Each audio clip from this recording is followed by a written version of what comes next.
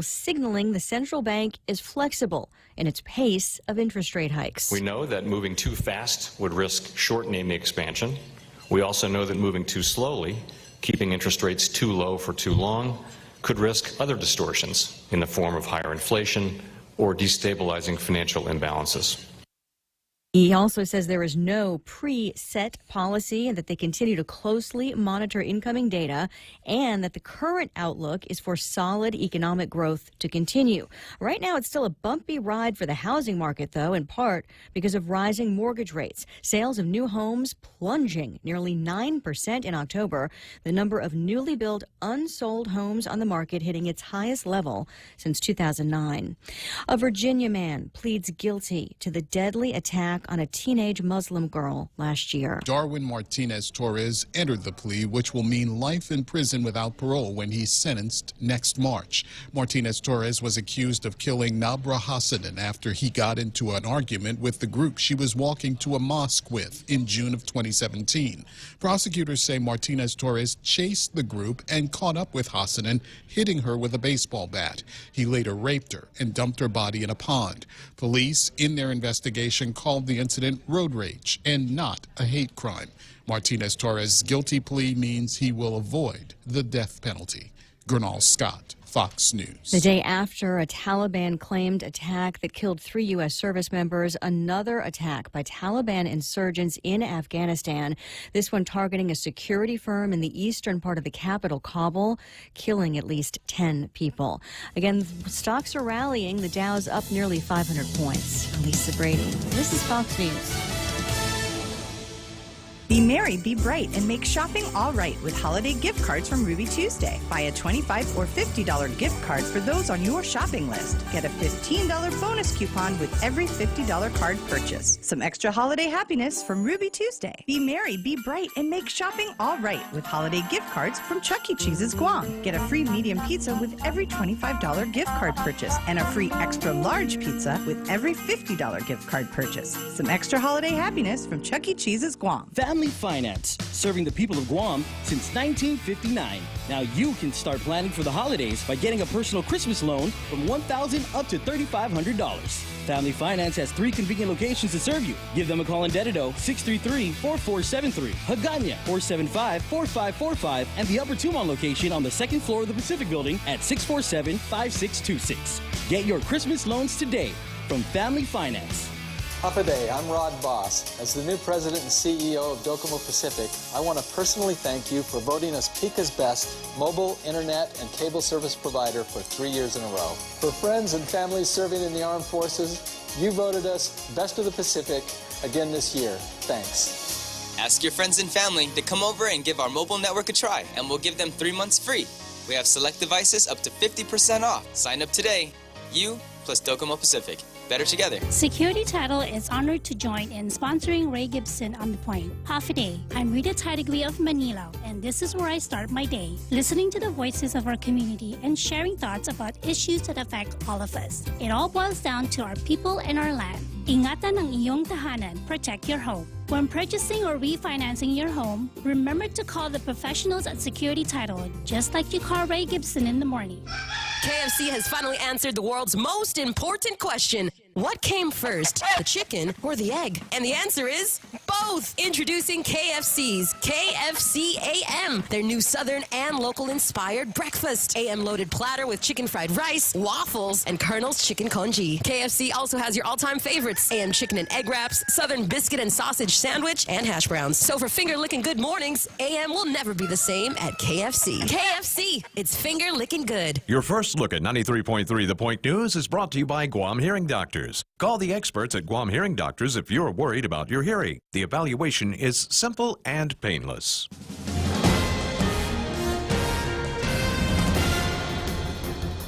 Half a day and good morning, Guam. News time here at The Point is 8 minutes past 6 a.m. this Thursday morning. I'm Kevin Kerrigan. Here's a look now at some of the top stories from the Guam Daily Post. Medical examiner Dr. Aurelio Espinola will perform an autopsy today on J. Daryl Wasisang, who died in an apparent workplace accident involving heavy equipment on Sunday. Guam Fire Department spokesman Kevin Riley confirming that the incident happened Sunday afternoon and an ambulance was dispatched to a location along Palomares Street off Route 15 in Manilao. The location is a gated compound with various heavy equipment inside. The name of the company is not named. Outside on the gate, Riley said that further details about the incident would be available once the GFD shift that was working Sunday returns to duty today. A man who was at the site of the incident, who declined to be identified, told the Guam Daily Post yesterday that he was nearby when the accident happened and he was called on for help. He said the victim was already on the floor, bleeding out from 2 wounds to the head when he arrived. He said he applied pressure to the wounds until the ambulance arrived. It's not clear whether the employer of the victim has notified local or federal authorities about the workplace fatality. OSHA Compliance Safety and Health Officer Cindy Meager said that she has not been notified about the death. The Consolidated Commission on Utilities on Tuesday authorized the Guam Power Authority and the Guam Waterworks Authority to declare last Friday, the day after Thanksgiving, a holiday, 4 days after it passed. The retroactive authorization came during Tuesday's CCU meeting, despite a letter from attorney and former Senator Bob Klitsky, who petitioned the CCU to prohibit payment to employees for the Black Friday holiday. Klitsky argues there was no legal basis for the commission to declare last Friday a holiday. He called it a classic open government law violation because the decision was made last week on Tuesday by a so-called poll vote taken at a work session. The holiday issue was not on the agenda, and no public notice was given that it would be discussed at that meeting last week. CCU Commissioner Simon Sanchez has said that the Commission's legal counsel has looked at the matter in the past and has advised the Commission in the past that decisions made by poll vote are allowed. We'll have more news after this. The problem isn't just not being able to hear or understand, or having to tell people to speak louder. Sometimes the frustration is having to repeat yourself too many times, or speaking so loud you're almost shouting. At Guam Hearing Doctors, we understand that hearing problems affect both sides. One of our goals is to help your hearing for those around you. Call us at 989-TEST to learn more. There's a reason every day a Guam homeowner is getting a solar system installed by Micronesia Renewable Energy. It's because MRE is the most trusted name in solar. With more solar energy solutions than any other solar company on island, homeowners have a choice to go solar for zero money down or take the path to ownership. Whichever way, it keeps our skies blue and your pockets green. And with the most experienced solar technicians and an energy production guarantee, there are no worries. Call 632-2613 for a free consultation. MRE, the smarter choice. 11 minutes past 6 a.m. here at The Point. GIDA Administrator Jay Rojas says the new position created for former Deputy Commissioner Monasilva Tyron was actually a demotion that consolidated 2 positions into one and resulted in a savings for GIDA. He said the money to pay Tyron's salary for the new position is not coming from the GovGuam General Fund, but from GIDA-generated monies. Rojas telling The Point yesterday that the new position created for Tyron, like all positions at GIDA, are unclassified at-will positions, and it was not created to provide job security for Tyron ahead of the new administration, which takes office in January, and they're free to put their own people in place when they take over, he said. The GIDA board approved the creation of the new managing director position during a meeting in October and tapped Tyron to fill the job. The position pays about $100,000 a year, including benefits. Tyron's former deputy director position at GIDA is being eliminated in January, along with all other deputy director positions in GovGuam under the terms of the 2019 budget law. Amidst boardroom bickering in Manila over the financial drain of supporting GRMC here in Guam, the island's private hospital has once again proved its value to the island by performing 9 open-heart surgeries this month. In a release yesterday, GRMC said cardiothoracic surgeon Dr. Noel Concepcion came back to Guam again with his team to perform the surgeries at GRMC. The operations took place between November 13th and 19th. The hospital said these latest operations raised the total number of open-heart surgeries performed at GRMC to 17. That's since GRMC opened in July 2015. GRMC expects Dr. Concepcion to return again in January to perform some more open heart surgeries, and they hope to have him join the hospital staff permanently. For these stories and more, log on to postguam.com or pick up a copy of today's Guam Daily Post. Ray and Mike now with a look at weather. Well, what do we got here today? Partly cloudy skies and isolated showers, Kevin. East winds up to about 15 miles an hour, increasing 15 to 20 miles an hour tonight. Highs about 89 degrees with a maximum afternoon heat index around 101 degrees. Now, why do we have a heat index? I didn't see any dew on the car. We're going to have fewer rained. clouds. Yeah, we're going to have fewer clouds, and the moisture's still in the atmosphere. So when you get that and you get more sunshine, naturally it's going to heat things up quite a bit more. So that's why they're calling for the heat index. All right, I got you. Take a look at the radar here in a second. Sunset at 5:51, sunrise at 6:26 this morning and around the same time tomorrow. So what is the radar telling you there, mister? Radar right now just kind of shows that we're in a transitional phase. We had some moisture pull through yesterday that's getting on past us. We're all in a transitional phase one way or the other, aren't we? I think we are. And so we got another weak drop. It was 93W. They have thrown the book at it and said, forget it. It's not happening. So love that. Yeah, it'll be swinging through here over the weekend. The thing that they're kind of talking about now, though, is that wet weather might stick around through the better part of next week just because of a lot of tropical moisture off to our east and these weak troughs that are moving through. And this goes back to the Madden-Julian oscillation that I was talking about. Sometimes you won't get organized storms when this oscillation goes to the positive mode, but you will get increased moisture and increased troughiness in the atmosphere. And so it just kind of brings about more instability overall. Once that oscillation starts to wind down, things will quiet down. We'll get back to dry season for sure.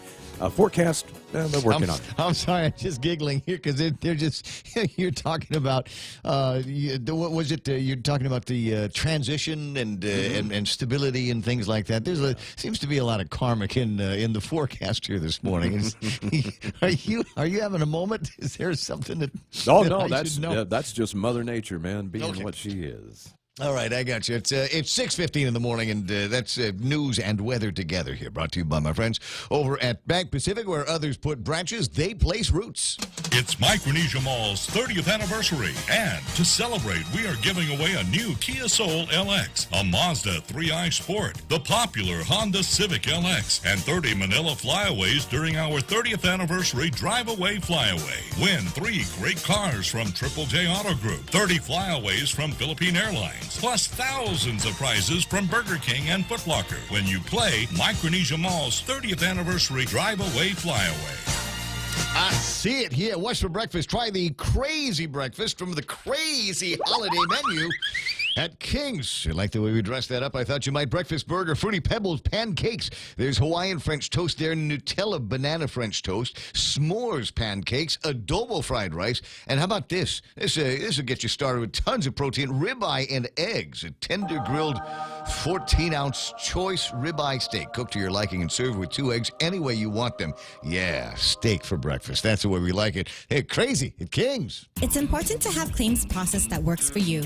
At Guahan Insurance Services, we make things simple and convenient. Same door you walk in to purchase your insurance is the same door you open to file your claim. We can't pretend that the car insurance claims process is fun, but we can promise a hassle-free and speedy recovery without any runarounds. For your home, auto, and business insurance, visit us at the Camacho Landmark Center on Marine Corps Drive in Tamuning. Don't forget to like us on Facebook or give us a call at 475-1162 or text 929-SAVE. That's 929-7283.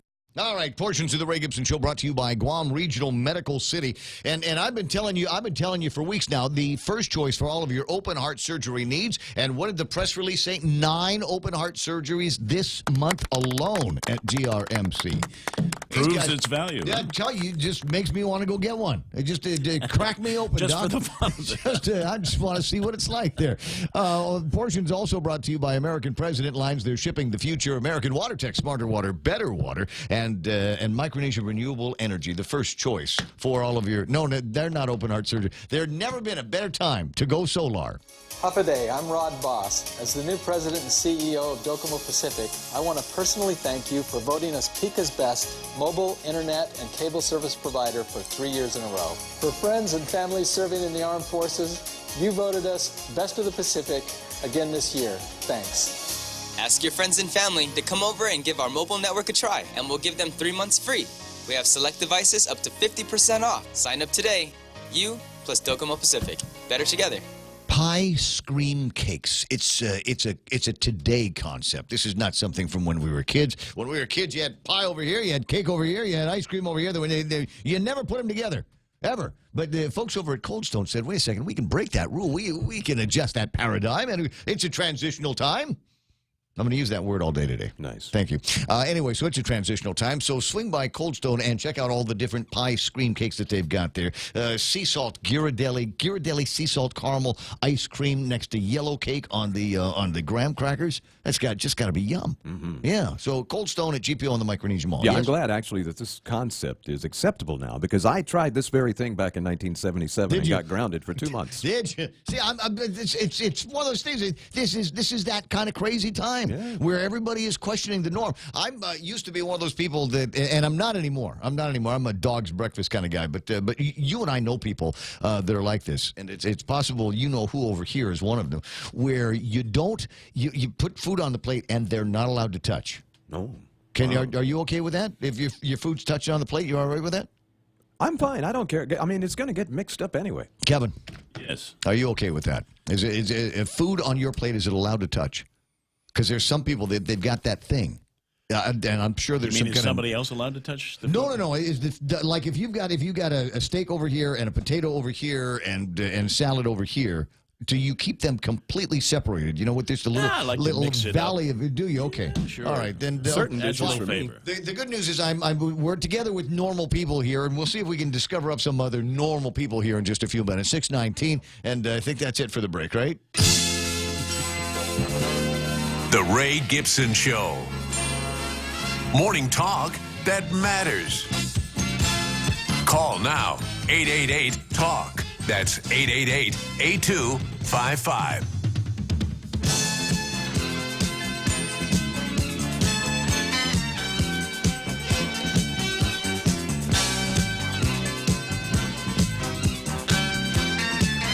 It's a splendid morning already. You know, any day that I can come into the studio wearing the blazing orange shirt that I've got, it's wonderful. It's just such a wonderful thing as we're making it through this transitional time. I'm going to use that. It's a transitional time for weather. It's a transitional time in politics and leadership here on Guam. They're just going to all morning long. We're just going to find a way to mark the occasions by referring to them as transitional. So if you don't like something. If you don't like something today, don't worry. It's transitional.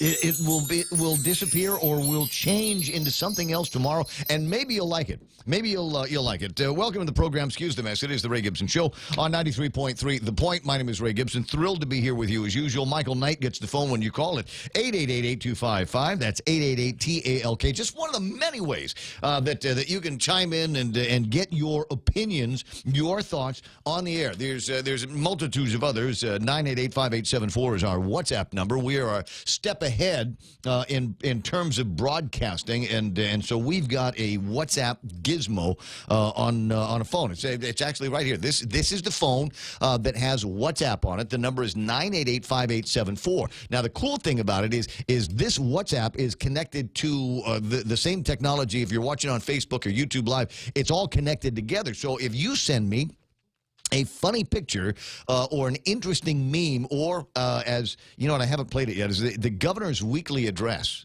The OYA can send that to this phone, and then I can put it on the air. Right? And it's as simple as that. Audio and video and pictures and all of the rest of the stuff. And then there's the regular email, raygibsonshow@gmail.com. I read every single email I get. Some of them I actually read on the air, but every single one of them gets read by me, and I might look at it and go, yeah, you know, I'd already exhibited a bias for a particular issue, but your email has changed my mind. Your email has put my thinking in a state of transition. I told you, once I get stuck on something, I get stuck on it completely. Totally committed to the beard as well. 888-8255-888-TALK. Kevin Kerrigan from the Guam Daily Post alongside here this morning to go over all of the big stories, all of the stuff that they're talking about in the newsrooms all over the island. We'll find a way to get on the air and maybe bounce into some kind of a riff for me. 6:22, and what I like to do by way of starting the program after I've introduced the cast of players is introduce the cast of listeners and viewers. Sometimes you wanna go where everybody knows your name, and they're always glad you came.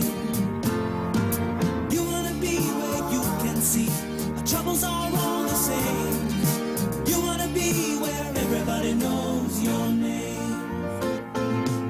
Buddy of mine doing some research on Facebook habits here on Guam, and was talking to a consultant in Facebook nests out in the States, and the guy's tapping on the keyboard and he's looking for big influencers and that kind of thing. He taps out, press the return button, and asks my friend, he says, "Who's Ray Gibson?" And the guy says, "Oh yeah, he does this thing on Facebook Live in the morning." And the guy says, "Yeah, you need to be a part of that, because that is a must watch, must view on Facebook every morning for a lot of people. Some of which I'll name here this morning. Others are just kind of lurking out and found a way to be able to watch the stream without having me see their names. Also on YouTube Live, you can just look for Ray Gibson, and in the afternoon look for Bob Klitsky, and you'll be able to watch him on YouTube Live as well as Facebook Live, as well as the Point.gu. Ismael is there with a thumbs up this morning. That's nice. I don't know whether he likes the beard, the hair, or the shirt. I think it's the shirt. Pretty sure. Tommy Barcinas there says, "Good morning, Ramon." Linda Gabriel says, "Listening from the radio, but typing in on Facebook Live." So I must be all over the house. There's Lynn, Vince, Borja Polino. Nice to see you there. Carl Fukuda, who's been going back and forth over the last couple of days with the FIBA basketball team, and apparently scored another incredible set of victories. We'll talk about that. And he says, "Tough first half, bad ref calls, but they pulled away easy." That's nice. So I got Brad Hewitt is there, Nick Perlowski, Felix Regis, Greg Massey. Nice to see you online this morning. Juanita Machi, John Ray Titan, Omanana Sejos. And he says, "Happy Friday's Eve." Is that what are we already thinking about that? Are we already pitching into the weekend? I'm all for it. I've already got a handful of, I think, some interesting plans for the weekend, some of which I'll share with you a little bit later on. But nice to know that somebody else is also thinking about the weekend. It's like tomorrow, Friday. It's just a formality. We'll just get through it, and then it will be the weekend. And I will take off from work at 10:01 and start enjoying it early. There's Doris Mendiola, Rico Blancaflor says, "Almost Christmas." Good morning, Ray, Kevin, Mike, and Guam. How close are we to Christmas? I'll find out from another Facebook Liver here in just a second. Dora Marie Fergiger and Jeff Ojeda, Jan Sardoma, Anita Muffness with the Valentine's Eyes, Joe Blas saying good morning, and Johnson Nicholas with the update. Good morning, all. 26 more days until Christmas, according to his calculations. Now, I don't mean to contradict you, but you can go to a website called xmasclock.com on the World Wide Web. And when you get to the Xmas clock on the World Wide Web, it will check the time and date on your computer and report back to you. And as of this moment, 25 days, 17 hours, and 33 minutes until Christmas 2018. Yeah. Sorry, kids. Was that Rudolph? There's a funny meme traveling around on Facebook about that. Rudolph the Red-Nosed Reindeer. It's a story about how everyone treats you like a jerk until they really need you, right? And then you're their favorite. Keith Parsky, all the way in Washington D.C., chiming in saying, "Love this show." You know what? I love the show as well. Who else? Am I already getting criticism? Andy Hendricks, Keith Parsky, Ryan St. Nicholas online this morning. Governor Carl T.C. Gutierrez is there. Mark Mendiola is up. Carissa Flores says, "Love listening from California, except when I'm on Guam because I can't seem to wake I can't seem to wake up in time to listen." I guess that's, you know what, if you're in California, this is an afternoon program, which means that you get stuck on 5, heading somewhere, and you turn on the Facebook Live, stream it to the car radio, and you can hear what's going on. What do we got? Mingo Ree is there. Melissa Blas Scheibel is online. Brad Hewitt with a note here. Speaking of which, it's time to start calling Adelup and reporting on possible pardons. Governor Calvo may pardon before he leaves office. Heard the list is quite exhaustive and in some cases against the better judgment of the parole board. Now, where are you getting that? What do you think, Kev? Is that something that we want to follow up on here this morning? Is there a parolee list? Is it worth the call? It could be. We'll Check see it if we can find out. I don't know. I want to say that there is administration fatigue over at the administration. You know, is like the thing with the tax refunds you were reporting on yesterday, right? So any other time that there are tax refunds going out, we've got press releases. There's a quote from the governor giving Regine Bisco-Lee a hard time, and maybe a little quote-let from Ray Tenorio. But what is it? It's under $1 million. Under $1 million. Yeah, but yeah. it's what is it? It's $1.1 million. It's $1.1 million based on the last couple of weeks, right? 600,000 Right, and 700,000 2 weeks ago. 600,000 last week. You know, it's for the tardy filers. 1.3 for the tardy filers. But you'd think that there'd be something in there, just as I said, for no other reason, just to hammer Regine on the way out of the year.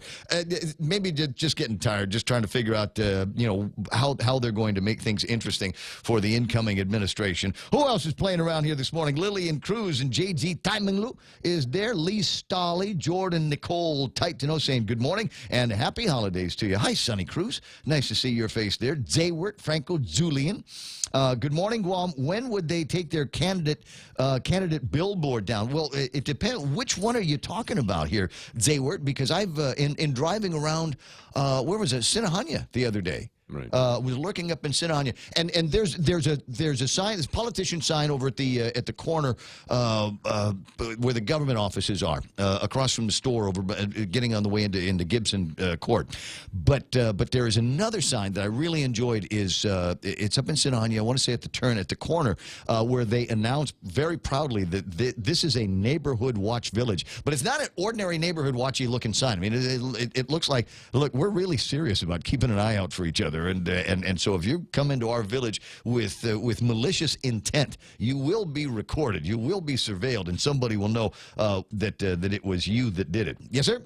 No, you were going to say something. I was just going to say, and I agree with Jayward's statement about getting the signs off. I don't know. I guess this is an election commission thing. No. It's not. It's the signs that you're seeing now. There's no signs on public property anymore. Right. Tommy Morrison did that in a piece of legislation this term of the legislature. Yeah. So you cannot erect a sign on public property anymore. Right. Which means all of these signs are on private property. That's fine, but they still represent a bit of an eyesore. They're kind of like trash now because they're just boards and things sitting up there with no purpose.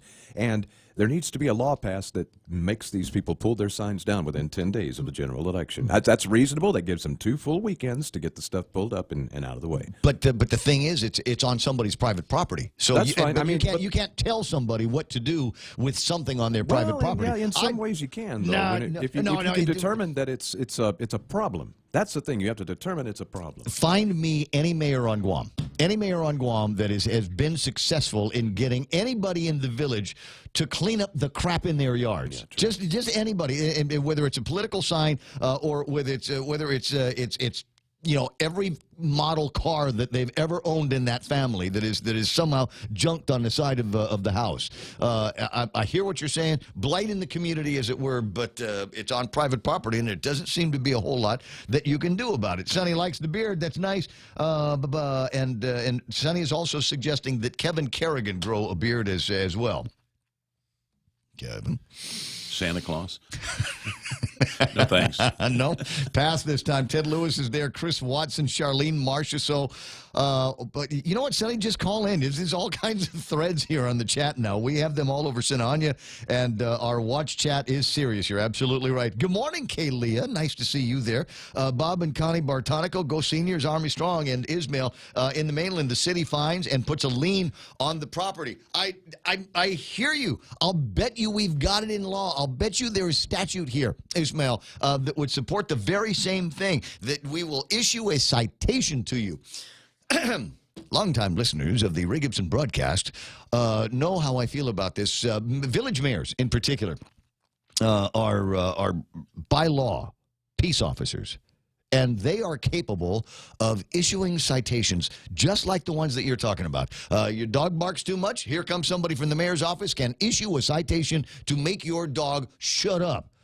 You got junk in the yard and your house looks like it's been abandoned, but there are people actually still living there.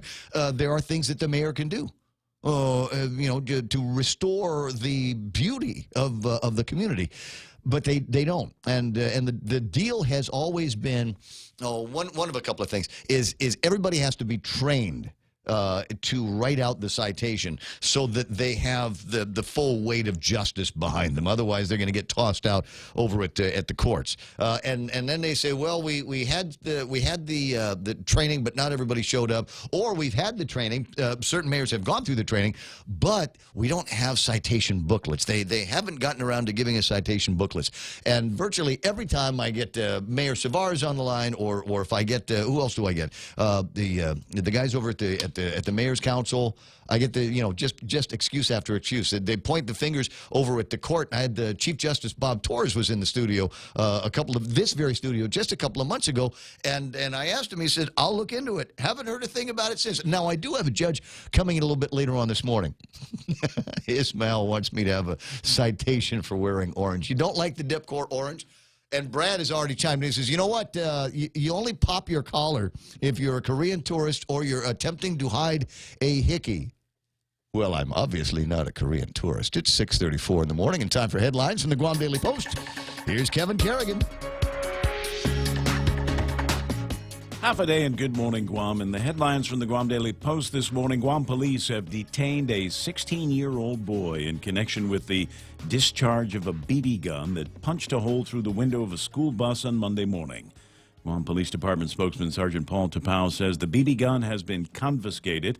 Tapao said GPD's Criminal Investigation Division detectives took the 16-year-old boy into custody on Tuesday. The teen was transported to GPD headquarters in Tidzin for questioning and then confined at the Department of Youth Affairs in Manila.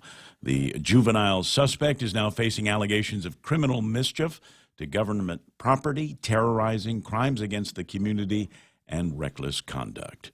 The Guam Department of Education has been given 10 days to move out of the Building E in Tidzin, disconnect utilities, and completely vacate the premises. That, according to a letter dated November 20th from Governor Eddie Calvo to Superintendent John Fernandez. Since moving into its new 3-story, 83,000-square-foot office, Guam DOE has used Building E for the Special Education Division's bus transportation and dispatch, for special education audiology testing, vision services, and a learning resource center, among other uses. Fernandez telling the Guam Daily Post yesterday that he was surprised to get the governor's letter at such a late date and within such a short time frame. He said there must be a misunderstanding that the building is unoccupied and not in use. The governor's letter states that the governor has determined that Guam DOE no longer requires the use of the building, and the time has come to utilize Building E for other purposes. November's legislative session kicked off yesterday with Senator Tom Atta's forceful appeal to his colleagues for their support to override Governor Eddie Calvo's veto of Bill 28, a measure that Atta introduced to be a comprehensive reform of part of the Procurement Act. Senator Atta said his measure is the product of numerous roundtable hearings and revisions, and it has been 4 times endorsed without objection by successive legislatures, only to be vetoed every time in the past by Governor Calvo. The latest veto of the procurement reform measure came last month.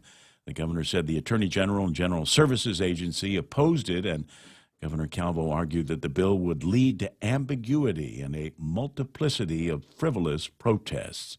Following Atta's appeal during yesterday's session, Adelup issued a statement reminding lawmakers of the faults identified in the governor's veto message, but Senator Atta's motion for a veto override was moved to the voting file anyway without any objection from the other senators.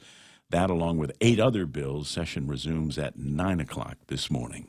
For these stories and more, log on to postguam.com or pick up a copy of today's Guam Daily Post. Yeah, interesting session yesterday. Maybe we'll talk a little bit about that here in a little bit. iConnect giving away instant prizes with the new 12-month mobile internet and push-to-talk plans. You'll also be entered in the Connect and Win drawing for a vacation for 2 to Manila. Sign up today because this offer will conclude, on end of the year. So for details, call 888-8888. Helen Keller once said, "Blindness separates us from things, but deafness separates us from people." At Ross Hearing Aids, it's their mission to keep you connected to the moments and the people that matter most in your life. Hearing aid technology has never been better, so schedule your complimentary hearing consultation today. Call Ross Hearing Aids 637-HEAR, 637-4327. You should hear what you're missing. I love you, Daddy. How's your hearing?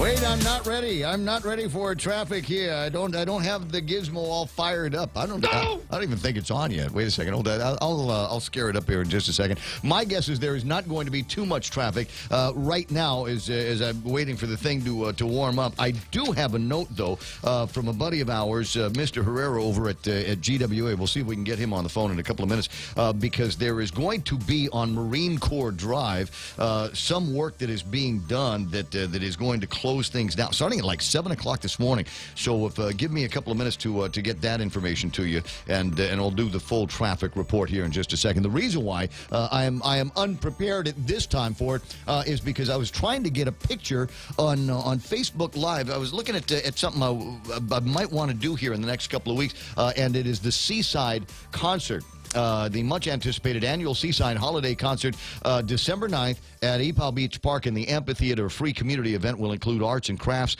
kids' activities like face painting, holiday cookie sale, et cetera, et cetera. And I was given over the weekend a picture of me and a bunch of friends, I believe at the Seaside Concert in 1988. And you can tell it's the 80s because everybody is wearing Wayfarer glasses in the picture. You might actually recognize some of the folks in the picture. There's an Okada over here, and there's me, man spreading there, and Melina, and Veronica, and I believe that is Cisa over on the side. So how about that for old pictures that were coming back to me, and you're going to say, Ray, who is the guy in the black T-shirt that says Pika right next to you?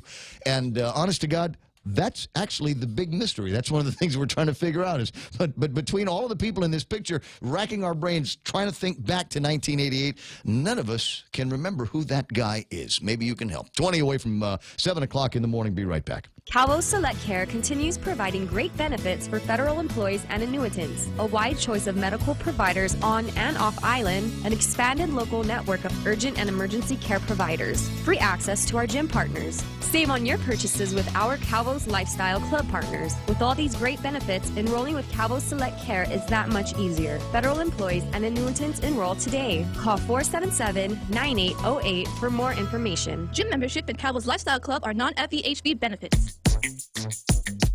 Ray Gibson brings you closer to the action. Watch and listen live on thepoint.gu.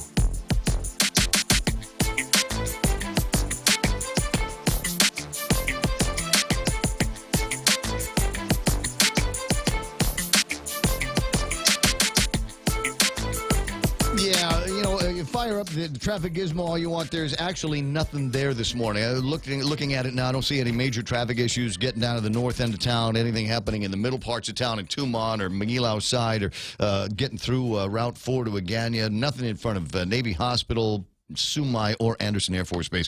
So it ought to be fairly smooth going. 6:41 in the morning, and also looking around in my email stack here for that story not story, press release just came out from the guys over at on the roadways. John Herrero writing about GWA announcing emergency lane closures for today, starting at 7 o'clock in the morning until 4 o'clock this afternoon, asking motorists to use caution while traveling in the area and adhere to traffic safety signs and devices. Now, you might be wondering, well, what area are we talking about, Ray?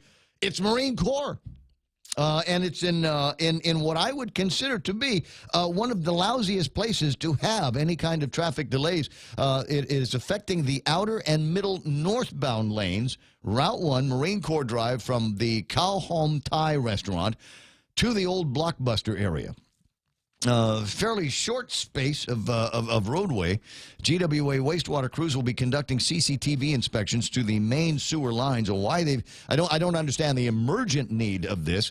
Why they've got to do it now, and why it's going to be affecting northbound traffic between 7 and 4 o'clock this afternoon. Again, from the Thai restaurant, used to be massage parlor, to the old Blockbuster area, if you will, between 7 a.m. and 4 o'clock this afternoon. 4 o'clock this afternoon, incidentally, when Senator Bob Klitsky is going to kick off his live broadcast here, Tall Tales on 93.3 The Point. Bob joins me now this morning as we continue. Apparently spent some time at the angry letter machine at the House, now petitioning the Consolidated Commission utilities to prohibit the Black Friday pay that they already voted on in a meeting the other night. Good morning, Bob. Good morning, Ray. This whole Black Friday holiday with pay at the CCU is beginning to look like a Hollywood production with flashbacks and flash forwards.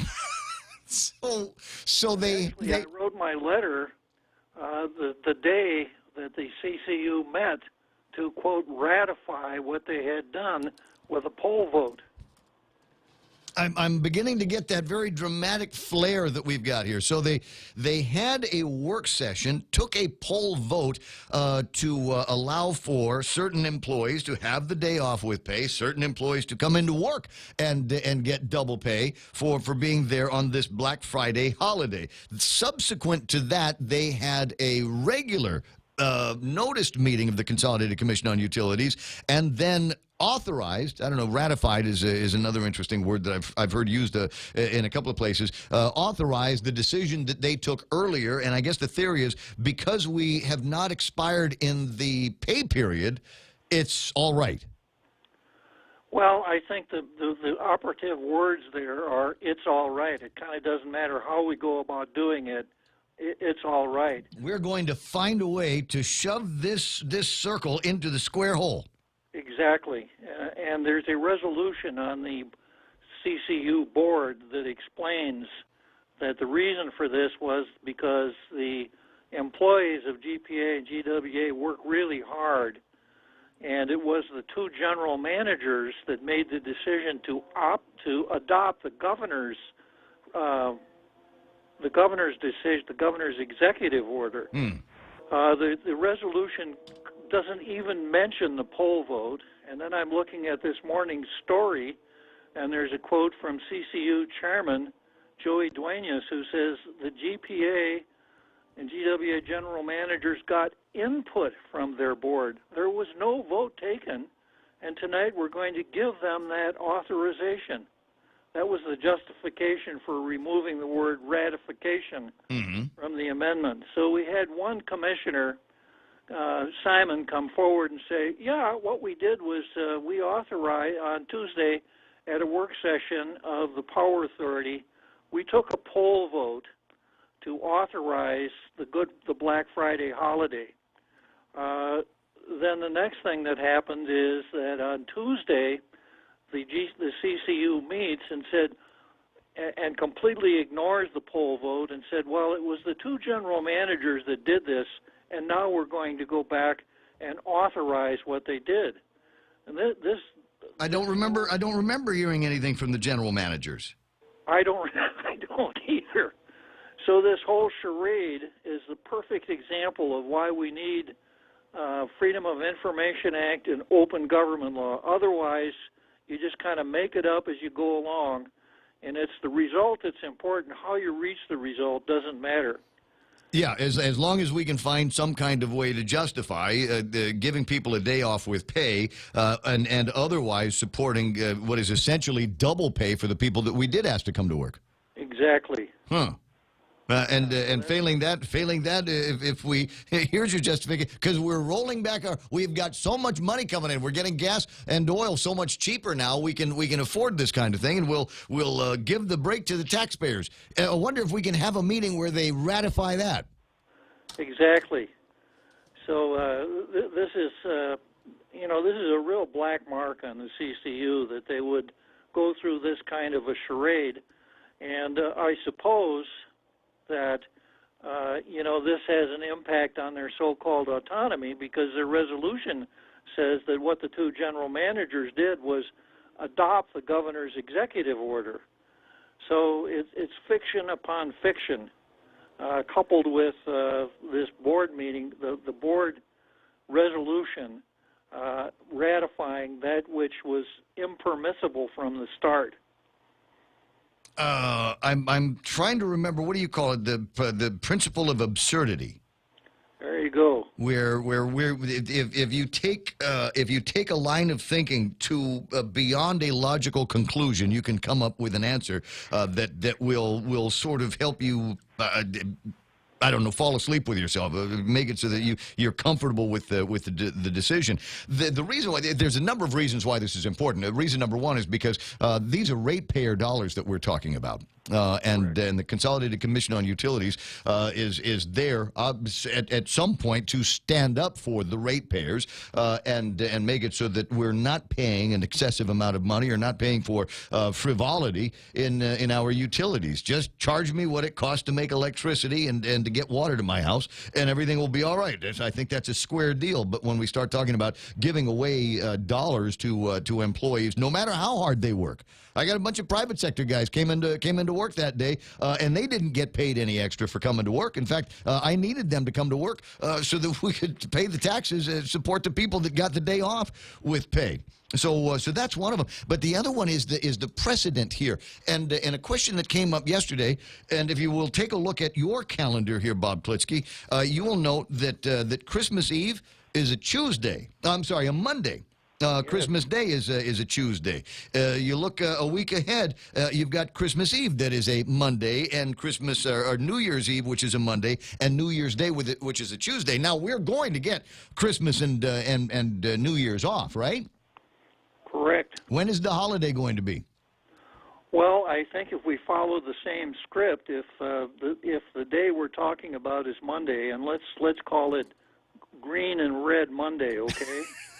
If we're going to do it for Green and Red Monday, we must have a work session on the Thursday before that, take a poll vote, and then at the next CCU meeting, deny that we ever had a poll vote, blame the two general managers, and say we are authorizing the decision that they made. Well, we can do that. We can do that deep into 2019, right? Exactly. And the fallacy you were looking for, Ray, for Latin scholars, the words are reductio ad absurdum. Wait, I got to write this stuff down here. Reductio ad absurdum. Ad absurdum. Yeah. This sounds like a mass I went to with Polly Eric once. Reductio ad absurdum. In nomine Patri. That's fun. 10 away from the top of the hour. So you're actually, as a private citizen, you are petitioning the Consolidated Commission on Utilities to do what? Well, my petition was submitted before they had their meeting. Oh, well, it won't count until after they've already ratified or otherwise authorized the actions of the general managers. So it came in before they had the meeting, and it was submitted pursuant to the Enforcement of Proper Government Spending Act, I think it's Chapter 6 and Title 5 of the Government Code. And it's the same statutory rubric that I used with respect to David Cruz's illegal employment with the Department of Education. Remember his so-called unclassified contract that allowed him to run for lieutenant governor? I do recall. It's the same statutory mechanism that I used. I do recall. We'll see if you get some kind of traction on this, despite the amount of what's the word, amusement I get from the conversation, just because it's you and I having the conversation. It is kind of an important issue, and I'm curious about what the limitations we might, as taxpayers, in a day and age where we are told, drilled into our head, media reports and press releases from the drama department over at the governor's office, and hearing from Les Carlson, all these guys guys that say the sky is falling, there's no money in the government of Guam, but we've got dough to give away $1 million in 88 pay and a paid holiday to employees. What are the options for the taxpayers of Guam to be able to tell a governor, never mind Eddie, never mind Lou, a governor of Guam, that if you want to have holidays, if you want to create holidays out of the ether, then you have to take then from what we've already budgeted for. So if you want to give a Black Friday holiday because you're feeling generous with the taxpayer dollars, then you have to give up another holiday, a legitimate holiday on the calendar. Well, some public-spirited senator-elect with a sense of frugality could introduce legislation to repeal the section in Chapter 1 that gives the governor blanket authority to declare holidays at will and do exactly what you said. I suspect that no one will have the intestinal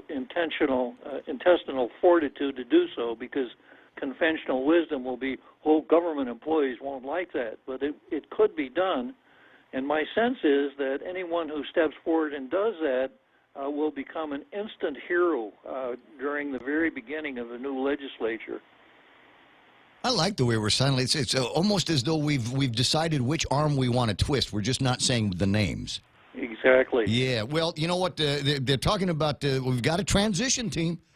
And the transition team ought to be looking at something like this as a matter of policy and saying out loud, I think at this time, that we are headed for continued hard times in the government of Guam. They believe that they've got issues there with the finances of the government of Guam, and that ought to be the first thing that they do is just embargo until times get better or until the end of time. The idea that a governor can just decide on a whim that they want to have a paid holiday for government employees. And along the same lines, Ray, I think we need to tighten up on the Consolidated Commission on Utilities. If we're going to make silly, arbitrary, nonsensical decisions, we don't need to go through the election process and have 5 commissioners. We could find one guy or one girl to do that quite easily. Well, I wonder if that's something that the Public Utilities Commission ought to take a look at. Seems to me they should. They're going to have a meeting. They got to talk about surcharges, so it might be a worthwhile time. 6:54, Bob Klitsky on the radio. Tall Tales at 4 o'clock this afternoon. I'll be listening for you, buddy. And let the record show, Ray, that on Black Friday there was a Tall Tales episode, and the host of Tall Tales was paid regular pay, and that was it.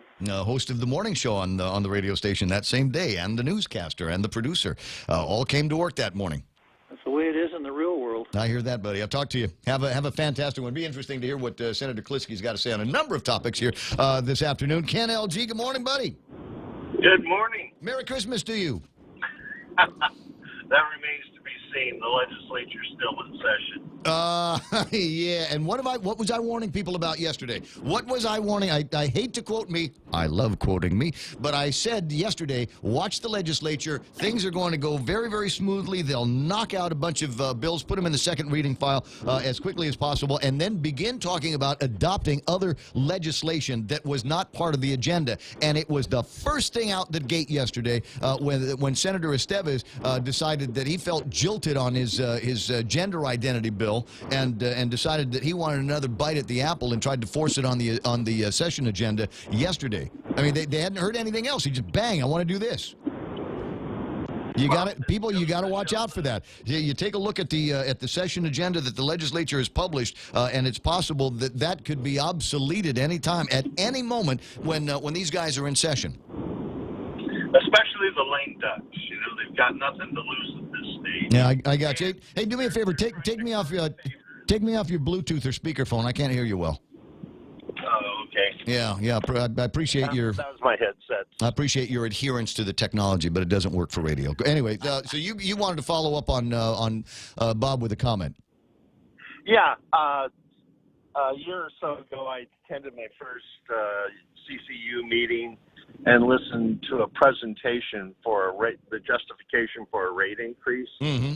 And the number one item on their justification was to make the administrative positions more compatible with private enterprise. And I was just floored because I had been to the new building, and you know what I didn't see? I didn't see a lot of empty desks, you know?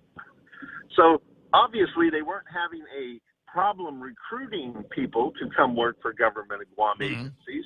In fact, my experience, it's the other way around. You know, I have good employees, and they come in and they hand me their resignations, and when I ask them why, they say, oh, yeah, I got a job with government of Guam.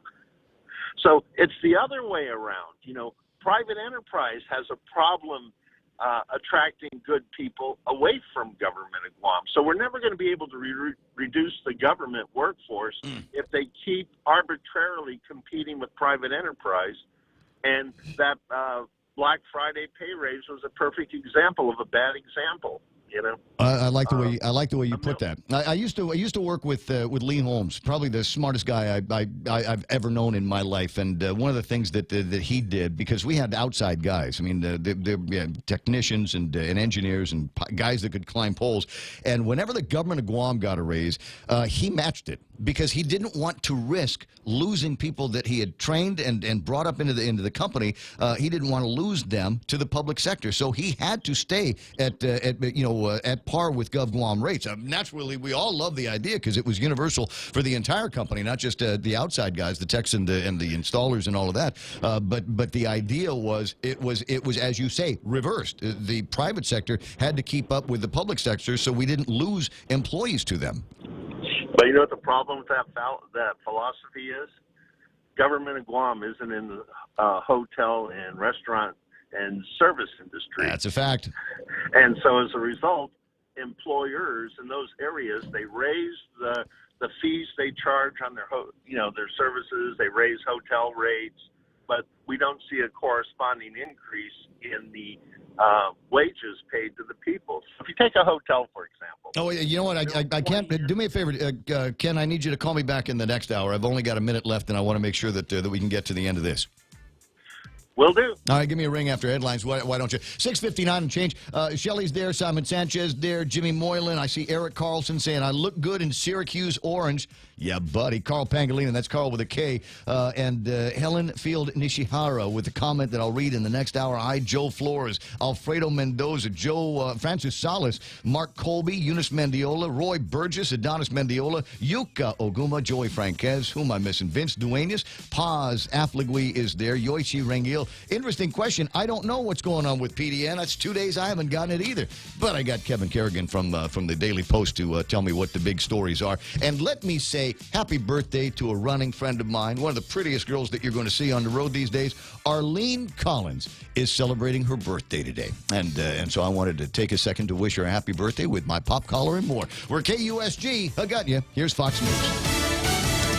It wasn't even close. I'm Lisa Brady, Fox News. House Minority Leader Nancy Pelosi easily clearing the first hurdle in her bid to be House Speaker again. Fox's Jared Halpern, live on Capitol Hill. The woman who has led House Democrats for more than a decade emerged from a closed-door vote, calling her caucus unified and energized after they again nominated her for Speaker of the House. Are there dissenters? Yes, but I expect to have a powerful vote as we go forward.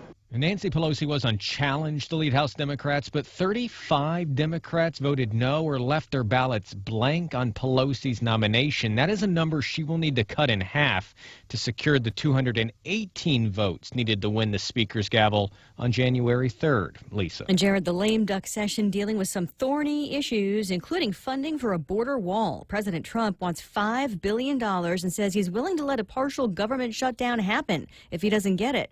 A bipartisan Senate bill, though, offers less than $2 billion. Current government funding runs out a week from Friday. The president's also been doing some interviews, in one with the New York Post, not ruling out a possible pardon for former campaign chair Paul Manafort.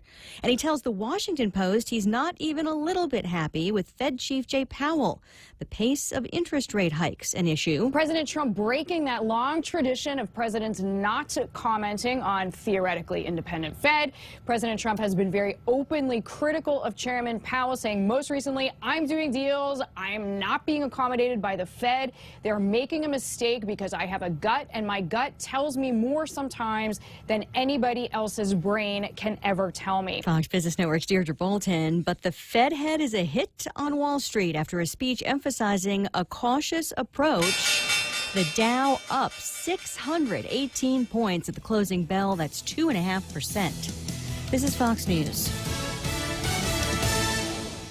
Be merry, be bright, and make shopping all right with holiday gift cards from King's Restaurants. Give a gift they are sure to love. Delicious food and friendly fun at King's. Get a coupon for a free single crepe with every $20 gift card purchase. Extra holiday happiness from King's Restaurants. Be merry, be bright, and make shopping all right with holiday gift cards from Chuck E. Cheese's Guam, Ruby Tuesday, and King's Restaurants. Receive special offers with every purchase for extra holiday happiness. See stores for details and have fun this season from all of us at the GFS Group. Cabo Select Care continues providing great benefits for federal employees and annuitants, a wide choice of medical providers on and off island, an expanded local network of urgent and emergency care providers, free access to our gym partners. Save on your purchases with our Calvo's Lifestyle Club partners. With all these great benefits, enrolling with Cabo Select Care is that much easier. Federal employees and annuitants enroll today. Call 477-9808 for more information. Gym membership and Calvo's Lifestyle Club are non-FEHB benefits. A briefing just held on the search for a missing 13-year-old girl in North Carolina. We believe we had found the body of 13-year-old Hanya Aguilar. Lumberton Police Chief Michael McNeil announcing the preliminary results from the medical examiner's office moments ago. Nothing yet on the cause of death. Her body was found in water about 10 miles south of the mobile home park where she was kidnapped on November 5th after going outside to start a relative's SUV before school. Police say a man forced the girl into the SUV and drove off. And again, for now, the investigation continues. Google's privacy practices are under scrutiny again over a tracking function that may be keeping tabs on millions of users around the world. Since yesterday, 7 European countries have filed complaints against the company under a new European data protection law. They all allege Google uses manipulative and deceptive tactics in order to essentially trick its users into allowing Google to track them. One of the consumer groups filing these complaints on behalf of European nations says, when we carry our phones, Google is recording where we go, down to which floor we're on and how we're moving.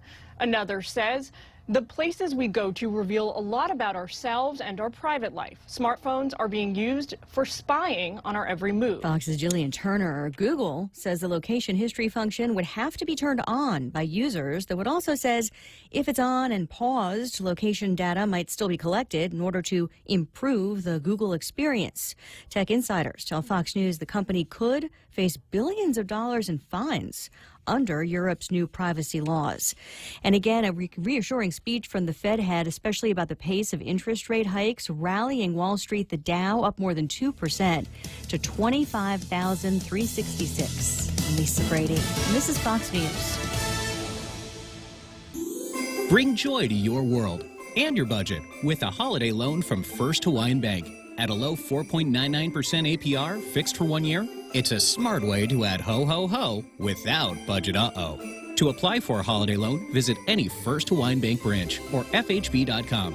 For more information, call 1-877-640-2337. Additional restrictions apply. First Hawaiian Bank. It all starts with yes. Member FDIC, Equal Housing Lender.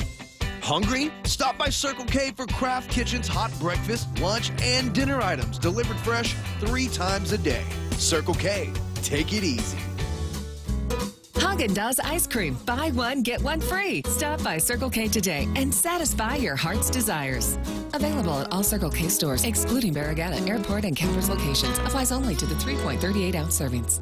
The season of giving is here, and the stations of Choice Broadcasting want to give back. 93.3 The Point, Boss 104, Star 101, and Lux Guam present Charity of Choice. Each of our radio personalities have chosen a Guam charity that they would like to benefit. And I chose Habitat for Humanity. Tune in daily to see how you can help. Charity of Choice 2018 is brought to you by Choice Broadcasting Company, Lux Guam, American Water Tech, and the station that gives from the heart, 93.3 The Point.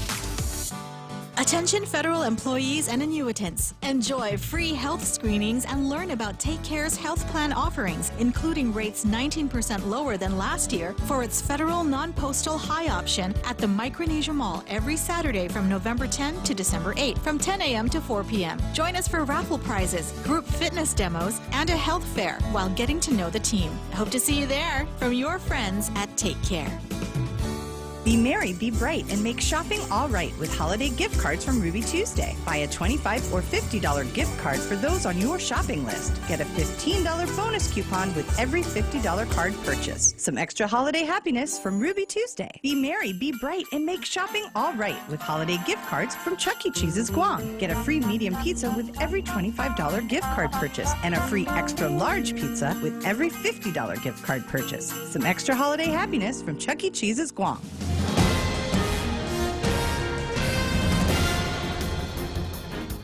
Half a day and good morning, Guam. News time here at The Point is 8 minutes past 7 a.m. this Thursday morning. I'm Kevin Kerrigan. Here's a look now at some top stories from the Guam Daily Post. The Guam Department of Education has been given 10 days to move out of Building E in Tidzin, disconnect all utilities, and completely vacate the premises. That, according to a letter dated November 20th from Governor Eddie Calvo to Superintendent John Fernandez.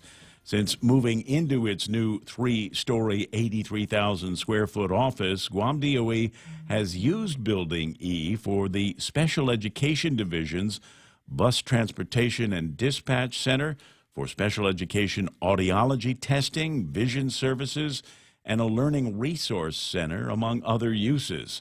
Fernandez telling the Guam Daily Post that he was surprised to get the letter from the governor at such a late date and within such a short time frame. The governor's letter states that he has determined that Guam DOE no longer requires the use of the building, and the time has come to utilize Building E for other authorized purposes. Fernandez said he thinks there must be some misunderstanding that the building is unoccupied and not in use.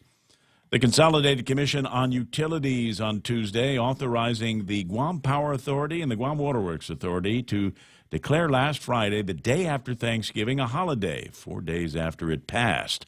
The retroactive authorization came during Tuesday's CCU meeting, despite a letter from attorney and former Senator Bob Klitsky, who petitioned the CCU to prohibit a payment to employees for the Black Friday holiday. Klitsky arguing there was no legal basis for the commission to declare last Friday a holiday. He called it a classic open government law violation because the decision was made last week on a Tuesday by a so-called poll vote taken at a work session. The holiday issue was not on the agenda at that time, and no public notice was given that it would be discussed at that meeting last week. CCU Commissioner Simon Sanchez has said that the commission's legal counsel has looked at the matter in the past and has advised that decisions made by a poll vote are allowed. We'll have more news after this. No one ever plans to be sick, especially when you're young. But sometimes things happen, and there you are with huge out-of-pocket expenses. And if your care requires you to go off-island because your insurance doesn't include GRMC, you have hotel, food, and transportation costs on top of your medical copay. If you're a federal employee or retiree, choose Calvo Select Care. It includes GRMC. And should an emergency arise, we're right here. GRMC, where patients are partners. Welcome to the annual holiday swap. Harold, you first. Oh, it's a Subway card. Wow. Nice. Sharon? I'm going to take the Subway card. Oh, Harold, now you can choose a new gift. I think I'll just take that Subway card right back. Okay. I don't think you can do that, Harold. Stuff it, Glenn. This is between me and Sharon. A Subway card is the gotta have it gift. With cards from $5 up to any amount, you'll give a gift and get a gift too. Get a free 40-ounce fountain drink with a $20 load, or get a free regular 6-inch sub with a $30 load on any Subway card. Subway, make it what you want at participating restaurants. 11 minutes past 7 a.m. here at The Point. Medical examiner Dr. Aurelio Espinola will perform an autopsy today on J. Daryl Wasisang, who died in an apparent workplace accident involving heavy equipment on Sunday. Guam Fire Department spokesman Kevin Riley confirming that the incident happened Sunday afternoon and an ambulance was dispatched to a location along Palomares Street off Route 15 in Manilao. The location is a gated compound with various heavy equipment inside. Riley said further details about the incident would be available once the A Guam Fire Department shift that was working on Sunday comes back on duty today. A man who was at the site of the incident, who declined to be identified, telling the Guam Daily Post yesterday that he was nearby when the accident happened and he was called on for help. He said the victim was already on the floor bleeding out from 2 wounds to the head when he arrived.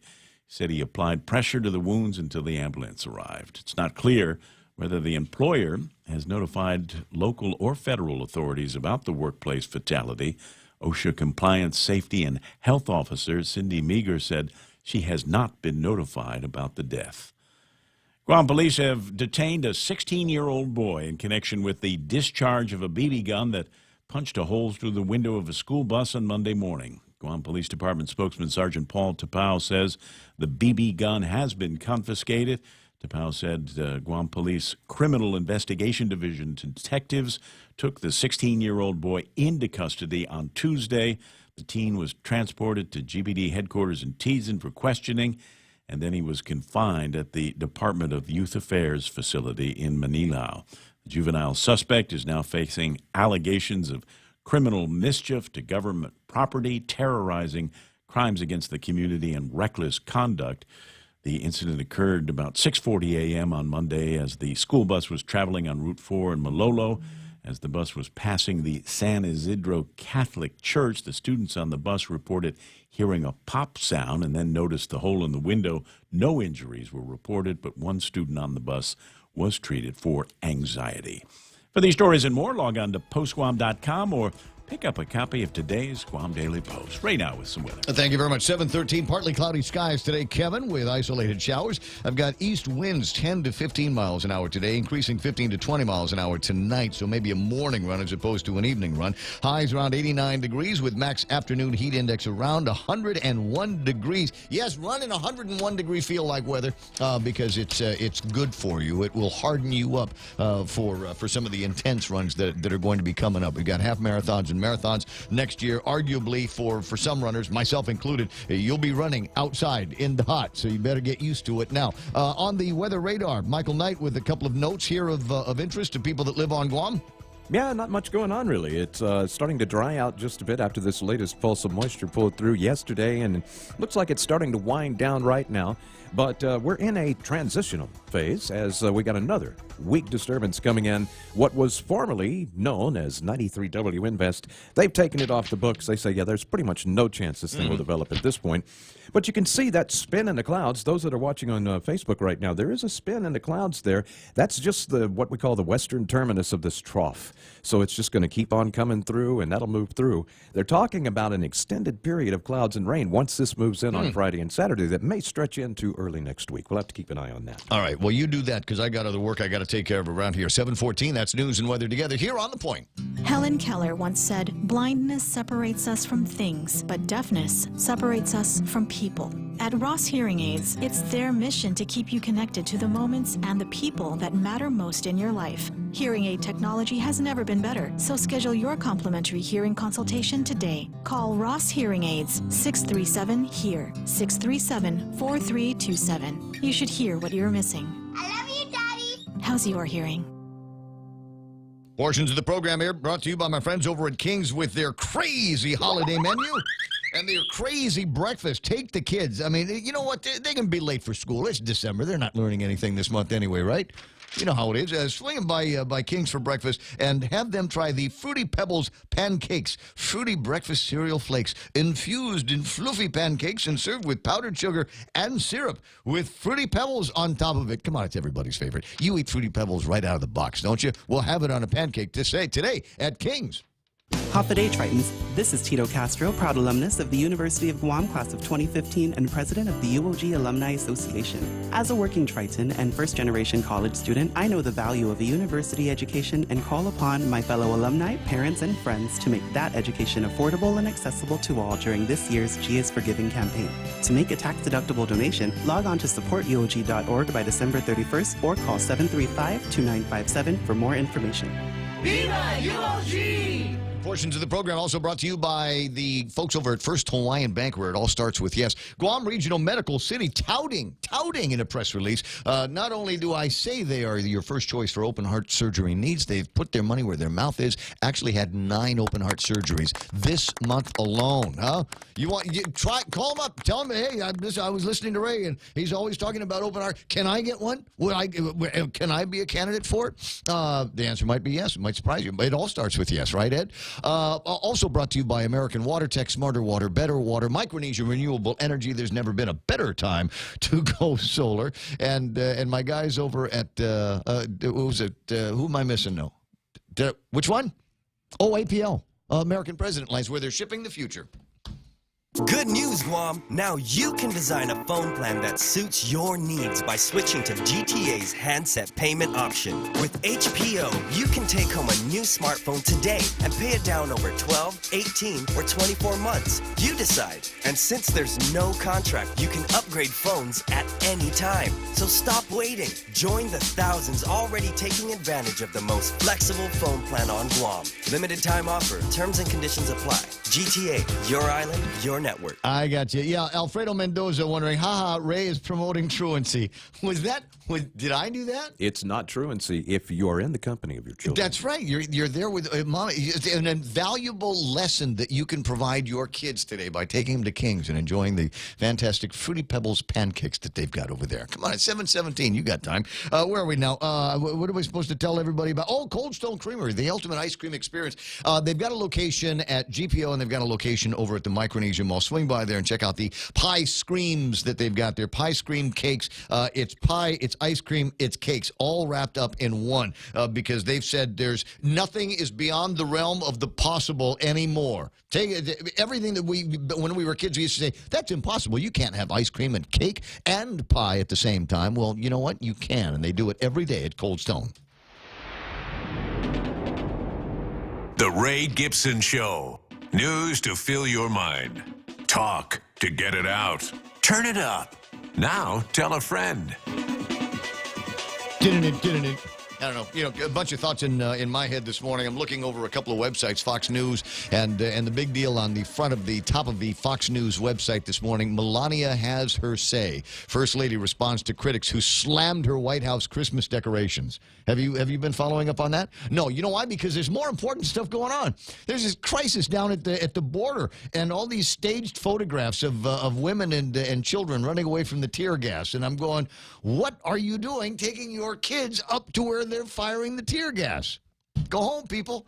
Go home. And there's another story talking about that, where many of them have made their way all the way up to the border, realized that they're probably not going to be able to get in, and are finally going home. And I suppose that's good news. We'll put an end to that particular drama here before the holidays. 7:19. Let me just, while I've got the computer up, Dave Duenas, Mark Cruz, Fredo Mendoza, Robinson Reimers is there. Chuck Sanchez saying good morning, Ray and the gang. There is Joy Santamarina, probably fresh from the run now. Nate Horn.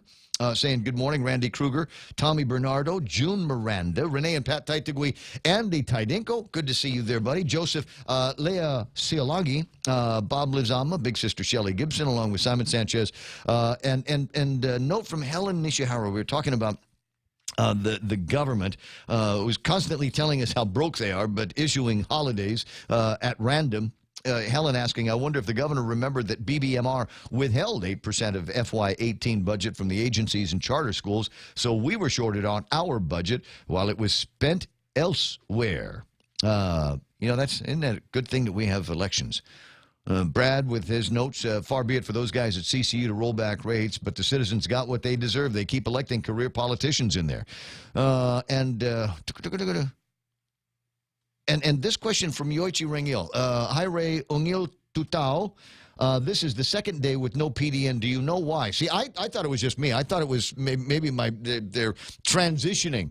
Yeah, we're using that word a lot today. Transitioning from one delivery person to another delivery person. But the scuttlebutt is their printing press is down, but we think that the Daily Post is printing it for them, but maybe somebody's not picking up the printed copies. I don't know exactly what's going on. And now I do know that, if you absolutely have to, we've got news from the Daily Post about every 25 minutes here, but you can also go online and check out the e-edition. Maybe PDN lost. That's it. We're done. Throw in the towel. Can't compete with Kevin on the radio with the Daily Post story, so we're just we're mailing back the printing press and all of that stuff. I don't know that it's that easy. Wait a second. Let's think about current events in the broadcasting industry. Maybe it is. 7:21 in the morning, and time to take a look at what happened on the markets. Did you hear? Did you see where the markets have come roaring back? The Dow Jones Industrial Average picked up 617 points. That's almost, it's 2.5%. This is a big deal here. 25,366. Now, why is that? Why did that happen? The revelation that Five Guys Burgers will never, ever ask you how you want your burger. Did you know that? You've eaten at a Five Guys before, haven't you? Really? Oh, Five Guys, one of the best. Never even heard of it.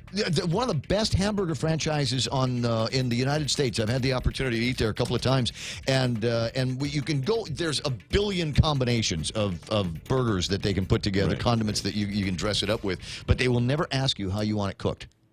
It's well done or nothing. And the theory is two theories. One of them is that it's for safety. We got to cook it up to a certain temperature and hold it there, and at that point it becomes well done. But the other one is maybe it's uniformity. Maybe it's just what we let's just make it so we're cooking the same kind of burger the same amount of time over the same heat, and it comes out well done every time, and people like it. That's what led to KFC's success in the early days. They did one thing and they did it right. Absolutely, and I've got the variations on that one thing are incredible. I have all three kinds of chicken at my house. I have the extra crispy, I've got the regular, and I've got the baked chicken over from KFC. And people are going, "Wow, Ray, you really like KFC?" And the answer is yes, I really like KFC.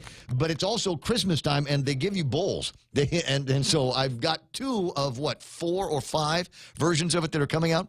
I'm sorry, I was supposed to be talking about the market here. The S&P 500 61 points green, 2,743. The Nasdaq at 72.91. And that's not even the good news yet. I have not yet gotten to the good news in the market report yet. Nikkei is going to open in the green by 224 points plus, 22,177. Hang Seng up by 350 points.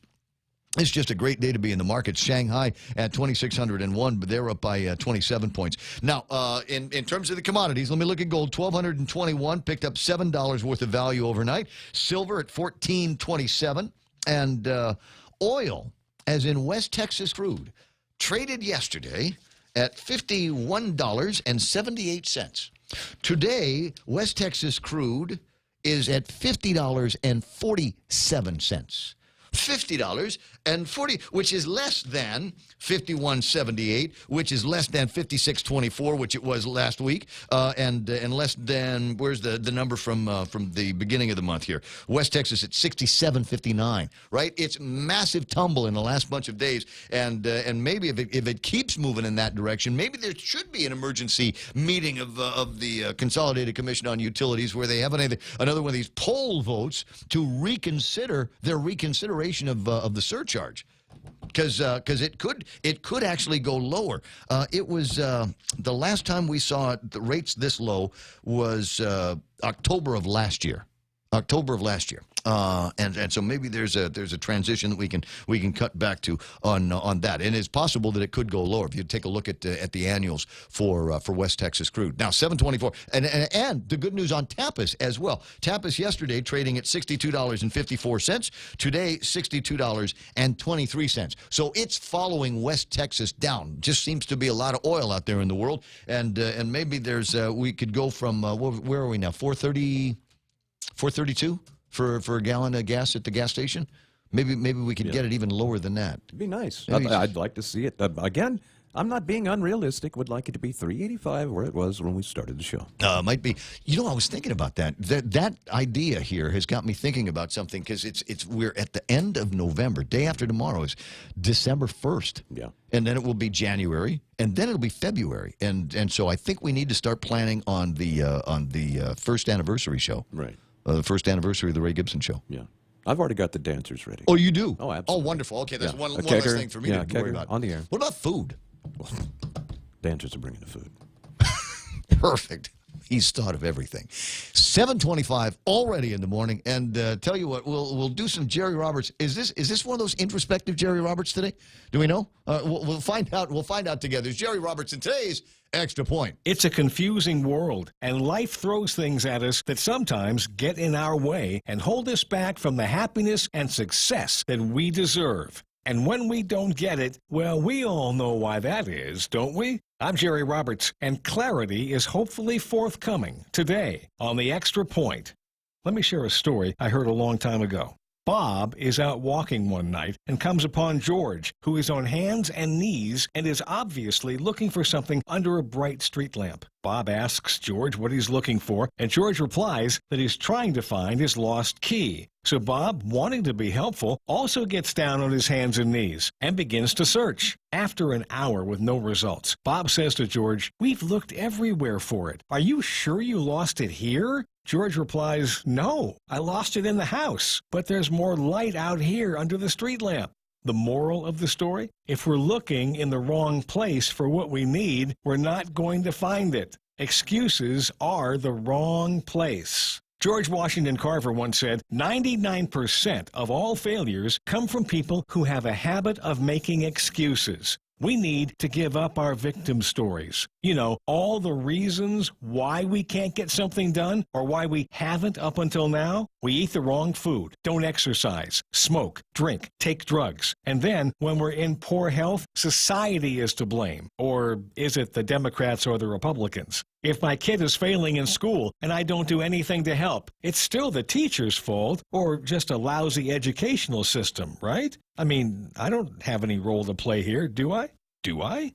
The car makes a sputtering noise for weeks and I choose to ignore it. Then it breaks down. Well, everybody knows that brand has always been unreliable. We choose our friends, what kind of information and entertainment we allow into our homes and into our minds and the minds of our kids. Do our choices help build us up and give us a better chance to make the life we say we want? Or do they feed our failure and pave the way for more blaming? Is the reason I haven't gone further in my career a long string of lousy bosses? Or could I possibly have any responsibility for it? And before you think that Jerry's on his soapbox and preaching, let me be clear. I've screwed up a lot of things in my life, and most of the time it had to do with a choice I made. I've had bad bosses, and they certainly made things more difficult, and I've been hit with some things that I never saw coming. But my career always has been, and always will be, my responsibility. Bad things happen, and we can't always avoid them. That said, we can always choose how to respond to them. How to respond to tough challenges in a job, a business, parenting, and life in general is to be intentional. Come to grips with what it is we really want. If we're not sure, then we do what we can to get sure. Pray for guidance. Seek counsel from people we trust. And overall, just be straight with ourselves. No more blaming. Stand up. Be accountable. Then go after it. There's a whole lot of blessings in just doing that alone. One of those blessings is teaching our kids the real way to live. Be the example. That's the Extra Point. Get out there and make something good happen today. For 93.3 and The Ray Gibson Show, I'm Jerry Roberts. Does that sound a little bit like Chevy Chase in Caddyshack? Be the example. Be the ball. No. Hey, listen, if that's not motivating enough, then go to Facebook or Instagram. You cannot go to Facebook or Instagram and scroll down any more than about 3 or 4 entries and submissions by people without seeing something that will motivate you, cause you to rethink, I don't know, maybe even your day, your month, your year, your life. There's one I found the other day, and I liked it so much, I decided I copied it.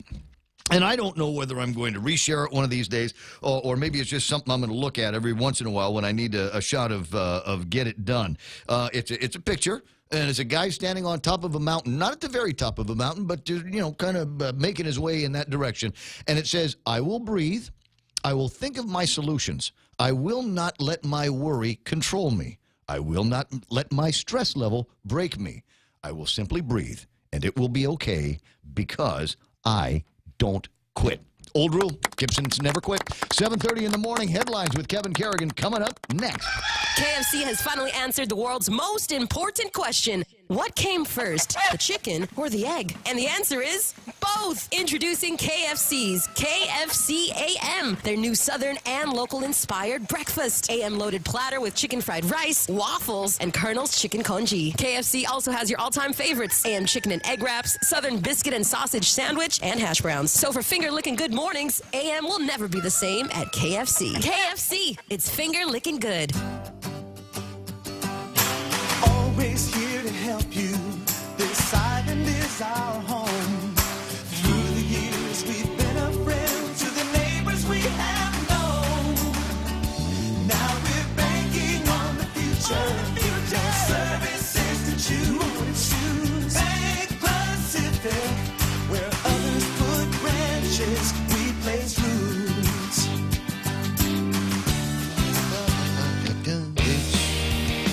7:31, and there's no need for me to give you a lecture about traffic this morning yet. I got a feeling things are going to start getting busy around the Micronesia Mall, Chicken Joy intersection 1 and 3. Might even see a couple of things causing a bubble up of traffic in front of Sumai and Navy Hospital. But not happening right now, so I don't have to worry about it. Right now, headlines from the Guam Daily Post. Here's Kevin Kerrigan.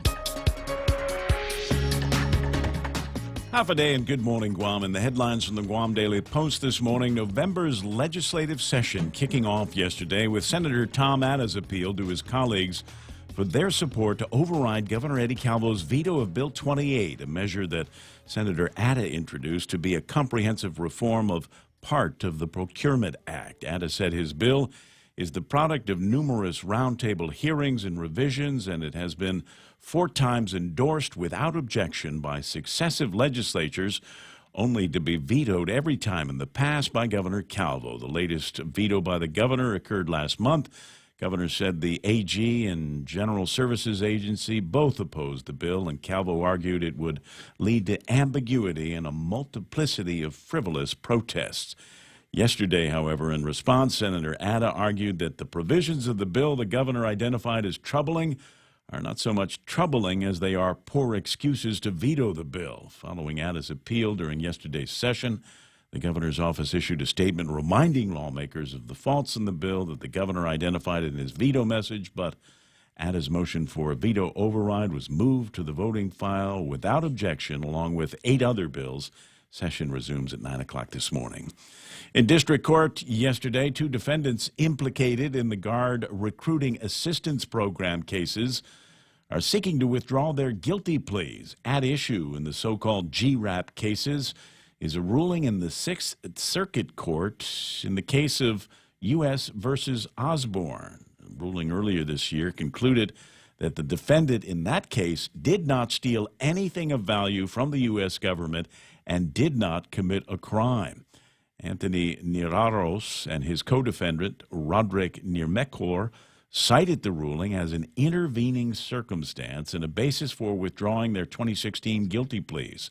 In his motion to dismiss the guilty pleas, federal public defender John Gorman, who represents Nirmekor, said the same problem that sank the government's case in Osborne torpedoes the government's case here. GITA Administrator Jay Rojas says the new position created for former Deputy Commissioner Monasilva Tyron was actually a demotion that consolidated 2 positions into one and resulted in a savings for GITA. He said the money to pay Tyron's salary for the new position is not coming from GovGuam's general fund, but from GITA-generated monies. Rojas telling The Point yesterday that the new position created for Tyron, like all positions at GITA, are unclassified at-will positions, and it was not created to provide job security for Tyron ahead of the new administration, which takes office in January, and they're free to put their own people in place when they take over, he said. The GITA board approved the creation of the new managing director position during a meeting in October and tapped Tyron to fill the job. The position pays about $100,000 a year, including benefits. Tyron's former deputy director position at GITA is being eliminated in January, along with all other deputy director positions in GovGuam under the terms of the 2019 budget law. For these stories and more, log on to postguam.com or pick up a copy of today's Guam Daily Post. It's 7:35 in the morning. Hey, you want to go to Manila?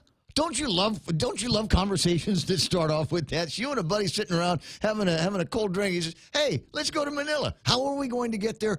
Call 888-8888 and get details from whoever answers the phone about this incredible Connect and Win contest that they've got. Sign up for a year's worth of push-to-talk or mobile or internet plans, and then you're instantly eligible for the grand prize drawing that we'll do before the end of the year to send you and a friend to Manila. You like it? All right, give them a call. Again, 888-8888. Family Finance, serving the people of Guam since 1959. Now you can start planning for the holidays by getting a personal Christmas loan from $1,000 up to $3,500. Family Finance has 3 convenient locations to serve you. Give them a call in Dededo, 633-4473, Hagåtña, 475-4545, and the Upper Tumon location on the 2nd floor of the Pacific Building at 647-5626. Get your Christmas loans today from Family Finance. Let's go to Manila this weekend. Tempting, isn't it? Well, told you might see some traffic bubbling up in a couple of different places, slowing down now as you get in front of Anderson Air Force Base. Might see a little bit of traffic slowing down and building in the opposite direction as well. Southbound Marine Corps Drive up in the Awustig area all the way to Waisangsong, starting to get busy up in Dededo. Watching traffic build on Route 3 on the way to the intersection of 1 and 3. Traffic in both directions in front of that intersection beginning to build up right now. We're starting to see a whole lot of vehicles starting to move around in that whole kind of Dededo, Micronesia Mall region. Both of the side streets that will get you to Route 16 are going to start busying up. Seeing a little bit of traffic starting to bubble up in Mangilao as well on the way into the intersection at 10 and 15 and the intersection between 10 and Route 4. But once you're on Route 4, should be smooth sailing all the way into the downtown Hagåtña area. It doesn't start to build up there till you get to about where Wendy's and McDonald's are. Now, what am I looking at in front of, maybe a little bit in front of Sumai starting to build up. Nothing in front of Navy Hospital. So we're doing all right at 7:37 this morning. Right now, traffic on the point. Docomo Pacific is making the Better Together bundle even better. 2 great services plus more. Get unlimited local calls, SMS, and 20 gigs of data, plus unlimited home internet for $109 a month. Sign up today and get free installation and choose between a free Galaxy S8, S8 Plus, or $100 off select devices. Mobile plus online from Docomo Pacific. Better together. Some conditions apply. See store for details.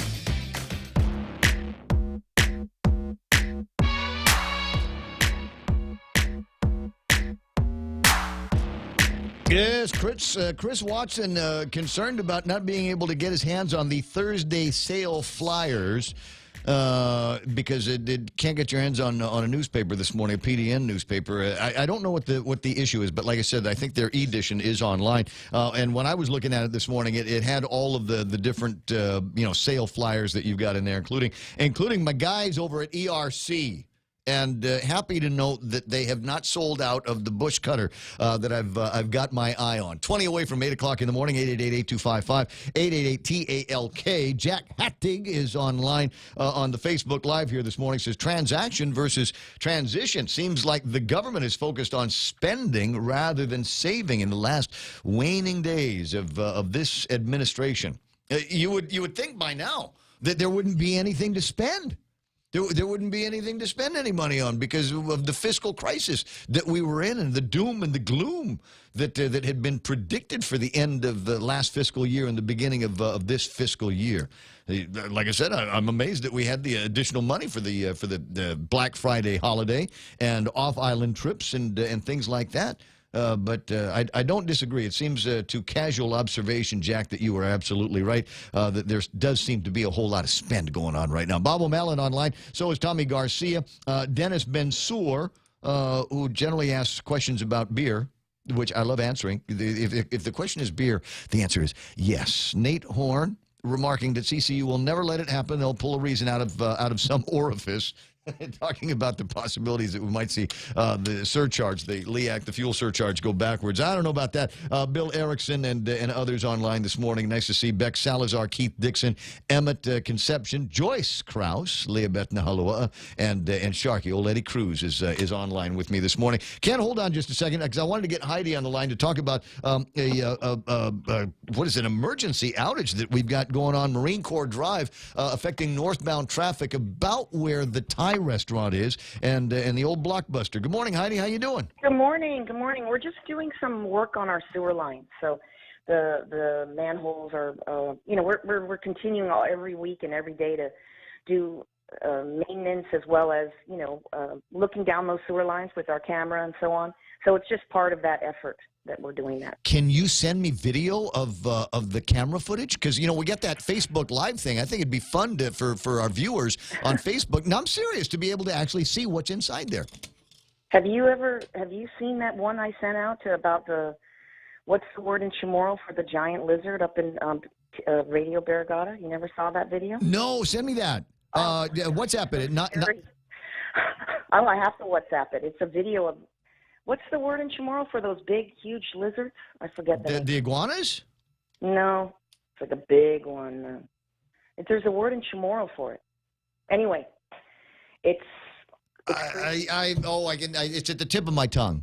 Okay, well, but it's at the tip of my Howley tongue, not my Chamorro tongue.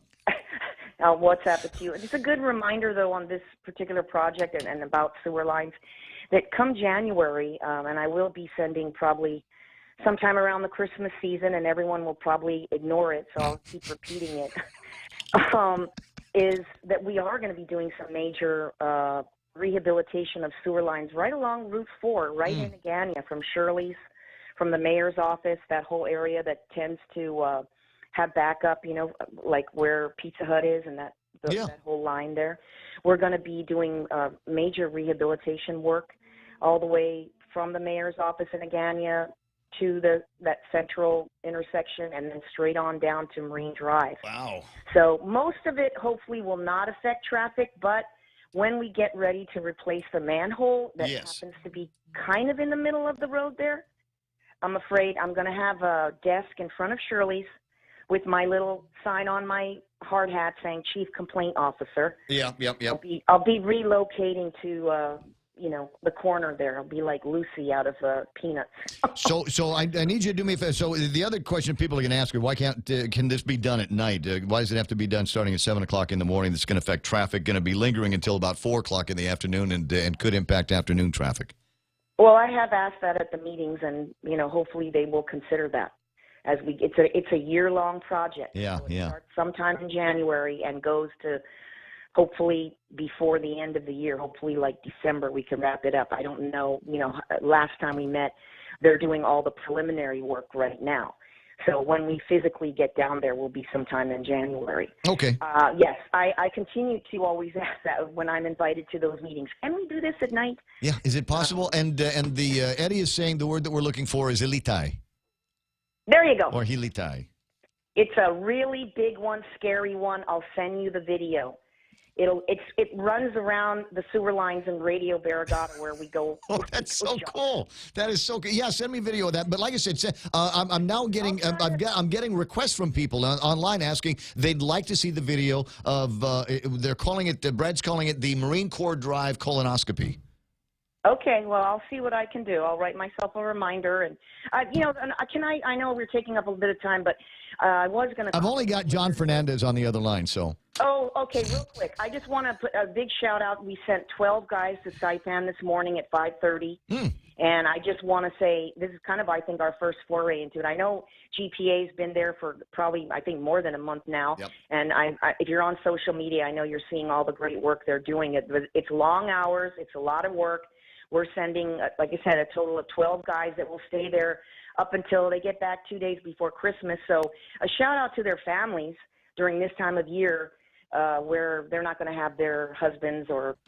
But listen, it's important work, and if the situation were reversed, I'm sure they'd appreciate having help come in from Saipan, as has happened before. Heidi, I got to run. Last thing I'm going to leave you with is the anniversary podcast of the Ray Gibson Show is coming up early February, so we need to start planning that. Okay. All right, I'll be in charge of it. Okay, bye-bye. All right, bye. See that? You see what happened there? I'll be in charge of it. I love that. Take the work. Take it off of my hands. I need location. Are we going to do it while we're live? Will there be food? Special guests we want to bring in? I'd love to have John Anderson swing by and say hello to everybody. Lou and Josh, of course, and John Fernandez. I mean, we cannot do an anniversary program without John Fernandez there. Good morning, Ray. Good morning. Hey, you know what? In fact, let's do the anniversary broadcast in Building E. So, well, I don't know if we have room there, but we'll certainly want to do. Definitely want to participate with you. Well, we're going to start mapping it out now, and when I say we, I mean Heidi and Mike. So they'll get all of that stuff taken care of. So let me back up here. You're getting kicked out of Building E, and apparently there might be some misunderstanding at the governor's office. What do they think? It's empty? You guys are using it for ping pong, or? Yeah, I think that's what it is. I think there must be some misconception that it's occupied now that we are in the new headquarters. So the answer is it's not unoccupied. Actually, it is being used for many of our special education division uses, including an audiology testing room that we just spent $35,000 to install there to provide services at a central location for our students. So I'm going to send a letter tomorrow. We've been working on it just to clarify, what's still there, or what has been moved over there, and what those uses are, and to seek some reconsideration of the directive that he had issued. I'm getting there's a rumor control here. Somebody is suggesting that the reason why they're getting rid of the Department of Education into Building E is because the GACS, the charter school, wants to move in there. Well, my understanding is that Speaker Wampat, on behalf of the charter school, has publicly confirmed that. And so I guess I can say that, we did receive a request from her so apparently the new charter school, CIFA, in acquiring their facility, which is near Teton High School, and definitely fixing up those buildings that need to be fixed up, they also acquired the soccer field and an area that I believe Guahan must have been using for parking. So I think late summer, early September, I was informed by Speaker Wampat about that situation and whether or not they could just occupy Building E and take that parking. And so my response to her was, first of all, this is the first I had heard of that issue, since we don't have any connection to Guahan, and we certainly don't get into their operational matters. But on the other hand, the building is occupied, so it's not available. So that was my response, and I thought that would be the end of it. I know that I did receive an inquiry from Vince Leon Guerrero, the education advisor for the governor, and I informed him the same.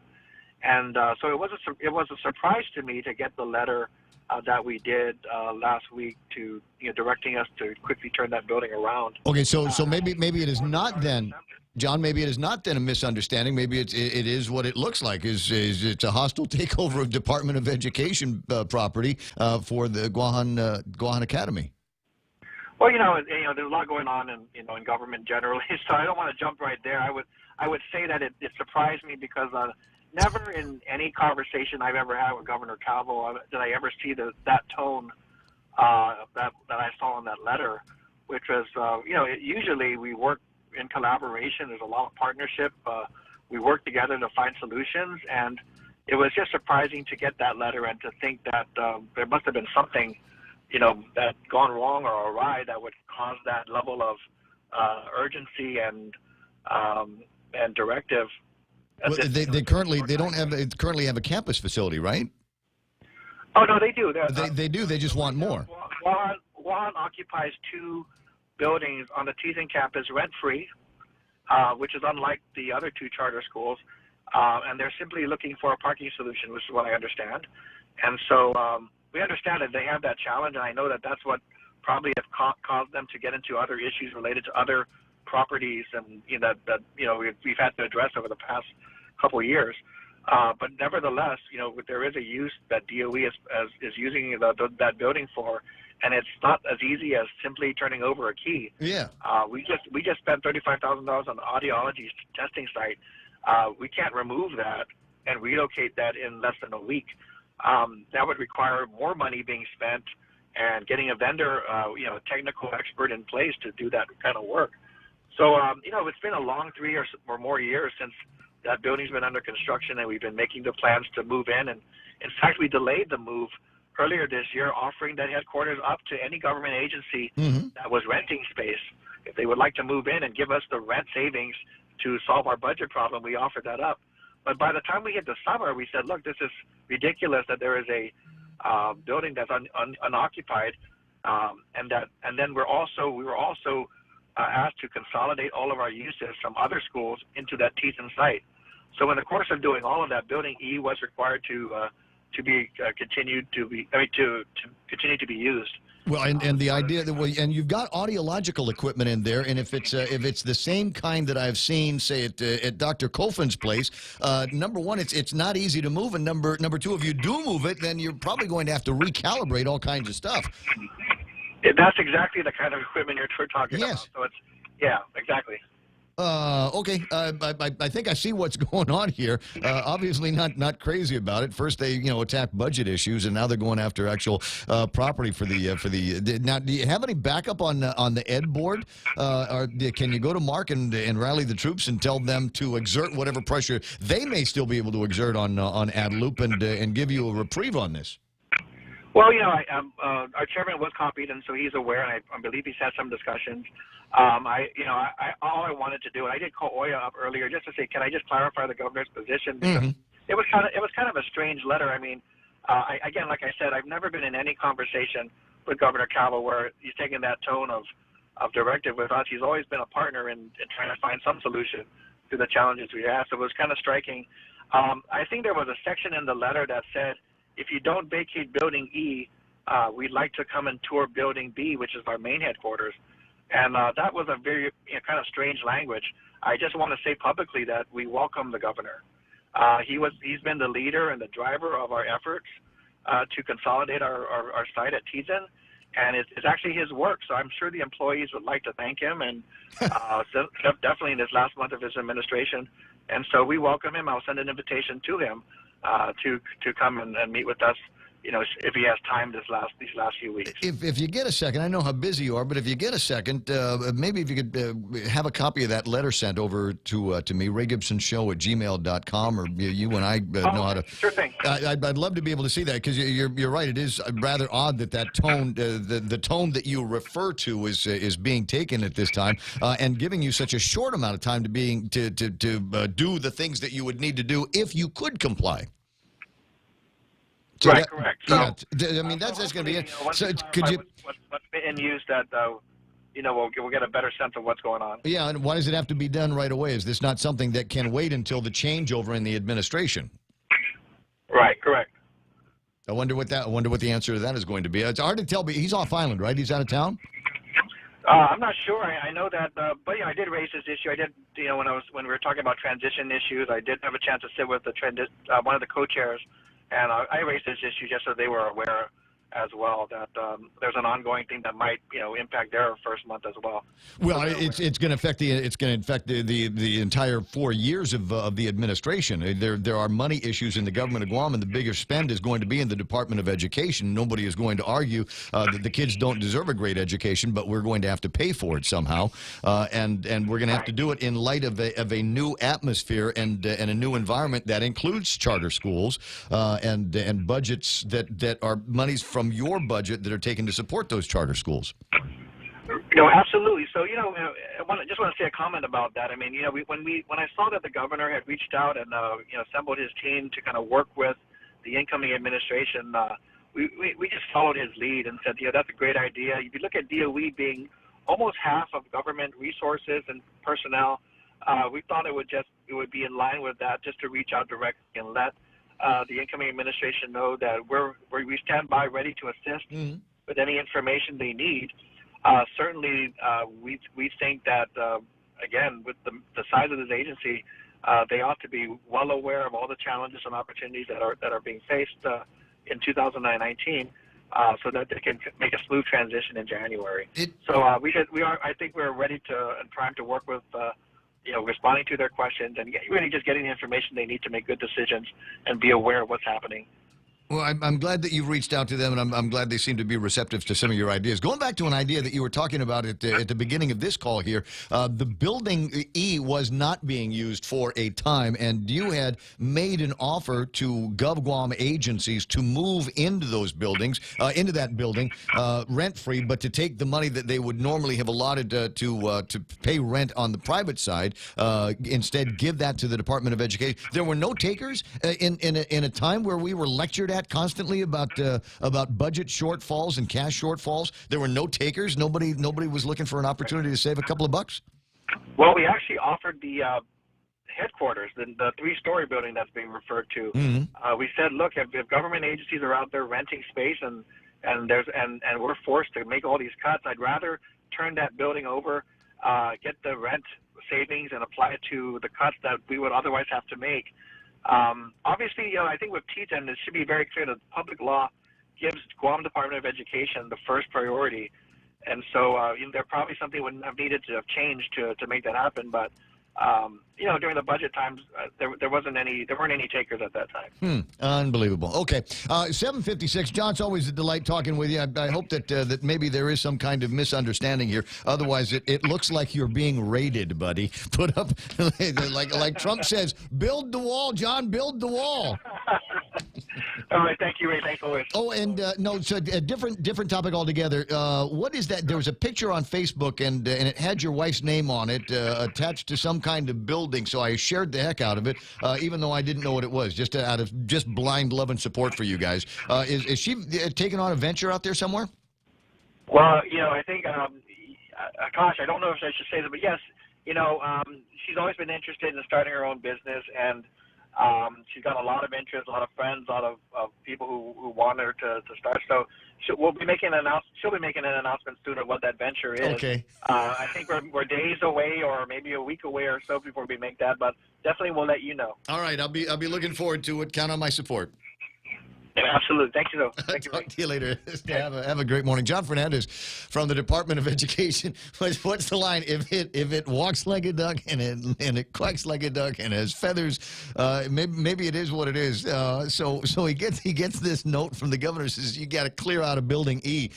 This after apparently overtures had already been made from people that said we'd like to go into Building E. He said no, we're kind of already using it. Already moved my junk in already. That's what it looks like. I mean, that's what it sounds like to me. And it looks like somebody was able to go over to Adelup and say, John's not playing well with other members of the education community. John has things that we want, and he won't share them. And maybe that's what it is. Maybe that's what it looks like. I don't know. We'll see what we can dig out from there. 7:58 and change. 888-8255. Keep that number handy. Coming up in the next hour of the program, Blake Watson and Michael Knight and I will pretend to talk about sports. And the entire time that we do that, Kevin Kerrigan will just breathe. That's all he'll be doing. And we'll eventually get done with that. And Judge Lamarena in the studio this morning about 8:30. They're having a graduation of. I want to say it's no. I'm not gonna pretend. I don't have the correct words in my head right now, so I'm gonna wait until after we're into the 8 o'clock hour to let you know why he's coming in. It's some kind of graduation, and that's all I'm gonna say about that right now. Looking at the traffic gizmo just before 8 o'clock this morning, I am seeing traffic slowing down in all kinds of places. Route 3 on your way to Marine Corps Drive, you'll experience a slowdown there around the school, and when you get to the intersection, probably isn't going to be much better. Southbound from there is building up, and in fact slowing down before you get to St. John's. In between Santos Hill and St. John's, moving very, very slow right now. And also looking at traffic on Route 16 between the Micronesia Mall and McDonald's. Inbound traffic is going to be moving fairly slow. Traffic on Route 8 northbound towards 8, 10, and 16, slower traffic. And we've got heavier traffic building up between the post office and that one good intersection to Teedson. Route 4 looks like we've got something brewing around northbound between the church and Dassel Road over there. So watch out for slowing down there. And a little bit of traffic as you're making your way into the downtown Agutnia area. We've even got traffic on Marine Corps Drive northbound on East Agutnia. Why? Because GWA, that's why. They're going to send me pictures later on, hopefully, of the colonoscopy that Marine Corps Drive is getting in that area. It's 8 o'clock. We're KUSG Agutnia. One step closer to House Speaker. I'm Lisa Brady, Fox News. Minority Leader Nancy Pelosi easily winning the nomination from the House Democratic Caucus today. Scores of members of Congress who just gave me a vote are giving me a vote of confidence.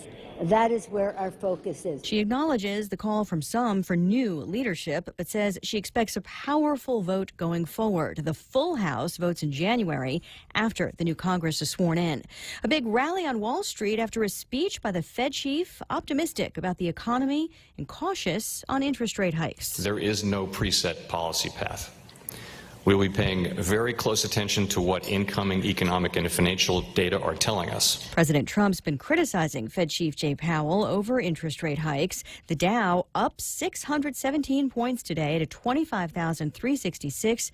The S&P and the Nasdaq also gaining more than 2%.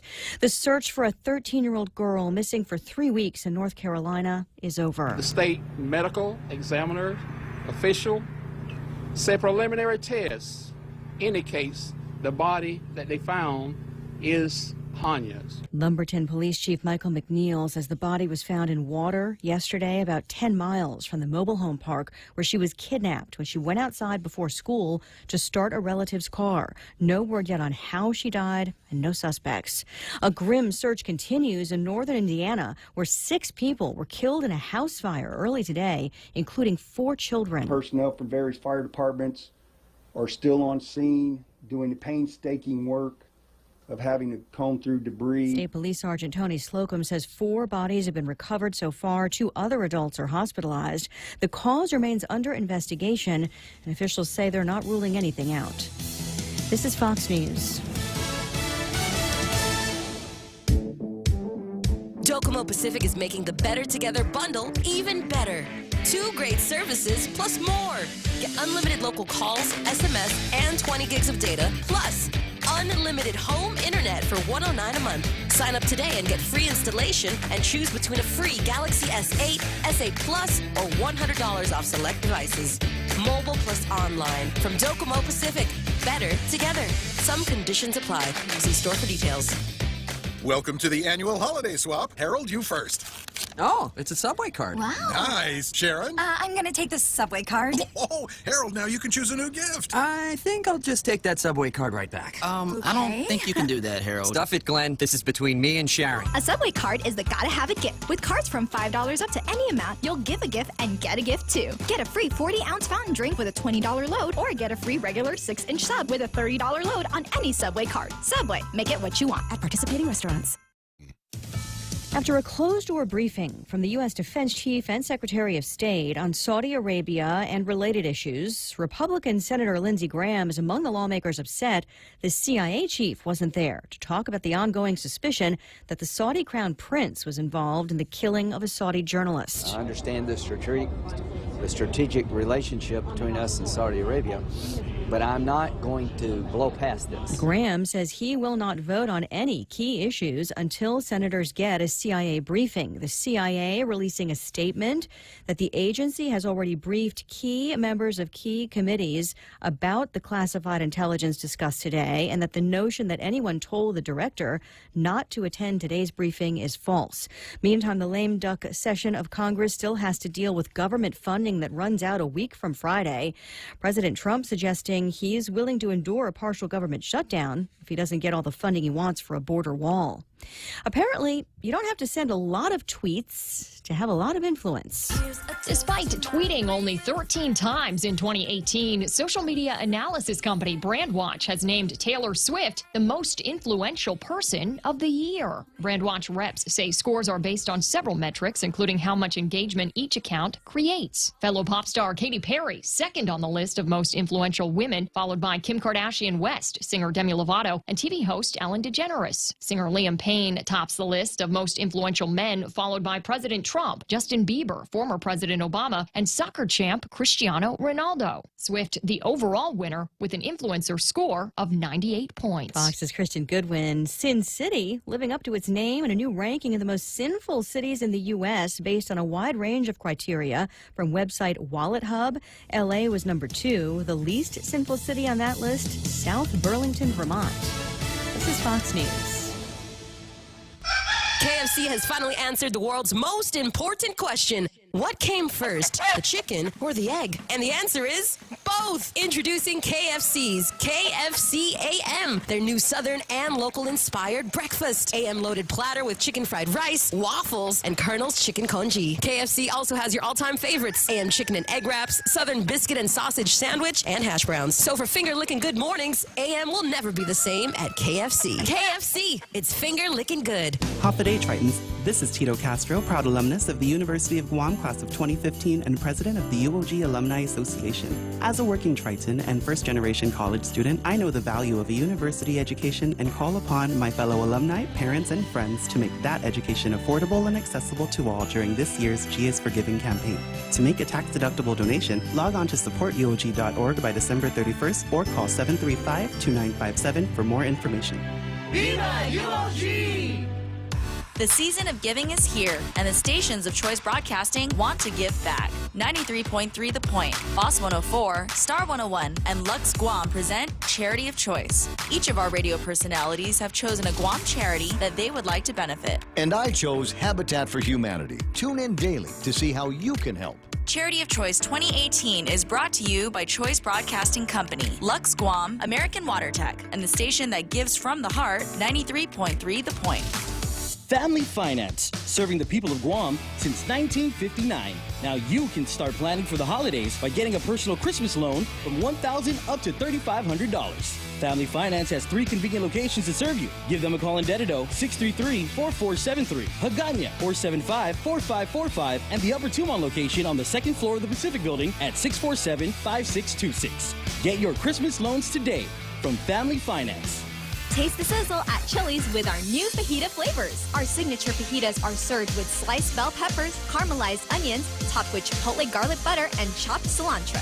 Build your fajita with over 16 ounces of tender grilled chicken, juicy steak, and a dozen pieces of seasoned grilled shrimp in the family fajita trio. All served with warm flour tortillas and fresh toppings like mixed cheese, guacamole, salsa, and pico de gallo. Experience bold, sizzling fajita flavors only at Chili's. More life happens here.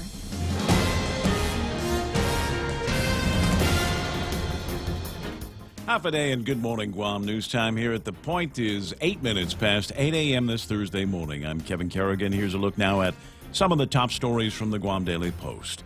The Guam Department of Education has been given 10 days to move out of Building E in Tiedzin, disconnect all utilities, and completely vacate the premises. That, according to a letter dated November 20th from Governor Eddie Calvo to Superintendent John Fernandez. Fernandez telling the Guam Daily Post that he was surprised to get the letter at such a late date and within such a short time frame. This morning on The Point, Fernandez telling host Ray Gibson that he was previously approached by former Speaker Judy Wanpat, who is currently the administrator of the Guahan Charter Academy, asking if the troubled charter school could use the building. But Fernandez said he told Wanpat that the building is already occupied and it's not available. Fernandez says Guam DOE has been using the building for special education division services like audiology testing, vision services, a learning resource center, and administrative staff for the DOE Facilities and Maintenance Division, among other uses. The governor's letter states that it has been determined that Guam DOE no longer requires the use of the building, and the time has come to utilize Building E for other authorized purposes. However, Fernandez says he thinks there must be some misunderstanding that the building is unoccupied and not in use. Medical examiner Dr. Aurelio Espinola will perform an autopsy today on J. Daryl Wasisong, who died in an apparent workplace accident involving heavy equipment on Sunday. Guam Fire Department spokesman Kevin Riley confirming that the incident happened Sunday afternoon. An ambulance was dispatched to a location along Palomares Street off Route 15 in Manilao. The location is a gated compound with various heavy equipment inside. Riley said further details about the incident would be available once the Guam Fire Department shift that was working on Sunday returns to duty today. A man who was at the site of the incident who declined to be identified told the Guam Daily Post yesterday that he was nearby when the accident occurred and he was called on for help. He said the victim was already on the floor, bleeding out from 2 wounds to the head when he arrived. He said he applied pressure to those wounds until the ambulance came. It's not clear whether the employer has notified local or federal authorities about the workplace facility. The employer's name not known. OSHA Compliance Safety and Health Officer Sydney Meager said she has not been notified about the death. We'll have more news after this. The problem isn't just not being able to hear or understand, or having to tell people to speak louder. Sometimes the frustration is having to repeat yourself too many times, or speaking so loud you're almost shouting. At Guam Hearing Doctors, we understand that hearing problems affect both sides. One of our goals is to help your hearing for those around you. Call us at 989-TEST to learn more. Security Title is honored to join in sponsoring Ray Gibson on The Point. Half a day. I'm Mark Beneventi of Santa Rita, and this is where I start my day, listening to the voice of our community and sharing thoughts and issues that affect us all. It all boils down to our people, our land. Protei Igumamo. Protect your home. When purchasing or refinancing your home, remember to call the professionals at Security Title, just like you call Ray Gibson in the morning. 11 minutes past 8 a.m. here at The Point. The Consolidated Commission on Utilities Tuesday authorized the Guam Power Authority and the Guam Waterworks Authority to declare last Friday, the day after Thanksgiving, a holiday, 4 days after it's passed.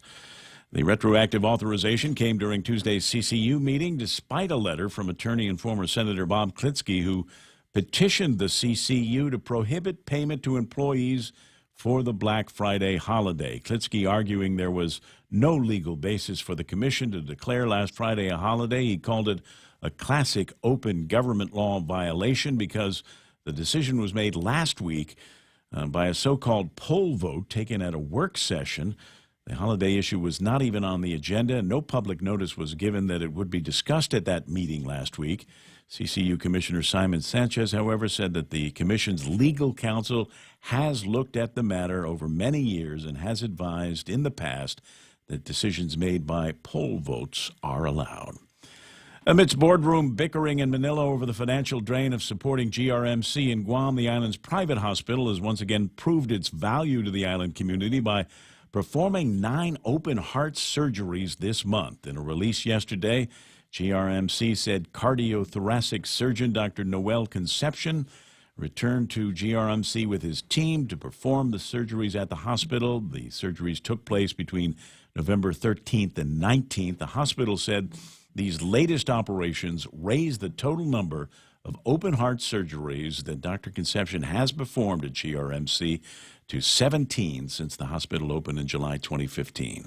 GRMC expects Dr. Concepcion to return again in January, and he hopes to have him join the hospital staff permanently. For these stories and more, log on to postguam.com or pick up a copy of today's Guam Daily Post. Mike and Ray now with some weather. Do I want to do weather now? Because you know what I've got on the cam? Would you like to know? You'd like to know what I've got ready to go on the Facebook Live /YouTube /website cam system? It's indirectly related to weather. It is indirectly. It's nature. It's so we had Heidi on in the last hour, and she was talking about I was asking because they're going to be using video systems to inspect the lines on Marine Corps Drive. That is incidentally why traffic is snagged right now northbound Marine Corps Drive, because they're actually shooting some video inside. And she asked if she had sent me a video of a Elitai that they had seen wandering around in the pipes in Barragata. And I said no, so she sent it to me. And this is what was crawling around in an inspection that they did in the pipes. There it is, and you can see him wandering off there, trying to get away from the camera. Oh, isn't that something? And you might, I don't know how large that pipe is. It's difficult for me to gauge how big the pipe is. And those lizards can get massive. And you can see they're crawling around there with cockroaches. My guess is it's probably gotten as big as it is, eating the cockroaches that are in there. This scene is reminiscent of something I saw in the latest Godzilla movie. It's just, there's something it's creepy about it. Coming up in a bathroom near you soon. Which is another scary point, isn't it? Is it possible that this thing that is crawling around in the pipes down there could eventually find its way through a residential pipe and then up into a commode to bite you and your doggin? Yeah, I want to say these are 10 to 18-inch pipes right here, and he's pretty big. I don't think he could get up the smaller pipes to get into your toilet. Else. I'm just I'm glabberflasted at the whole thing. Here it comes. Weather today: partly cloudy skies and isolated showers. Winds out of the east up to 15 miles an hour, increasing up to about 20 miles an hour this evening. Highs 89 degrees, maximum afternoon heat index around 101 degrees, and overnight lows of about 78 degrees. Perfect weather for Arlene Collins's birthday celebration. Tonight, sunset at 5:51, sunrise tomorrow morning at 6:26. Now, I got the radar flap thing up again, and maybe they're just doing routine maintenance at 8 o'clock when I want to bring up the latest footage from Well, you know, the they radar. just recently updated the software, so they may actually be doing that. They may be making some adjustments at a low activity point in time,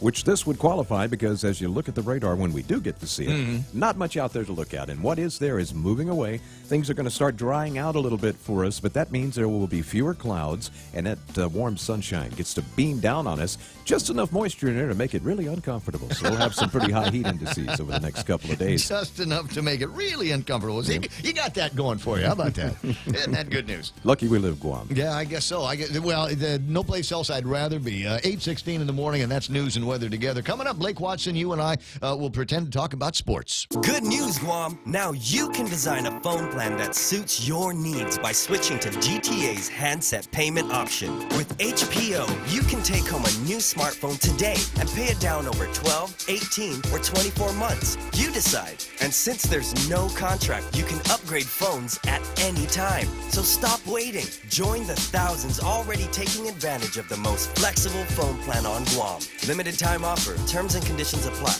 GTA, your island, your network. Can you? I'm getting people asking, can I get a copy of that video? Sure, I suppose I might find a way to post it up there somewhere. Very, very interesting footage, and I'll run that again in just a second. Portions of the program brought to you by my friends over at King's. They're just crazy there. They've got the crazy holiday menu, and they've asked me to spend a little bit of time talking about the delicious, crazy breakfast that they've got. How about a breakfast burger, huh? King's burger patty, American cheese, bacon, hash browns, and a fried egg on top of Hawaiian sweetbread French toast. My mouth is watering as I'm saying those words. It's all part of the crazy breakfast, which is part of the crazy holiday menu at Crazy King's. Knowing that we have choices in medical providers locally and outside of Guam is important and reassuring. This is the reason why Calvo Select Care provides quality health care options to its members. From a wide array of local, primary, and specialty doctors and clinics to a comprehensive hospital network on island and outside of Guam, you can trust Calvo Select Care to be there for you. Federal employees and annuitants enroll today. Call 477-9808 for more information. Security Title brings you portions of the show, and they bring you a great deal of security in your real estate transactions. Confidentiality, sure, they can do that. Ron and Kim and everybody over at Security Title knows how to keep a secret. My buddies over at Micronesia Renewable Energy, never been a better time to go solar. American Water Tech there. Smarter water. They'll make your water smarter. How do they do it? Just call them and they'll be happy to explain. Or swing by their sexy new office down by Cost You Less in Tamuning. Also brought to you by American President Lines. They're shipping the future. And you know what? They did 9 open heart surgeries this month, and they want to do more. What do you think? Blake, you want to go get an open heart surgery? You get an open heart surgery. You get an open heart surgery. You get an open heart surgery. They're just 9 of them in 1 month. Yeah, I could take one. Why not? I will need one eventually, I assume. My genetics. Do you? My genetics, they don't fare well in the cardiac department. So, so maybe for preventative measures, I should get one now to hold off me needing one in about 20 years. But you make up for it in the beard department. So Right. That's okay. true. So, that's what where's the open liver department there? That's the thing we got to talk to those guys about. 8:19 in the morning. Blake and Sports next. It's Micronesia Mall's 30th anniversary, and to celebrate, we are giving away a new Kia Soul LX, a Mazda 3i Sport, the popular Honda Civic LX, and 30 Manila Flyaways during our 30th anniversary Drive-Away Flyaway. Win 3 great cars from Triple J Auto Group, 30 Flyaways from Philippine Airlines, plus thousands of prizes from Burger King and Foot Locker when you play Micronesia Mall's 30th anniversary Drive-Away Flyaway. Bob O'Malley wondering what happened to me talking about the Sawsome Sauce. Similar companies, and they've asked me to concentrate on the ice cream cake pies that they have. They're Scream pies over at Cold Stone Creamery. They're really good. But they're still happy that he remembered. Yes. They'll go, Bob O'Malley, come by for your free Sawsome Sauce. But I'd love to be able to say that with meaning. But Cold Stone Creamery, ultimate ice cream experience. They use Ghirardelli sea salt caramel to make a special kind of ice cream that they pair with a yellow cake that they put on top of a pie crust, a graham cracker pie crust. Lots going on there that nobody had ever thought of before. But that's why they're the leaders. Cold Stone, the ultimate ice cream experience. The Coconut Wireless is back. Watch and listen live on thepoint.gu.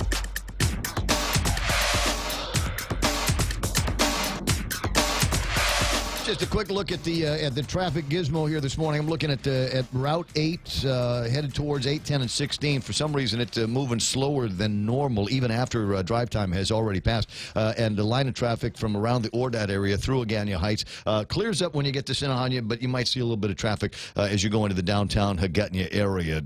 Marine Corps Drive between Jollibee, the new Jollibee, and GRMC, a little bit heavier. And it looks like a little bit of action up in Jigo, just as you're coming out of I want to say Perez Acres area. Marine Corps Drive is that's southbound. Watch out for some traffic through there. What have I got here? 8:21 of them. So much to talk about in the world of sports. We'll start with FIBA and another incredible victory there. It's time for Sports with Blake. Just got to squeeze that in there. Now again.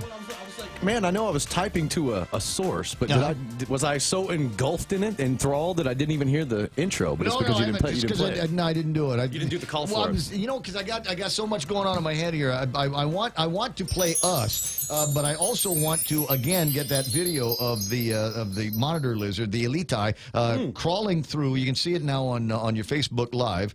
Yeah, look at that. He's in a pipe in Barragata. This is footage that the guys from GWA have gotten and found this thing. They wanted to find out what maybe the source of a slowdown in the water was, and found it in this lizard going through the drain. And that's in a house? Or is it just like in a street? I think it was on the street. It was on the street somewhere. What are the pipes that run up next to the street or something? That wasn't in like somebody's house, right? Yet that we know of. Yeah, it could have been on the way into somebody's house. You know, we had a coworker here. We did, who had one of those things living in her house for about 6 months before her and her sisters found it. No way. It was living in her entertainment center. She had one of these living in her house. We miss you, Kimmy. They're not bad. They're not bad creatures, and I'm sure that they're eat cockroaches and other small varmints and things like that. They're actually called cold-blooded. They're terrible creatures. What do you mean they're terrible? They're terrible creatures. I Reptiles see are those things. demons. I love looking at them in the boondocks. And it's funny because the last time I'm in the boondocks, I'm with the boys, right? We're having a good time. These are the boys, and one of these things came up and they were like, let's catch it, and realized that not one of them, the boys, had the cojones to go and try to catch this thing. No. So I'm like, dude, I'll catch it. I'm not afraid of it. I caught one on accident. I had a, like one of those like high-walled Tupperware, like tote container things, and I guess a small one had gotten in there overnight because it was kind of slanted against my back wall, my back porch, but he couldn't get out because it was plastic, so just scratching. So. I went around to all my neighbors, and I was like, hey, anybody want a lead tie? And they were like, no. Get that. So I just let them go. I remember growing up and at my grandmother's house. They'd given Shelley and I had a swing set at Mom's place, and we didn't use it for a long time because somebody caught one of those and tied it. It became like a pet. But we're like, Mike, is there another place to tie it up besides where we're playing? And speaking of playing, and image up on Facebook Live this morning and YouTube Live, happy memory. This thing, I believe, is the holiday concert, the Seaside Holiday Concert. Are you ready for this? In 1988 or so. That's as close as I can narrow down the time. I got a couple of friends in the picture, and I thought I'd put that up just for fun so I could remind everybody. December 9th, 3 o'clock in Tumon is the Symphony's much-anticipated annual Seaside Holiday Concert. 1988, so I guess the little girl in the picture is probably like 30 now? Yeah, somebody's mom. There's a couple of grandmas in that picture as well. I'll tell you that right now. But interesting, I'm man-spreading. That's me in the center. I'm man-spreading, holding a Michelob beer in the old Michelob bottle. Oh, I got you. That's the other way I can date this picture, because you don't see bottles like that anymore. You look very nice. But what was it about the 80s and tank tops? Was it just required at least once a week? Everybody that was an adult in the 80s had to wear a tank top once a week at least. You're lucky it's not a tank top that was cut right over or here. A mesh one, right? One of those mesh tank top jammies. No mesh tank tops. Thanks very much. 8:25. Is there any sports going on besides the FIBA, the basketball game? The FIBA is one of the bigger deals. By the way, the highlights just keep getting better and better. I keep seeing them all over people's social media. The alley-oop looks really, really nice. And they continue to do the Guam national team over in Thailand. Ernest Ross, team captain, he dropped 31 points. That helps Team Guam beat the host team Thailand 91-70. They are 3-0, undefeated in the first round of the FIBA Asia Cup. And you can check it out on FIBA's YouTube channel. And also, if you want to see some really cool pictures, like this one here I got, it seems that GSPN posted this, but they give the photo credit to FIBA's Twitter page. Oh, so nice. Yeah, so Guam's making FIBA's Twitter page. If you want to cruise on over there, Twitter's more your medium. But yeah, some interesting. No, pictures. Twitter's an unhappy place. I try not to go there anymore. I'm really, a lot of arguments. Spending a lot of time. It's just there's people that and what was Jerry Roberts talking about the other day? There's people that whose bias runs the same as mine, and anymore it seems like anybody whose bias is not running parallel with mine, I think they're brain damaged. And the more time I spend on Twitter, the more I realize just there are just a lot of brain damaged people out there. If you're one of those grammar hounds, if you really want to get driven crazy, go to Twitter and read some people's tweets. Grammar doesn't exist. Punctuation doesn't exist. Well, it's hard to do. You only got 140 characters, but it's amazing just how there's nothing that I want to say on Twitter that I can't say in 140 words other than some of you people need help. Some of y'all need help. Some of y'all. It's 8:26 in the morning, so we got the FIBA thing. And got a couple more. The girls' basketball playoffs will start, I believe, this weekend. I could be wrong, but either way, I know the regular season has wrapped up for most teams. Yep. There may be a couple straggling games, but the final standings as of yesterday, 2 days ago, 11/27.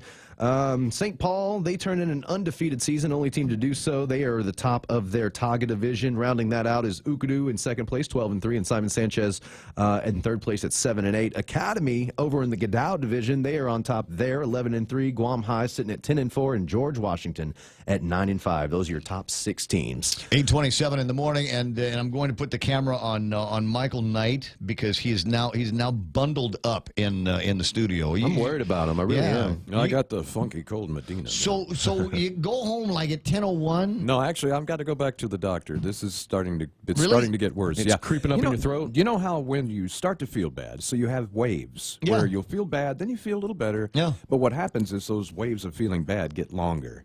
And I'm starting to get to where I'm not having any good feelings. Really? Yeah, I just need to go ahead. Do you and need go to a the drug? doctor. We have a. I need antibiotics. I probably need a Z-Pack. It's a bronchitis. Oh, I caught something that's is also rolling around the place. But it's a nice jacket you're wearing. It looks very Kevin. good on you. No, Kevin. Oh, it's Kevin. Our office manager. He allowed me to borrow it, and thank you. Oh, great. Now he's going to be sick. I'm about to say, I saw somebody else wearing that yesterday, and it wasn't you. No.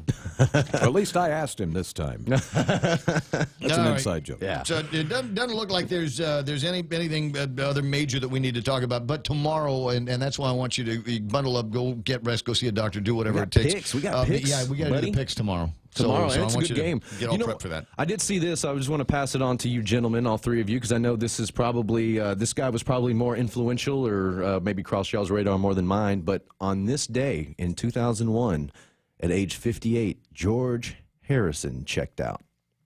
George Harrison? November 29th, 2001. We lost the great... He's been gone that long. Yeah, Wow. we lost the great George Harrison on this day in 2001. This is the Beatle. Yeah, the quiet one. Yeah. Okay, I remember him. He wasn't one of my favorites. And I didn't realize he was 58. That's pretty young. Cancer got him, I think. Yeah, it was cancer. That got him. Cancer. Terry DeBold online is on the Facebook Live now. And Terry, we still, we need to get tied up with you on the phone. Not today, maybe tomorrow at some point. Talk about what's happening in youth wrestling around here, because I'm starting to see more of that in the socials, right? In the social media, because a lot of parents are now attending these things, and they're taking up a bunch of pictures and throwing them up on the socials. And as we get closer to the Christmas holiday, of course, second quarter will wrap up, and as will all the second quarter sports. So wrestling, the playoffs, the postseason of that, will start, and the championship will start coming here in the next few weeks. Now, weeks. You know how I feel about shorts and tights these days, right? So where do you buy the wrestling clothes? Is that special order? Maybe special order. I don't know if any sporting goods store would just have some on hand. I mean, I'm sure you could probably order it from them, but I don't think anybody... Singlets. I don't think you could just get a singlet for wrestling. Maybe like a running singlet.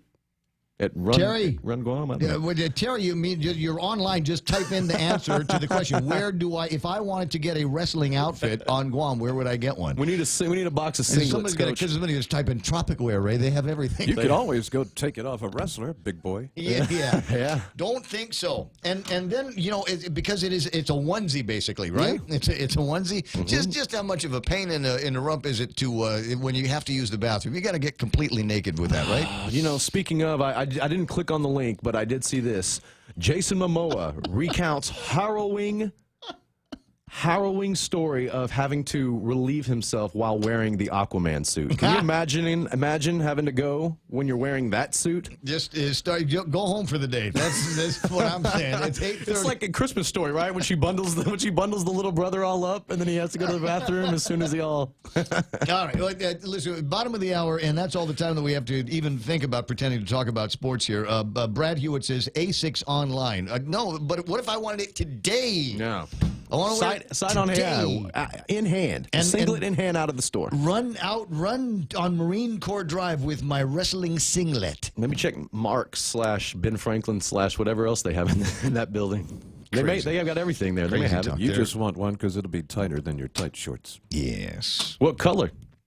I'm rocking the orange today. Yeah, it's fast. I don't something very festive, very November. Matches. Everything is orange. Everything. Start looking around. The orange will be the only color that you see. Oh, see, somebody's watching in the Philippines right now, and she can pick me up a singlet at one of the stores. If you're hitting MOA today, go by and. Aquaman's going to be in Manila. I'm a size M as part of the press tour. I want to. Can you send me to Manila to cover that for work? I know how you can win. iConnect time is 8:32. And if you sign up for an annual, the Push to Talk and mobile and internet plans, you'll be instantly qualified to win a round-trip ticket for you and a friend, or you can go twice to go to Manila. See, now I don't have to do that commercial. Guess Ray will be watching the Clemson game on Sunday. All orange. That's the reference. Is that the thing? Yeah. They were all. Yeah, you're welcome. I looked at you and I saw your eyes just go in screensaver mode. I was like, that's because they wear all orange. Okay, got that. It's hot in here now. Okay, we got to take care of some headlines. So you go finish the morning show next door over at Star 101, and we will return with Kevin Kerrigan after these. Are high power bills sending your budget into chaos? Take control with the help of Micronesia Renewable Energy. Using the highest quality panels, a solar energy system from MRE will guarantee to save you money on power. With MRE, Christmas comes early. With every solar energy system, homeowners not only get $400 for signing up, but also an entry for a chance to win $1,000 in cold, hard cash, just in time for Christmas. It pays to be an MRE customer. Conditions apply. Call 632-2613 for details. MRE, the smarter choice.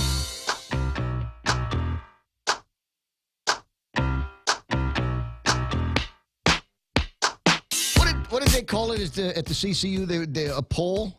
In the meeting? A poll something? A poll vote. We should have a poll vote. Instead of a poll vault, right, a poll vote. I got you. Okay, so we should have one because we need to start thinking about this. It's going to be February 1st of 2019, which will be our first anniversary doing this program here on 93.3 The Point. We got to figure out how we're going to celebrate it. Take the day off. Management. Right there, guys. Did you see that? 8:33 now. Headlines from the Guam Daily Post and Kevin Kerrigan. Half a day and good morning, Guam. In the headlines from the Guam Daily Post this morning, Guam police have detained a 16-year-old boy in connection with the discharge of a BB gun that punched a hole through the window of a school bus on Monday morning. Guam Police Department spokesman Sergeant Paul Tabao said the BB gun has been confiscated. He said GPD's Criminal Investigation Division and detectives took the 16-year-old boy into custody on Tuesday, the day after the event. Teen was transported to headquarters in Tidzin for questioning and then confined at the Department of Youth Affairs facility in Manila. The juvenile suspect is now facing allegations of criminal mischief to government property, terrorizing, crimes against the community, and reckless conduct. The incident happened around 6:40 a.m. Monday morning as the school bus was traveling on Route 4 in Malolo. The bus was carrying students to Southern High School. As the bus was passing the San Isidro Catholic Church, the students on the bus reported hearing a popping sound and then noticed the hole in the window. No injuries reported, but one student on the bus was treated for anxiety. In district court yesterday, 2 defendants implicated in the Guard Recruiting Assistance Program cases are seeking to withdraw their guilty pleas. At issue in the so-called GRAP cases is a ruling in the Sixth Circuit Court in the case of U.S. versus Osborne earlier this year. That court concluded that the defendant in that case did not steal anything of value from the U.S. government and did not commit a crime. Anthony Niraros and his co-defendant Roderick Nirmekor cited that ruling as an intervening circumstances and grounds for withdrawing their 2016 guilty pleas. In his motion to dismiss those guilty pleas, federal public defender John Gorman, who represents Nirmekor, said the same problem that sank the government's case in that Osborne case torpedoes the government's case here. November's legislative session kicked off yesterday with Senator Tom Atta appealing to his colleagues for their support to override Governor Eddie Calvo's veto of Bill 28, a measure that Senator Atta introduced to be a comprehensive reform of part of the Procurement Act. Atta said his bill is the product of numerous roundtable hearings and revisions, and it's been 4 times endorsed without objection by successive legislatures, only to be vetoed every time in the past by Governor Calvo. The latest veto by the governor was last month. The governor said that the AG and the General Services Agency both opposed the bill, and he argued the bill would lead to ambiguity and a multiplicity of frivolous protests. In response yesterday, Senator Atta said the provisions of the bill the governor identified as troubling are not so much troubling as they are poor excuses to veto the bill. Following Atta's appeal during yesterday's session, Adelup issued a statement reminding lawmakers of the faults identified by the governor in his veto message, but Atta's motion for a veto override was moved on to the voting file without objection, along with 8 other bills. Session resumes at 9 this morning. For these stories and more, log on to postguam.com or pick up a copy of today's Guam Daily Post. See, we're going to have more than one party. Is that for the anniversary? That's why we need a date off. Then. Well, no, we just have to. We'd have to have several. I can't. Several days off. Well, I'm trying to narrow down the food options here. If we do, let's take a poll vote. A poll. Exactly. We'll take a poll vote and figure it out. So now the first of the poll votes. Do we want to have it during the morning show? Do we want to have some kind of party get together during the morning show? We could take it before the morning show and then ratify it after the morning show. Because there's food options I'm trying to figure out here and refreshment options. So I'm thinking grapefruit shandies. That's the refreshment. Grapefruit shandies. And if we have grapefruit shandies, that automatically means it's going to be after it's going to have to be after the morning show, and people won't look at you sideways for daytime drinking. I want burgers from Pirates Cove. I want pizza from Capricciosa, Tokyo fries and fish tacos from Poke Fry, and beef shank from Roots. Now, that's not asking too much, is it? That was the poll vote question. I'll ask you guys later. It's 8:38 in the morning. iConnect time in the studio. Well, I kind of already talked about it, but I'll do it again. Swing by iConnect or go to 888-8888. Call them up on the phone thing and ask for details on the incredible contest they've got until the end of the year. Sign up for a 12-month plan with mobile or internet or your, what do you call it, the push-to-talk gizmo. And you, too, could be lined up for a trip for you and a friend to go and enjoy the city of Manila, which is in the Philippines, on the guys over at iConnect. Be merry, be bright, and make shopping all right with holiday gift cards from King's Restaurants. Give a gift they are sure to love. Delicious food and friendly fun at King's. Get a coupon for a free single crepe with every $20 gift card purchase. Extra holiday happiness from King's Restaurants. Be merry, be bright, and make shopping all right with holiday gift cards from Chuck E. Cheese's Guam, Ruby Tuesday, and King's Restaurants. Receive special offers with every purchase for extra holiday happiness. See stores for details and have fun this season from all of us at the GFS Group.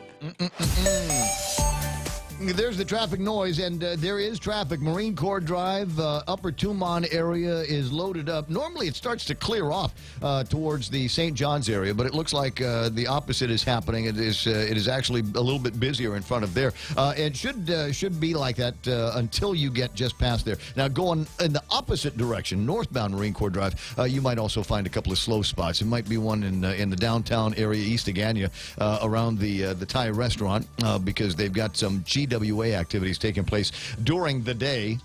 Maybe they just need light in the tunnels for that. I don't know. And a growing line of traffic moving slow between the McMobile intersection, actually closer to Subway, I guess, and the intersection at 8, 10, and 16. That's right now traffic happening right here on The Point. Docomo Pacific is making the Better Together bundle even better. 2 great services plus more. Get unlimited local calls, SMS, and 20 gigs of data, plus unlimited home internet for $109 a month. Sign up today and get free installation and choose between a free Galaxy S8, S8 Plus, or $100 off select devices. Mobile plus online from Docomo Pacific. Better together. Some conditions apply. See store for details.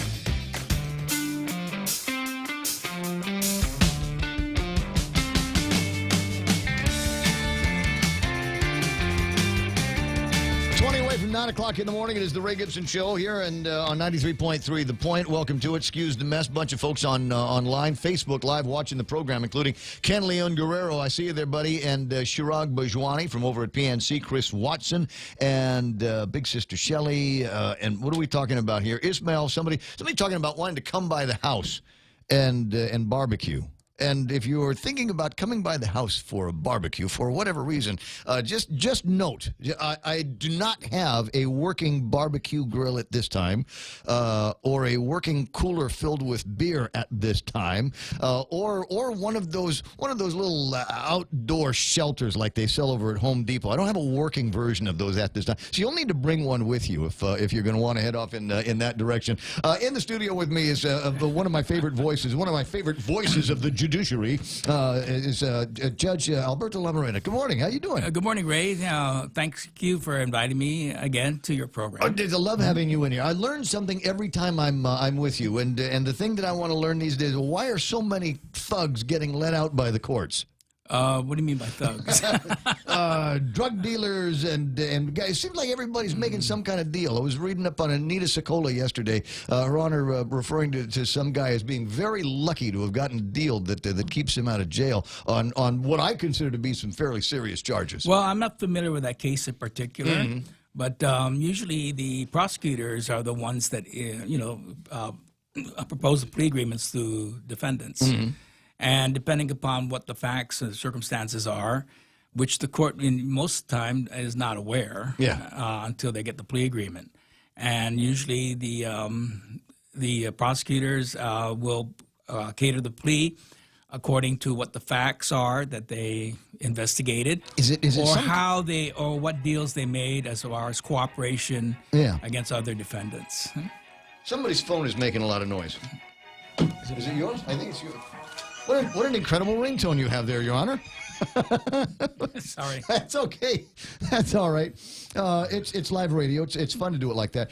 In a lot of cases, and you know, you've been on the bench for 100 years. Yes, Sorry, at not least. that old, but you've been on the bench for a while. Is it usually when you've got a plea deal working like that? Is it because there's a quote bigger fish down the line that we might be able to apprehend or investigate if you turn over just a little bit? Well, you know, you should talk with the Talibán Camacho, who's going to be the new Attorney General. You think? You know, and maybe ask them what the process is, the Attorney General's office. But usually in the case, in most plea agreements, if you read the details, there's usually a cooperation agreement. No, something along the lines. If you do this, this is what you will be getting. So we're here to talk about DUI drug court graduations, and we'll get to that in just a second. But I'd just like to play around with the topic. Right. I find it's one of the things that has become almost a ritual every week.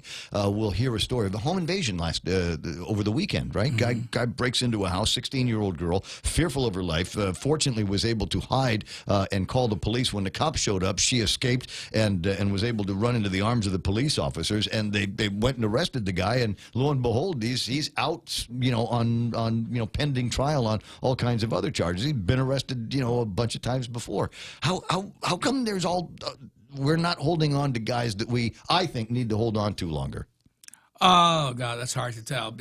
You know, we can't discuss cases that are pending in the court. Oh, of course, and not necessarily referring to that, but the number I read the magistrate reports because you guys do a great job sending those out to the media, so I try to read as many of them as possible, and I'm noting a disturbing trend of people being arrested now multiple times, you know, awaiting trial or awaiting sentencing. And I'm just kind of curious. Well, what the courts do, we have an assessment tool called ORAS, the Ohio Research Assessment Tool. And what we do is we assess defendants as far as their risks or as upon release. Okay. If they score low, most likely the court will probably release them. Interesting. Because, you know, we test upon their recidivism rate, when their likelihood to appear in court, their likelihood to report to probation, the likelihood that they will stay on island, etc. And so we assess them based on prior conviction, prior cases, everything. And if the person has a high likelihood to come to court, to see his probation officer, keep in contact with the court, most likely he or she will be released. Yeah. But and otherwise, maybe there and are follow the methods court that orders. And follow the court orders. We just find out, you know, as I said, it's just kind of disturbing. I'm looking at some of this trend here, and I remember when I was a kid, if I got in trouble, I mean, I knew guys that got in trouble, and if they got in trouble with the law, they'd go and buy a nice suit and get a haircut, and they would come to Jesus and be as nice as possible to the judge, and now it just seems like there doesn't seem to be any respect for it. So, Ray, that hasn't changed. No, it hasn't changed all that much. Right. Maybe it's just the guys that Except I'm reading maybe they about. don't dress up as much. But but there are, and I suppose that leading into this conversation, there are times and there are situations where a prosecutor, where a judge, and an attorney might make the case for a particular defendant and say, this guy is just going through a rough patch. He's having a hard time with chemicals. He's having a hard time with alcohol, having a hard time with life. And maybe if we can find a way to get them the counseling and the training that they need to deal with these issues, they won't be such a burden in the community anymore. Well, the court's direction at this point in time is more into therapy and rehabilitation than punitive. Yep. As you know, that in therapeutic courts, such as the DWI treatment court, we try to treat the cause of that person's behavior. In other words, people that have multiple DWI convictions usually have a problem with alcohol, right? And so instead of punishing the person, because that doesn't work, and put him to jail for a year, and then he comes out and goes in a binge again, we try to treat the cause of his convictions. And here in the DWI treatment court, we cater to people that are individuals that have prior convictions and that have a high BAC, usually 1.15, which is pretty high. Yeah. And we treat them in a 2-year treatment session, and they go through 4 phases where they would then be drug tested, alcohol and drug tested, because people, when they give up one drug, because I consider alcohol a drug, they usually try to jump to another one. And so we He's judging me. He's looking at me and judging me. Cut it out, Judge. And usually, so therefore, we monitor them for both alcohol and drugs. Okay. And we also have constant community supervision. We visit their homes, their place of work. In fact, we've gotten a lot of cooperation from employers. Because, they want to have their employees sober. Oh, yeah, And yeah, so, yeah. Well, I mean, when you train up an employee, the last place you want him is in jail. Right. You want them on the job being productive. Right. Usually when, some of these people have been working for them for years, and the last thing they want to do is have them fired. And so when they, we inform the employers, these people are in the DWI treatment court, and there'll be times we'll be calling for alcohol and drug testing, and they have to attend their treatment sessions. Is that randomized? You'd be amazed. Yes, it's randomized. But they have to report at least 3 times. And sometimes they're not tested, sometimes they are, but they don't know. And so they're called in, come in, and you'll be alcohol and drug tested. The person comes in. If you don't come in, that's considered a positive. Yes. Because if you don't come in, we suspect that you were probably consuming something. So we say that's a positive. And, we don't take any excuses because, we'll ask the employer, I let him off work to get his drug test. Somewhere, yeah. Alcohol test. He needed to report in. So there's a suspicion there that he probably would have tested positive. Now, in that case, is it automatic suspension from the program? No. We know that, there's possibility of relapses, especially at the beginning of the program. Because, we're all human beings. We just don't, convert 100%. Well, I mean, it's an addiction like anything else, and it's like, very difficult to break. I've tried. I mean, it's something as simple as quit smoking cigarettes. Don't chew betel nut anymore. There are things eating. Yeah, there are things that are easier to jump off of, and I know from experience that alcohol is one of them. Alcohol is very difficult, and so we expect some relapses. Yeah. So sometimes we give them some slack in the beginning, but as they progress through the program, if you test positive for alcohol or drugs, then we're more punitive, because at the end of the program you should be hopefully in recovery. Yeah. And to the therapy sessions and everything. So in the beginning we're more lenient because we expect that to happen. But most people, once they get into the program, they're very committed to not drinking because we find out that because they don't want to go to jail. Right, and also the family support. Usually people, 90% of the people on the island are law-abiding. You tell them, don't run the red light. Don't run the red light. Most of them won't. You tell them that even if they have a conviction and they're in the program, don't drink. Most of them won't. But and so most about 90% of the people that enter the program usually comply with the terms and conditions because they feel that once the court has ordered them to do that, there's a fear that there'll be sanctions coming towards them, and nobody wants that.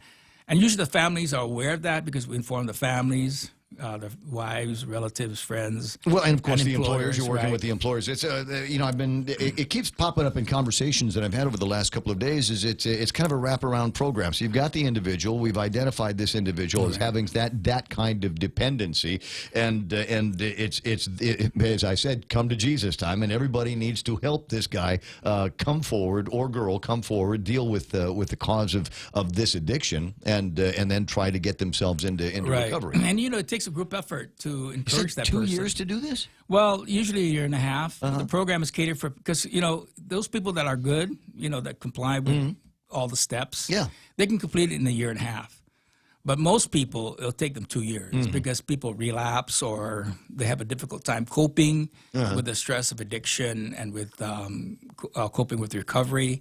And so for most people, it'll take them at least 2 years. They're trying to attack the problem. As you say, we're talking about people with a dependency on alcohol, and sometimes we just drank too much at the party, and it's like that. But you've got people that have got issues that are deeper than that. Yes. Not necessarily recreation-based, but the economy is hard. I'm not making enough money. I've got a lousy relationship at home. There's X, Y, Z going on in their lives. How can the court help with those situations? What we do is we give them a wraparound service. Usually we find out that some of these individuals are using alcohol as a stress reliever. They have access to individual therapists or counselors. And then and the court pays for it. Yeah. So that's part of the luxury of being in the program. So what they do is when we interview them, or for instance, we're finding out why defendant X is always relapsing. I talk to them in the courtroom. Why are you relapsing? And and sometimes they'll open up and they'll say, stresses in their lives. Yeah, it was their life left health them. concerns. Yeah. They found out that their son got cancer. So what I do is, we have to be sympathetic, and we refer them to an individual therapist who's an expert in these type of relationships. And they can go through these programs, and they will talk. They can see these individuals, therapists, as long as they need to at least cope with that particular situation. Because each individual has a individual For whatever needs, reason, right? yeah. Sometimes it is. Look, and it's some party people a lot. we had two defendants just last week. They were doing very well in the program. And all of a sudden, the last 2 weeks, they were sliding, and we found out, they found out that there were deaths in the family. Unfortunately, one of them, the relative that was a pedestrian, was hit, and it was, it was her aunt. It was a blow. And they were very close, and she was like her mother. And so it was very close. And so it affected her ability to make it through this part of the program. So you just kind of start all over again? So what we did was we refer her to an individual therapist, and hopefully that person will cope up with. And now she's back on track. And there's a bunch of people that have made it all the way through the track, which is one of the things that we're celebrating here today. We have 5 graduates, potential graduates this Wednesday. Monday, December 3rd, we're graduating our first class. We started our program in, I think, June 19th, 2017. And so this is the first class that will be graduating this Monday. 5 people. Now you say class. I mean, do they move through this together? Yes, we try to move them in a class together because sometimes, we have group therapy. Yeah. And we put them in sober support meetings. And usually the best thing for therapy is not individual counseling, but for individuals to have a trained Hang therapist. out with each other. And then they share their experiences. Yeah. And they share their problems. And so sometimes, you'll say, well, I'm stressed out because of this. There'll be another person who says, I had that same experience and I did this. Here's how I coped. Right, how I cope with it. Maybe you can try it. And so it's an interaction between people. And sometimes you empathize with your group because then you can learn from each other and you can teach other people what you've been going through. What will happen? So that helps a lot. I'm sure it does. And so congratulations to these individuals that are going to be graduated through, and pray that there's not going to be some kind of relapse of issues in their lives that lead them into the bottle, into alcoholism, and worse, driving while under the influence. Well, we encourage people that have graduated through our treatment course that if they need to come in to get a refresher. Really? They can come in anytime. Really? They're always welcome, no questions asked. They can call in with the case manager. I need to, I think I'm falling, I think I may be going back. So there's no expiration They can always date. come in, it's open. So if a ADC graduate, DWI treatment graduate, family violence graduate, if they feel that they need to come back for further treatment, all they need to do is just come in, find out when the classes are, and they go in. So if a friend of mine got pulled over and was arrested for driving while under the influence of alcohol, they could appear before the court, and at what point would they be offered the option of going to the school versus whatever the fines are going to be, whatever the penalty is going to be? Okay, as you know, our treatment court is federally funded, so we have to meet some eligibility requirements. One, they have to be they have to have nonviolent crimes because sometimes it's very difficult to meet people that have been into violent crimes such as family violence, etc., aggravated assault, homicide. So they're very difficult to treat because they're sort of in an individual world in themselves. Secondly, they have to have an addiction. In other words, one, they have to be at least have prior offenses, or high BAC. In other words, 0.15 or over. Oh, I see. Okay, so that makes you eligible. So if binging if somebody's gone out and had just a real bender and decided that tonight was going to be the night, got pulled over based on the BAC, the blood alcohol count, that would make them eligible for the program. Yes. And then they'd be able to pray on the mercy of the court that they go in that direction versus the other direction. Yeah. In fact, most people have BAC. They have the option of coming in first offenders. In or out, but when we see if there's a high BAC, like if there's a 0.186 or 0.2, that's pretty high. Yeah, somebody's got a problem. Yeah, they do have a problem, so we encourage them to get into the program because it's not because this is their first offense, but this is the first time probably they got caught. What's going to happen when there's more people that are smoking marijuana? There seems to be a rampant conversation about medicinal marijuana, and I don't know that that's ever going to work out. So I've become to be in my own head kind of a proponent for recreational marijuana. Generally, in my head I've got this idea that people are just going to want to take the edge off of a hard week, smoke a doobie in the backyard, and just kind of stay there and relax and have a good time. But what happens when somebody gets on the road? Will there be a program like that can be set up for individuals who are driving under the influence of marijuana? Under the law, driving while impaired is anybody who's under the influence of something. Yeah. So it doesn't have to be. It can be alcohol. It can be methamphetamine. Can be marijuana. Marijuana. It can be prescription drugs. And so, just because you're not drinking, but if you take an uncontrolled substance, or you take a prescription drug that says no heavy equipment, then you are liable to be convicted for charged for DWI. While I got just another minute before the top of the hour. So just because you're taking a prescription drug doesn't mean you're safe. Yeah, doesn't put you in the clear because the doctor said. Is there a problem with opioid drugs on Guam that you're seeing at the court? So far we haven't seen much of any.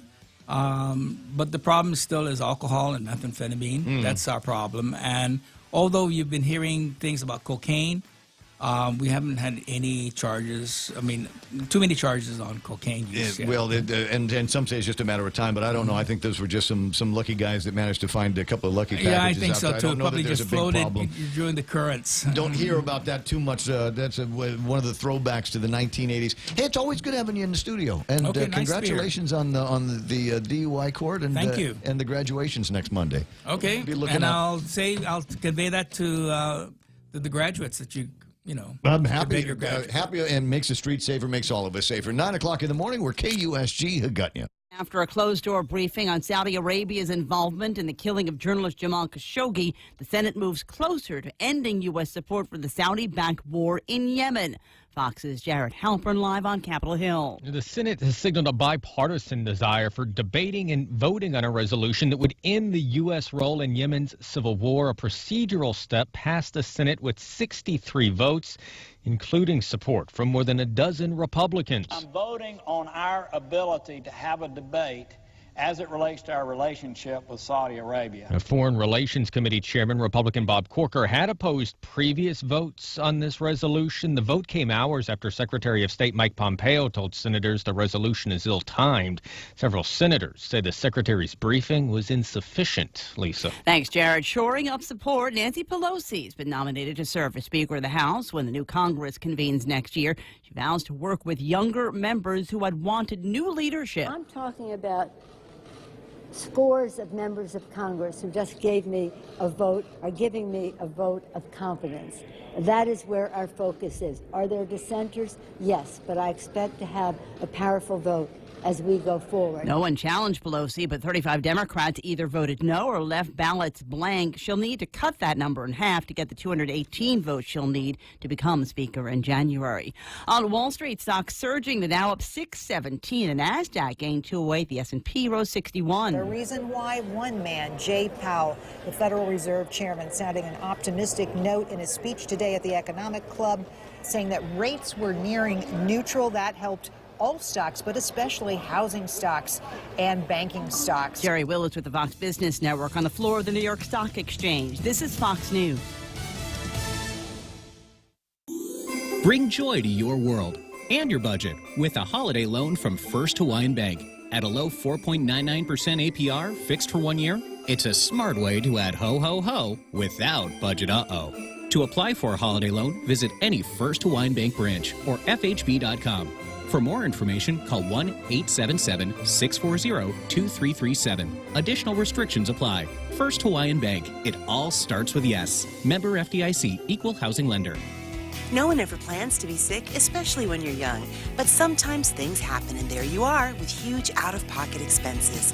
And if your care requires you to go off island because your insurance doesn't include GRMC, you have hotel, food, and transportation costs on top of your medical copay. If you're a federal employee or retiree, choose Calvo Select Care. It includes GRMC. And should an emergency arise, we're right here. GRMC, where patients are partners. The investigation continues in northwestern Indiana into the cause of a house fire that claimed the lives of several members of one family. Fox's Colonel Scott has more live. Lisa, bodies of adults and children have been removed from the house in Logansport, but police say more may be inside. How and why the fire started is not known. But Cass County Sheriff Randy Pryor says officers are on the hunt for leads. Asking some questions and knocking on some doors, trying to find some answers. 2 people did survive the fire and are being treated for their injuries. State police right now are considering this a criminal investigation. Sheriff Pryor did say a death in a nearby county is being looked at as possibly connected to this deadly fire, Lisa. Gernal, the search for a 13-year-old girl missing from her home in North Carolina appears to be over. The body was found in a body of water off the Wiregrass Road in Robeson County about 4:45 p.m. yesterday afternoon. Lumberton Police Chief Michael McNeil. Authorities say Hania Aguilar was kidnapped from a mobile home park after going outside to start the family car before heading to school. The identity of the body is still being confirmed by the medical examiner. An award given today to outgoing House Speaker Paul Ryan for his work in Congress in support of the military. Nothing and no one, especially politics, should ever get in the way of making sure that our service members have what they need to sustain this great cause. The award given to Ryan by Defense Secretary Jim Mattis. Ryan is retiring at the end of the year. Outside the White House. 3, 2, 1. Merry Christmas. Thank you. President Trump counting down. Its First Lady Melania Trump lights the national Christmas tree. Guests were treated to standards by the U.S. Navy Band, and numerous country stars were on hand. The Rockefeller Center tree in New York City lights up later tonight. I'm Lisa Lacera. This is Fox News.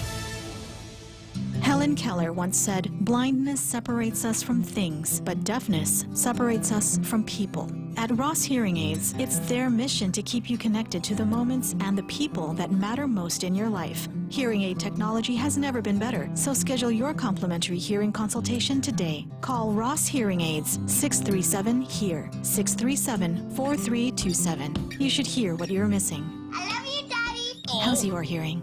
Right, one gets me right in the feels, doesn't it? At 5 after 9, you know what's going to get you right in the feels? The part where you feel about food, huh?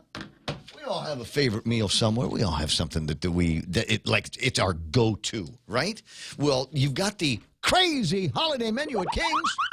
And this might be your next big go-to there. S'mores pancakes. Traditional flavors of your campfire favorites. Pancakes with chocolate chips and marshmallows and graham cracker crumbs.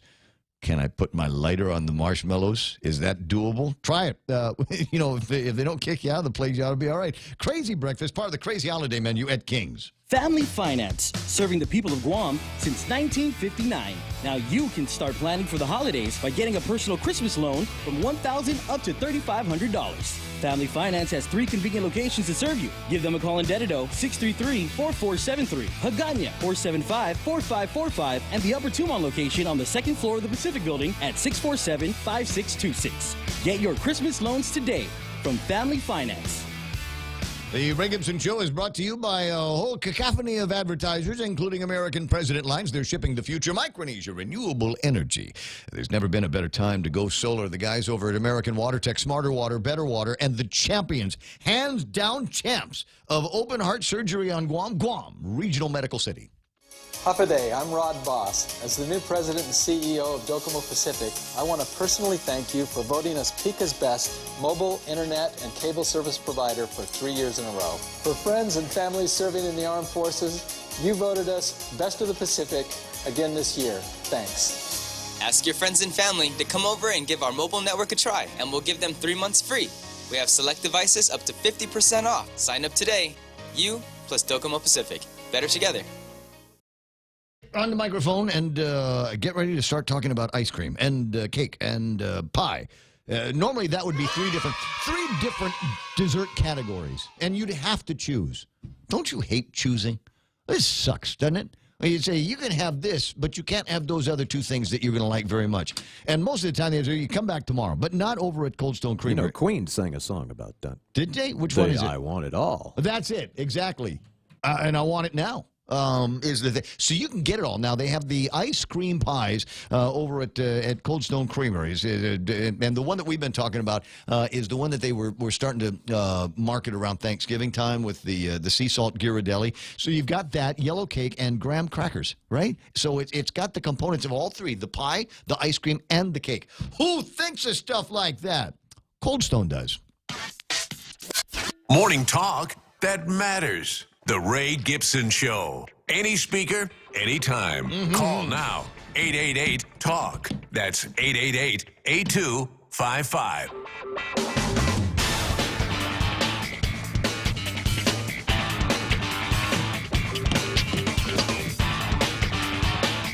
I swear, guys, it's the fastest 4 hours in radio. We just got here. We literally just kicked off the show a couple of hours ago, and bang, now it's 9 o'clock in the morning. I don't know how it happened, but it just does. It just does. It's a miracle of a broadcast, and I want to thank everybody that was there at the beginning of the program, and folks that are there now. Richard Leon asking questions about this guy, Alberto Lemorin. Any relation to the guy over at Depcor? And the answer is yes. They're brothers. Now he's asking is the operation successful. You know, I didn't. He didn't volunteer the information, and I don't generally ask that deep of a personal question. But I'll see what I can find out for you. Lady D is up online now. Ted Lewis, did you ask him about ankle bracelets? And the thought did cross my mind, but frankly, I'd already kind of given him. I'd already kind of telegraphed my displeasure at this trend that I'm seeing of guys that are generally getting arrested for big trouble crimes. Stuff that I would consider big trouble crimes. And I don't know, make a deal with the prosecutor or say the right things to another judge, and then pretty soon they're back on the streets. And it would be all right, I suppose, if they went back on the streets and turned their lives around for the better of themselves, for the better of their family, for the better of the community. But what I'm seeing is there's just so many of them that will use that as an opportunity to get into even bigger trouble. So I'd like to see if we can curb that one way or the other. And, they've had conversations about electronic monitoring devices around here for a long time. But I don't know that there is there. I don't. You know what? We'll put that on the, if I haven't already done it, maybe we'll add that to the list of crap that I want Lou and Josh to take care of. What's on that list now? Crap we want Lou and Josh to the 911 system is there. God-awful, but-ugly chain-link fence, Marine Corps Drive, Hanum Basula, poorly lit roads, steel plates all over Route 8 in Micronesia and Marine Drive.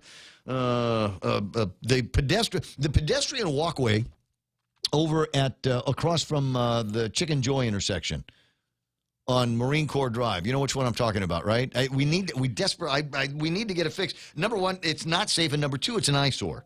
And speaking of eyesores, across from St. Anthony's Church, have you noticed they've got a ponding basin over there, and there's all kinds of vegetation that grew on the fence, and when we had some big winds, it knocked the fence over. So that is going to be of a safety concern to the village of Tamuning here. Speed bumps and flashy lights at the bus stops. Could use some of those. Get rid of the potholes. Trash at the parks. Make all of the lines shorter. Super Bowl Monday, day off, no pay. But at least make it a pretend holiday. Let's get rid of the beggars on the streets. And, nope, okay, let me put that down there. And electronic thug monitoring device. Is there a category for just get a do-over? On just like a restart? Everything, yeah. Sounds like we're busy. Like a reboot of, just unplug it and count to 5 and then plug it back in. Should work fine then. Sorry. Well, maybe that's what the whole transition team is about, just figuring out what we're going to unplug and what we're going to replug in there. So I've got Officer Paul Tapau on the line, and I completely forgot why I wanted to talk to him. Do you remember? Oh, the BB gun guy. Yeah, okay. Hey, Sarge, how you doing? Hey, Huffady, good morning. Let me get you out of speaker. Yeah, I appreciate that. I appreciate that. You don't want my voice floating around the room, especially if there's women in there. Absolutely. All right, Groovy. Groovy, sorry, I appreciate you acknowledging my frisky behavior. 9:12 in the morning. So somebody has been taken into custody for what turns out to be a BB gun being fired at a bus? Yes. Yeah, you're absolutely correct. Our detectives were able to do the follow-up measures to reintegrate the people that were in the bus, the students in particular, and they did a trace back, and they were able to identify a home that may have been the source or the origin of where the projectile was fired from. Wow, that's so they backtrack everybody, got the witness testimony, and they were able to figure out where the shot might have come from. Did witnesses see this person with the BB gun? No, not at the time. But when they met with the family members and of course the person in question, which was the 16-year-old minor, they did.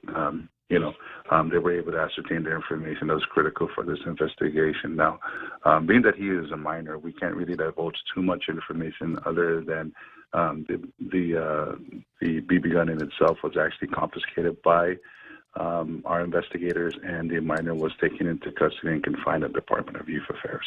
Can you tell me the approximate age of the minor besides under 18?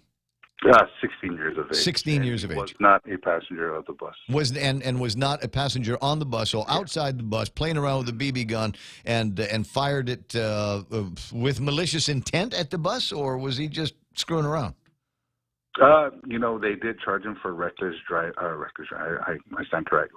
conduct and terrorizing and stuff. So, pretty much the charges will be specific enough to identify what his intentions were. Oh, so as I'm listening to this, I'm of the opinion, and I don't know if the investigation bears it out, but this is what I've got in my head. The scenario that I have in my head is this guy was laying in wait, waiting for the bus to pass, and intentionally fired at the bus. Was he intentionally trying to hit somebody on the bus?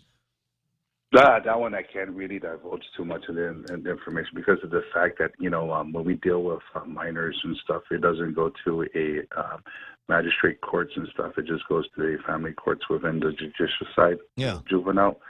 So really it's not that much information other than what we can divulge, which is the age and, of course, just some pretext about the crime that was committed, and of course the charges that were laid for. Well, but I'm interested in the motivation, and in particular because we have seen, and thank God it was just a BB gun. Thank goodness it was just a BB gun. But we have seen cases where children who have been bullied become so what's the word? I'm trying to sum up the feeling that I've got in my head. So put out by being bullied that they feel like the only thing that they can do to get back at somebody is resort to some kind of a weapon. Can't defend myself physically against this other guy that's bullying me, but I got a BB gun, so just wait till after school, dude. I'm gonna shoot you on the bus. Is it possible that scenario could have been at the no, there was no indication of the kid or the child being bullied or anything. Yeah, because I mean, if it was in the States and there was easy access to an actual pistol or an actual other weapon, that could have turned into some other kind of shooting. We've seen that happen before, where bullied kids will come back after the people that have been bullying them and being unkind to them and taking it out that way. Yeah, absolutely. And, based on the investigation, it was done from this house. And, we do, from what I can release is that, the child had no relationship to the kids that were in the bus or anything. So the child wasn't, in some sense being bullied or anything. But he was, the area in which was the BB gun was fired from was within the proximity of his home. What were the charges again? You said terrorizing and... crimes against the community, criminal mischief to government property, terrorizing, and reckless conduct. Okay, one of those will stick. Back in the old days, it was just the old catch-all malicious mischief, right? Yeah, absolutely, and that'll cover everything that was committed, the crime that was committed. If he's found guilty, will he be, or the family be made to provide restitution so DPW can replace that window? They can actually, not to really speak too much about where the, that side of the judiciary process leads to, the Guam Police Department is pretty much the reporting agency. We prepare everything for the courts, and we prepare everything for the prosecuting attorneys, present it to the courts, and whatever the court findings mean that, again, this is a juvenile, under the age of 18, he's not going to go to a full trial or anything, so he's going to be the case is going to be heard at the family courts and everything, and whatever the judge's decision from there would impose on the parents whether restitutions need to be paid or community service or confinement, further confinement at the Department of Youth Affairs. Yeah. Again, this is going to come. Yeah, I don't know about confining. I always worry about confining kids because I think that's in some cases an unnecessary introduction to the criminal justice system. But you used the right words I was looking for. Impose upon the parents some kind of a penalty. We've got a kid. What'd you say? 16-year-old kid messing around with a BB gun. My first inclination is to always ask, where are the parents, and will they be held liable for the damage that their kids have done? Yeah, absolutely correct, and you're spot on in that. And it's just, how we had our earlier discussion within the week about, kids getting into trouble and everything with, the opportunity to steal cars. Is that now we're trying to, we're incorporating that more of the parental involvement. It's like, your child committed a crime. First and foremost, you should know exactly everything and anything that your child is doing, because it really is your responsibility to provide the care and the well-being of your child. But nonetheless, once a crime has been committed by a minor, the courts will hold and impose any type of punishment towards the parent. So it becomes more of I don't really want to use the word, but it becomes more of a teachable moment for the entire family, so that other than confinement, it brings a sort of restorative justice to the child, and understanding that I made a mistake, this and that, the consequences. This was a situation. I identified the consequences. Now I'm be able to deploy that critical thinking aspect, and that's what the courts is really trying to do, is to impose, teach the kids critical thinking skills, and making that right decision from right and wrong.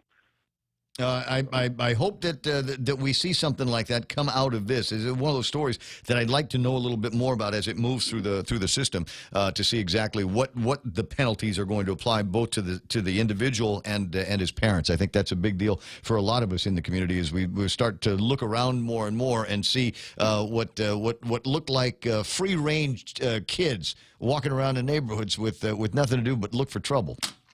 Yeah, absolutely. And the AGs has been, the juvenile prosecutors, Carol Sanchez, or Hinko Sanchez, has been working really, really hard in, introducing the restorative justice measures with the courts.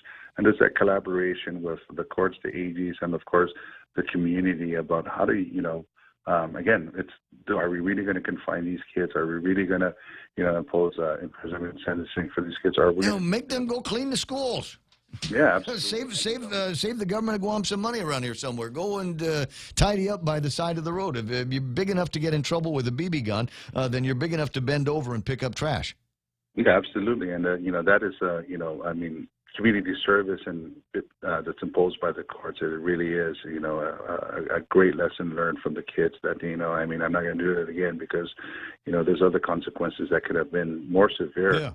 Yeah. And coming my way, but this is just a token of my life experience that I'm never going to do it again. Should do it like they do it in Palau. I saw this in Palau once. They had this kid underage. He got busted for underage drinking, and they made him stand on the side of the road with a sign that had his name, and he wasn't allowed to cover his face, no glasses, nothing like that. I mean, he had to be out there and seen by everybody at a major intersection for a couple of days with a sign that said that he was arrested for underage drinking, and this is the punishment, and he'll never ever do it again.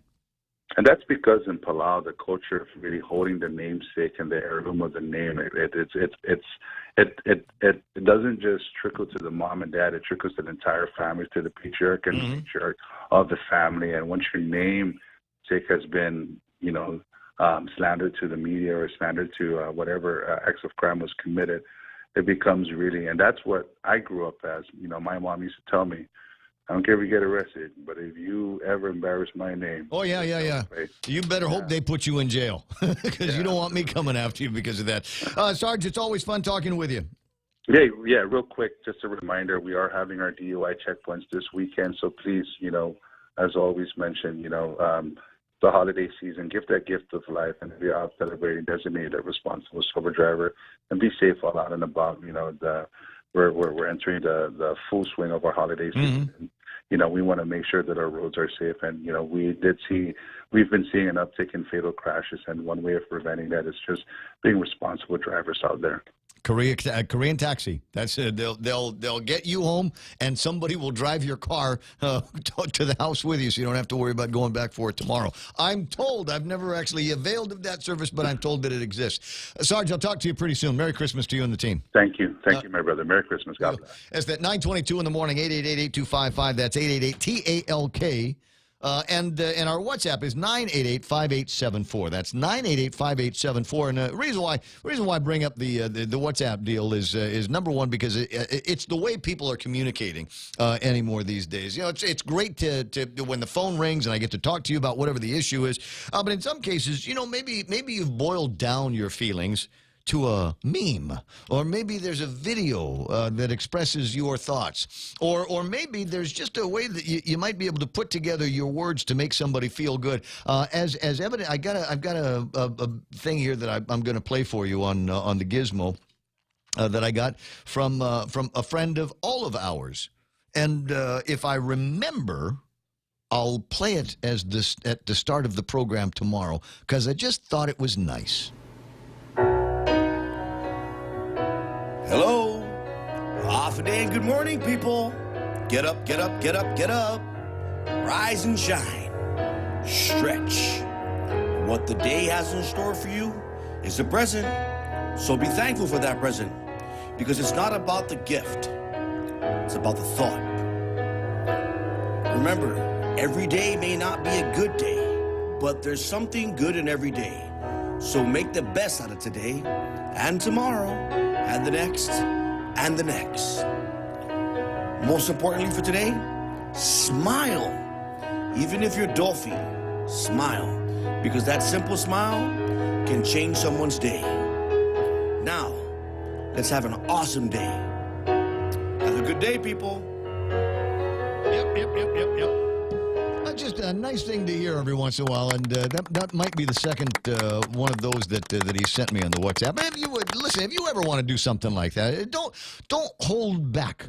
Don't disqualify yourself.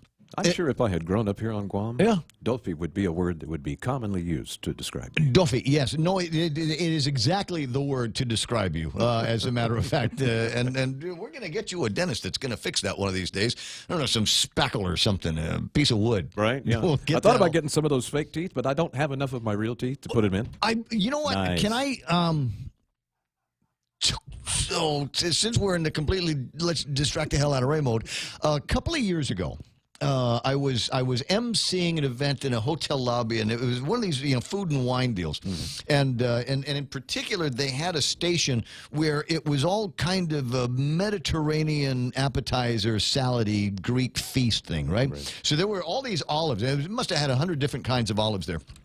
And they were soaked in vinegar and a nice olive oil drizzle on it, and there were garlic pieces there, and it was just.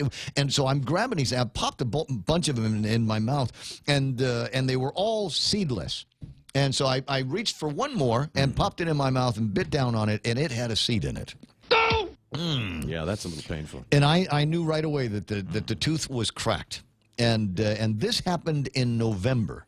And by the time it got to be January of the following year, this wasn't that long ago, I had gone through 2 dentists and another oral specialist, and they all had grand ideas on what we were going to do once this tooth was out. Well, it kept getting worse, and the pain got to be real great. And they were all still, we can save the tooth, we'll save the tooth. And I kept it, but it kept hurting really bad. And what finally happened was I had Dr. Brady right up the street here. I'm sorry, not right up this street, right up that street, closer to where Docomo is now. And I'd run into him, and he says, "Yeah, I'll tell you what, we'll take care of this on Monday." I said, okay, Monday sounds good. This is Friday afternoon. And he said, we'll take care of it on Monday. I'm going to go ahead and pull it. And we'll just figure out a strategy after that. And it got to be Saturday morning, and the pain was beyond unbearable. And I had to call Dr. Brady in, and it was just him. Yeah. And between the two of us in shorts early on a Sunday morning or Saturday morning, and he commenced to pull in the tooth. Yeah, yeah. And so we got the thing out. And so the idea has been, at some point, put something in there. Yeah. Right? Yeah.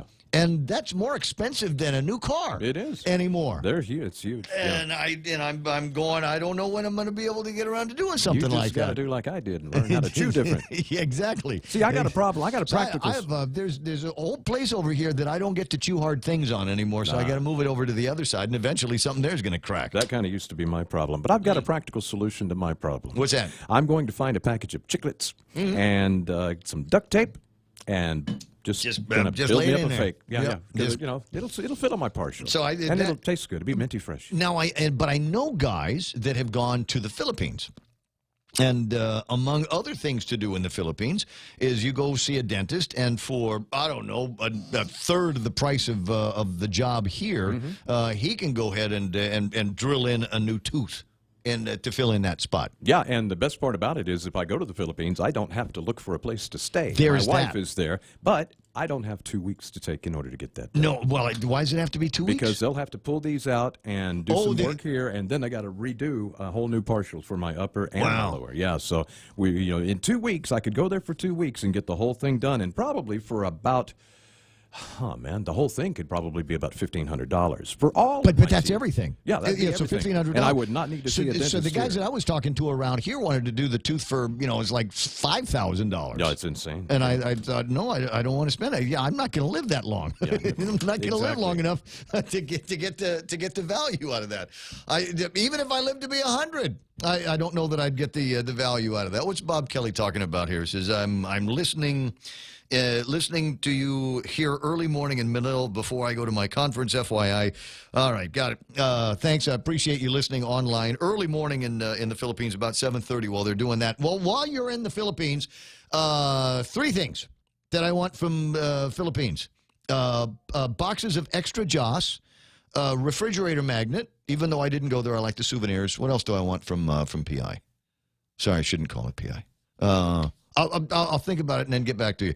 But anyway, so that's among the things in my head that I want to get done with my face before too long is to have that done. And if somebody if you on Facebook Live or wherever know of somebody there that I can go to and send whatever my dental data from here. Because it's been a couple of years, so if there needed to be some more bone buildup or something like that, there's plenty. Yeah, there's plenty. Yeah, I'm sure everybody. I don't mind scarring again. I'm sure everybody that saw us at the bell ringing out at GPO last week probably wondered why the long-haired dude wasn't smiling. But that's why. Because you hate Christmas and you don't like people. No way! Already 9:30. So what have I got on the table of contents that I haven't gotten around to doing yet? Well, I'll tell you after I tell you that iConnect time is 9:30 in the morning. If you want to go to Manila, maybe you want to get your eyes done by the guys over at the American Eye Clinic place that they've got there. I'm sure they're still doing it. In fact, I think they've got a place over at Greenbelt now where you can go and have that done. That's where I got mine done. And everybody says, but you still wear glasses, Ray.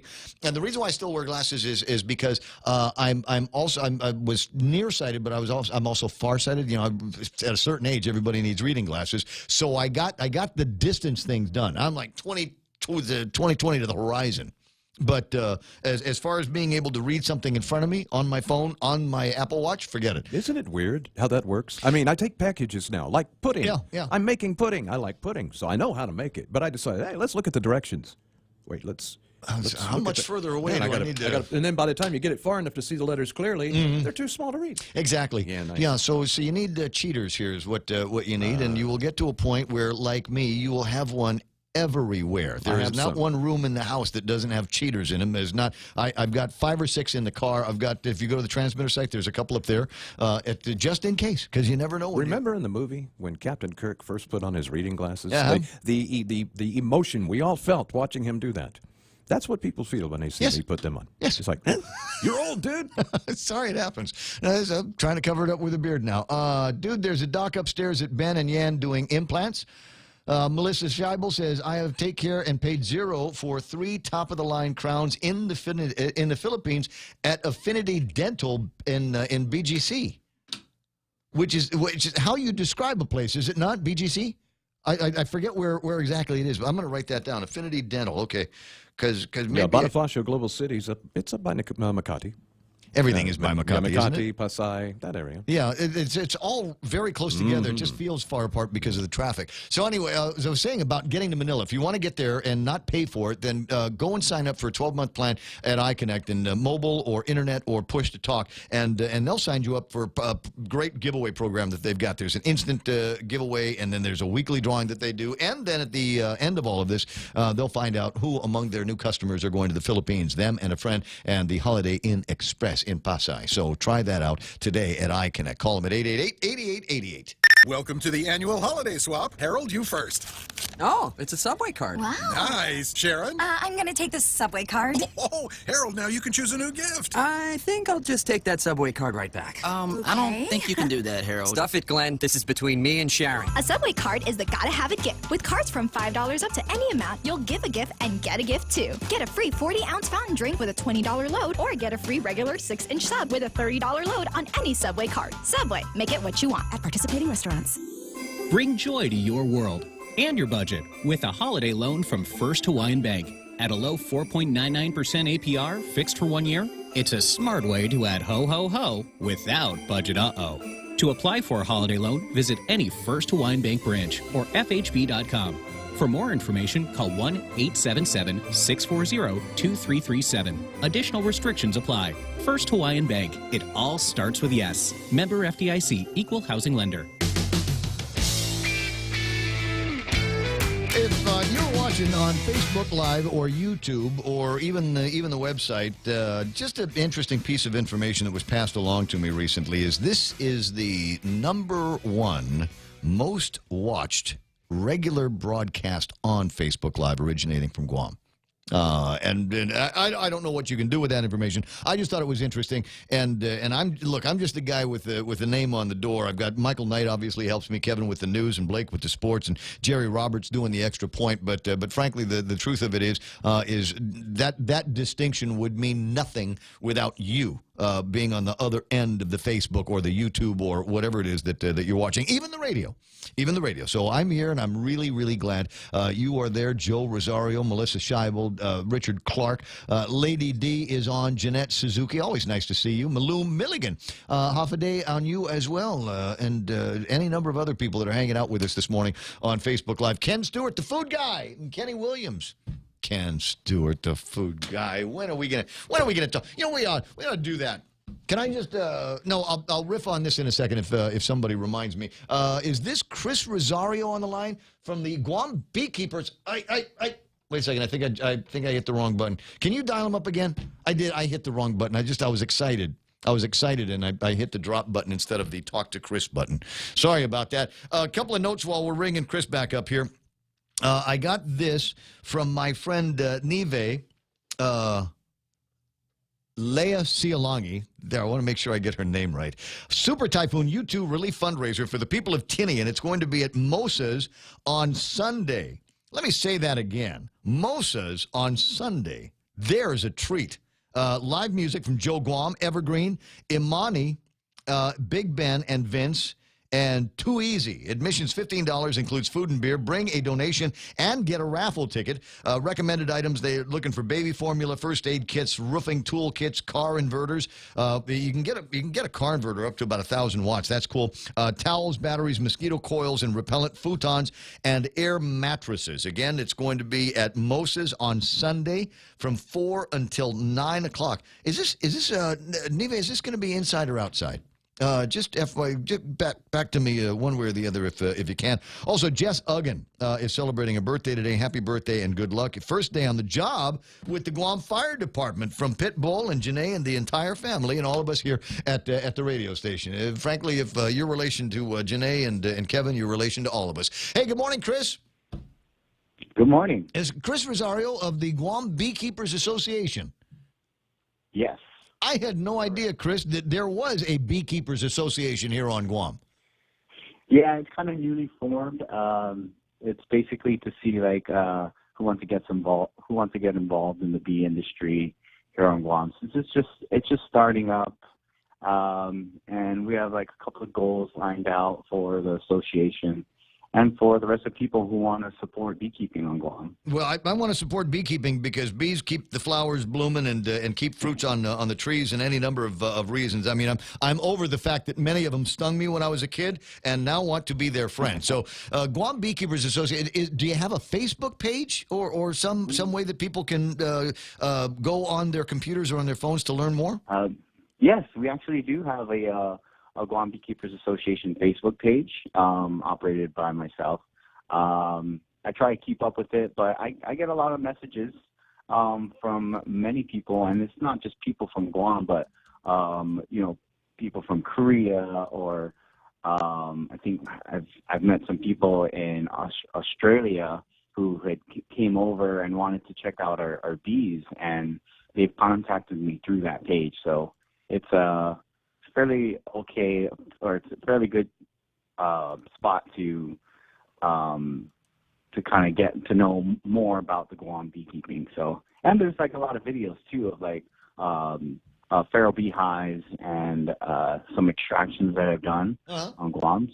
So yeah, it's great stuff. I've copied. I'm there on Facebook now. I've liked it and copied the link onto Facebook Live, where there's literally tons of people that are watching and will be exposed to this, so that you might get a couple of other people that are clicking on the link and getting to know you better. Have they reached out? Deborah's asking, to Mr. Hamamoto at Guam Tropical Fruit World. He's been keeping bees for years. Oh yes, I've actually reached out to him.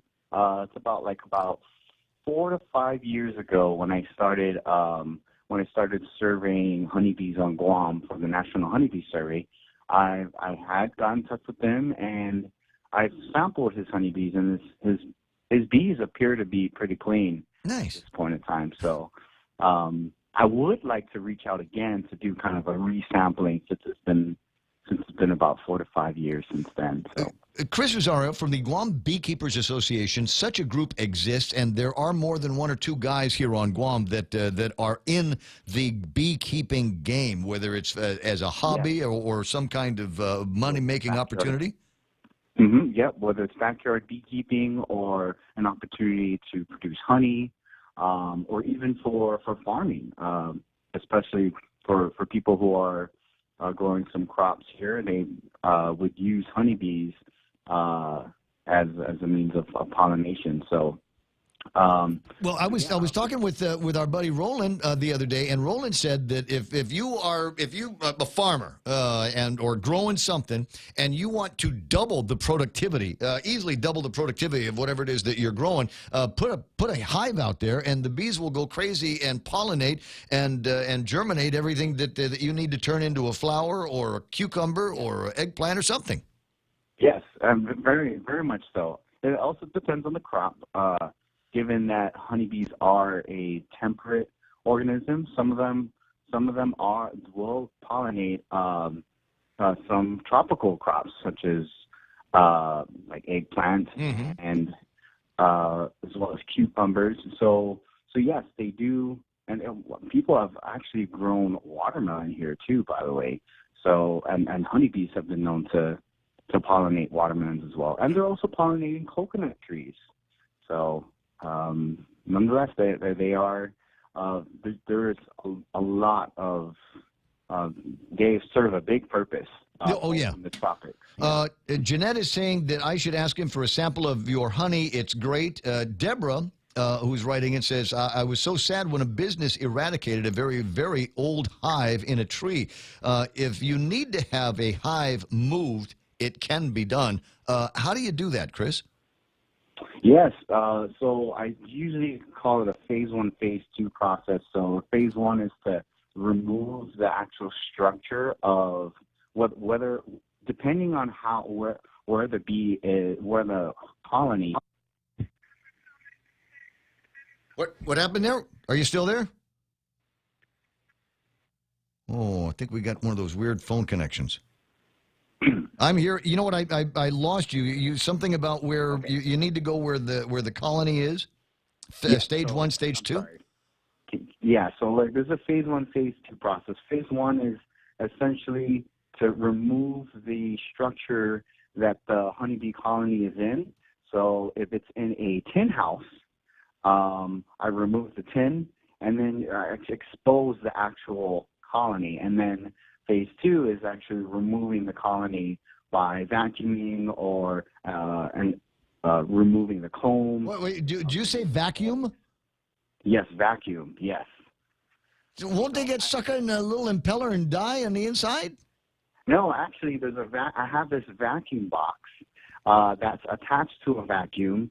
So, and then a screen will prevent the bees from going into the propeller. So, okay. Yeah, it's a very specialized device that allows me to suck up the bees without them dying.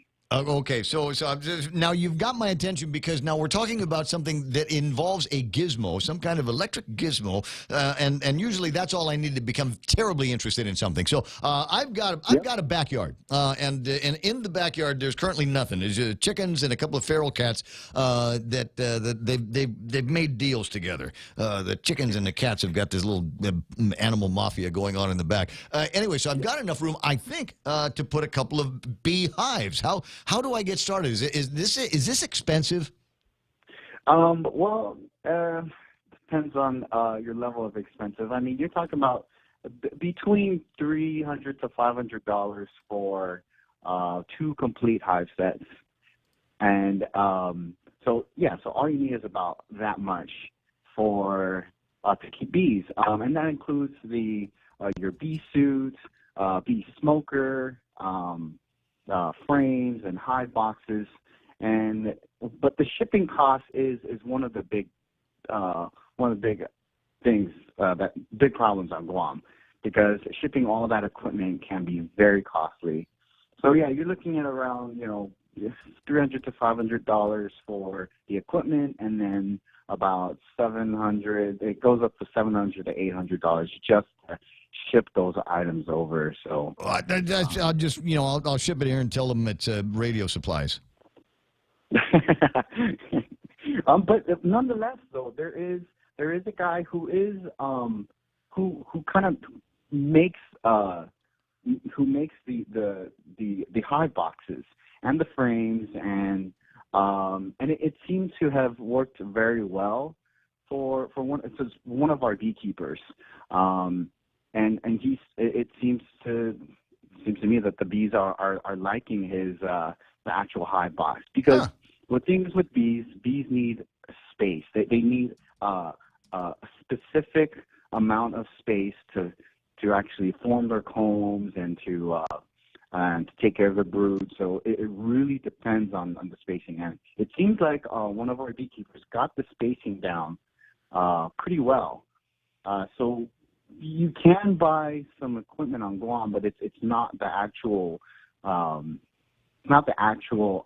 product, but it's a mimic of it. But it works well. It keeps the bees in line, keeps the combs in line, and so you don't get too much of a mess. It really comes down to the bee spacing. Yeah, and I'm looking online now. Amazon.com. There's certain things that you can buy there that will start at around $120 or something like that. Auto Flow Comb Beehive Frame Kit and Beekeeping Cedarwood Super Brood Box for between $119 and $245. Or you can buy one that looks like the old Lincoln log set by a company called Fire Roof for about $300. But it's cute. The kids will like it in the backyard. So obviously there are a couple of dollar bill barriers to entry. What are some of the other tricky parts? Because if I get one of these things and just stick it in the backyard, there's no guarantee any bee is ever going to show up and live there, right?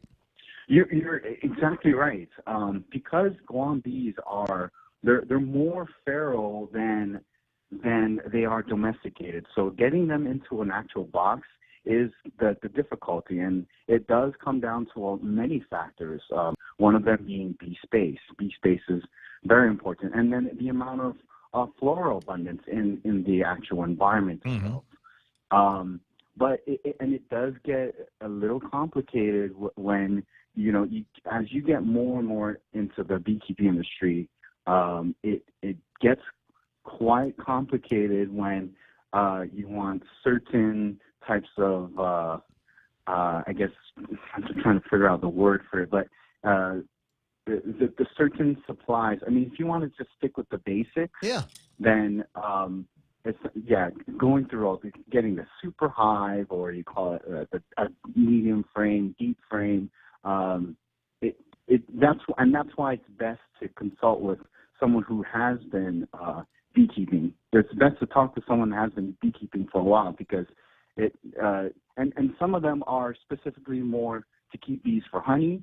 Some equipment is more suited for farming. Some equipment is more suited for kids, or so it all depends on why you want to keep honeybees in general. All right. Now, if I decided, Chris, that I was going to go for it, and I was able to convince somebody, I don't know, to give me whatever the financial resources I needed to put a couple of these things in the backyard, maybe there's enough blooming plants between me and my neighbors' places to be able to keep them occupied and give them a reason to live. Would I need to find somebody like you that will like, I don't know, loan me a queen or make me a queen or provide me a queen to start building the colony? Yep. So, and that's part of the reason why I like to do extractions around Guam, or bee extractions specifically. So there is it's kind of a harmony between in Guam. It's really interesting because I get some people who call me that want to get rid of the bees because they want to, whatever they want to do with their house, they're re-renovating, and then bees end up colonizing their place. So they call me and say, hey, I want to get these bees removed. I don't want to kill them, which is great. That's good. And then I got some other people that are saying, hey, I want to get some bees. Like, where can I find bees? And it's like, well, I actually have a bee extraction, scheduled for this date. And so it works out very well in my situation. So all I'm doing is rehoming these bees. And just as long as I take out the whole colony, including the eggs, including the larvae, then you'll have eventually have a successful mitigation process, I guess you could say. So if let's say I've made it all the way through that, I got my cool little beekeeper outfit, and I've got the little smoker, and I got a couple of these things in the backyard. How long before I can make my first jar of honey? Oh, so yeah, that does take quite a bit of a while, and it all depends too. So some bees, it comes down to the genetics of how well the honeybees will make honey. So some strains of honeybees make. Well, we have one specific honeybee on Guam, which is the European honeybee. But then there are some bees. I have about 20 colonies distributed around Guam. Some colonies don't make much honey throughout the year, but other colonies do. So, I will give you a range. So between 6 to 8 months is really what I is. So about twice a year is when I actually do a harvest, and I get a good amount of honey. About at the most 3 gallons I've had. Wow! In a span of 8 months, yeah. So. Just quite a lot. Now, and do you also keep the wax that is made? Not necessarily. Sometimes I take out the wax, so it all depends how people want. So wax can be used in many ways. Yeah. People use them for soap, for candles. I sometimes like to put the wax inside the jars of the honey, so people can actually get to see that, well, this honey is really from the actual colony itself, because I leave the comb inside, and looks really cool, by the way, too. Oh, yeah, I've seen that. You know, you go to some craft things in the States, and it's a very common sight to see. Here's you want honey, and here's the comb that it came out of, and you kind of eat it with you. Exactly. Yeah. This is a fascinating conversation, Chris, and I'm absolutely delighted that you've got the time to be able to do this and talk about it. Are there classes? Are there outreaches that you do from time to time to get people? Okay, we're going to get together. We're going to talk about it. I'm going to show you how to do it. It will remove your fear of getting stung by a bee, and then we're going to go to it, guys. Yeah, so the goal right now for the Guam Beekeepers Association is to start kind of doing what we've done outreach already. We've done many outreach, many different types of outreach, whether it was like sustainability type of outreach or, you know, agricultural, depending on what it is. But we do want to get more involved with actually setting up classes for beekeeping. One of our members of the Guam Beekeepers Association, he is actually considered now a master beekeeper. He went to the University of Montana to actually get his master's beekeeper's certification. So yeah, and I'm sure he'd be more than happy to hold some classes. But yes, that is one of our goals. Is to we are continuing to do the outreach, but we do want to extend it more now for people who want to start keeping honeybees. Call. When you're ready, just call over. Just, in fact, don't call. Come over to the radio station and bring some of the tools. We'll show them up on the Facebook Live and invite everybody to go hang out with you for a little bit and talk about what could be the next big avocation. The bees do well here on Guam with a couple of issues that they might have with the greater banded hornet and ways that guys have found to keep those banded hornets out of their colonies. I'd love to continue the conversation. We're just about out of time, though, Chris. So it's Guam Beekeepers Association on Facebook. The link is on Facebook Live right now, and we wish you good luck. And I'd love to try some of your honey one of these days. Yes, definitely. So you could definitely give me a call anytime, and I could stop by the radio station, whichever works, and be happy to entertain you guys. Chris Rosario, thank you again for your time. Merry Christmas. I'll talk to you soon, and we'll be right back. Be merry, be bright, and make shopping all right with holiday gift cards from Ruby Tuesday. Buy a $25 or $50 gift card for those on your shopping list. Get a $15 bonus coupon with every $50 card purchase. Some extra holiday happiness from Ruby Tuesday. Be merry, be bright, and make shopping all right with holiday gift cards from Chuck E. Cheese's Guam. Get a free medium pizza with every $25 gift card purchase and a free extra large pizza with every $50 gift card purchase. Some extra holiday happiness from Chuck E. Cheese's Guam. Select Care continues providing great benefits for federal employees and annuitants, a wide choice of medical providers on and off island, an expanded local network of urgent and emergency care providers, free access to our gym partners. Save on your purchases with our Calvo's Lifestyle Club partners. With all these great benefits, enrolling with Calvo's Select Care is that much easier. Federal employees and annuitants enroll today. Call 477-9808 for more information. Gym membership and Calvo's Lifestyle Club are non-FEHB benefits.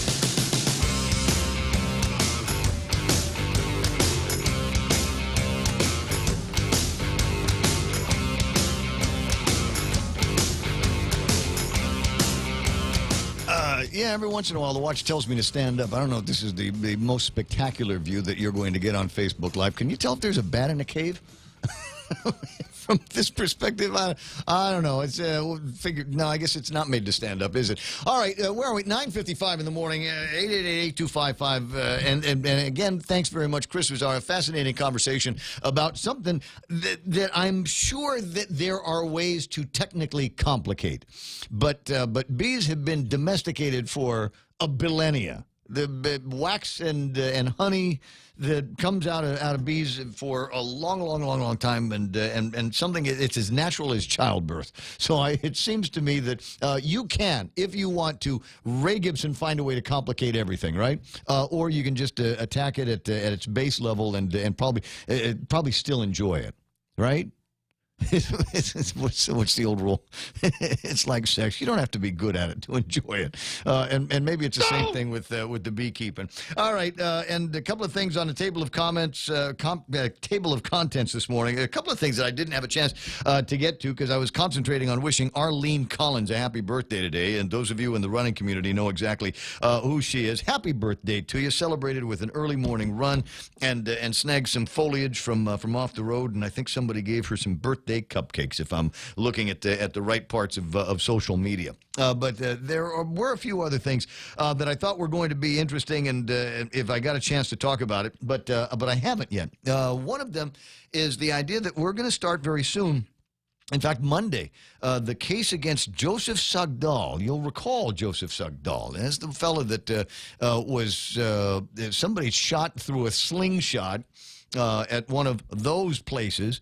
Hit him in the face with a piece of rebar, if I recall correctly, and is going now. It went after them with a pistol and killed two guys, allegedly. And the case is now coming up on Monday, the trial, and I guess they're going to be shooting for some kind of, not shooting as a joke, but I guess they're going to be looking at temporary insanity as the plea in this case. And there's part of me is right up there and says, yeah. The curtain of red would probably fall before my eyes, and pity, have mercy on whoever it was that caused that to happen. Rebar. Especially if I have a loaded weapon. Yeah, rebar hurts. I mean, even. Dude, we used to do. You remember we used to do the little slingshot thing, rubber band and a folded piece of paper, and right? that would almost kill you. Yes. So I can almost see that as but the rest of it is the part of me that is a big believer in gun safety, and when you're mad is the last time that you ought to have your hands on a weapon. These guys ran away, and to go and chase them. Well, and maybe that'll be the point that the lawyer makes is you got to be crazy to do something like that, to go after these guys with a gun. So maybe temporary insanity is going to be, but trust me, there's going to be a lot of guys that are going to be watching this case. The other interesting one, looks like it's going to come up in January, which sounds like a long time away, but really if you look at the calendar, what, it's 33 days, and it'll be January, is the case against the Italian dude that came out here and started reconfiguring ATM machines so that he was also able to snag the data that's on your credit cards. And since that case has come up, do you do this every time you're at an ATM with one of those little gizmos? Do you check it to make sure that it belongs there? Never did before. Always knew that there was a possibility, but I figured it was one of those things I'd have to do in the States or if I was traveling in Asia. But no, we've got even high-tech crime here on Guam. There will be another interesting case that we'll be watching between here and there. They're supposed to be doing a trial with or sentencing for this guy, Ray Tatautau, who keeps playing the court here. He's playing you, Vern. And said he didn't want to go to the courtroom because he didn't want to take his shoelaces off of his shoes, and they said okay, we'll do it. We'll see if we can do it again tomorrow. And then they finally got him, and he changed his mind again. Tatautau is playing the courthouse. Stop it! Don't let him do that anymore. Hey, we're KUSG. I got you at the radio station. Is the point? Here is the Fox News. A possible pardon. I'm Lisa Lacera, Fox News. President Trump not ruling that out for his former campaign manager, Paul Manafort, who's now in jail on conspiracy and other charges. The president with a comment in an interview with the New York Post. Why would I take it off the table, the president said. Mr. Trump also alleged that Manafort, one-time political advisor Roger Stone, and his associate Jerome Corsi were pressured to lie. Quote, this flipping stuff is terrible. You flip and you lie.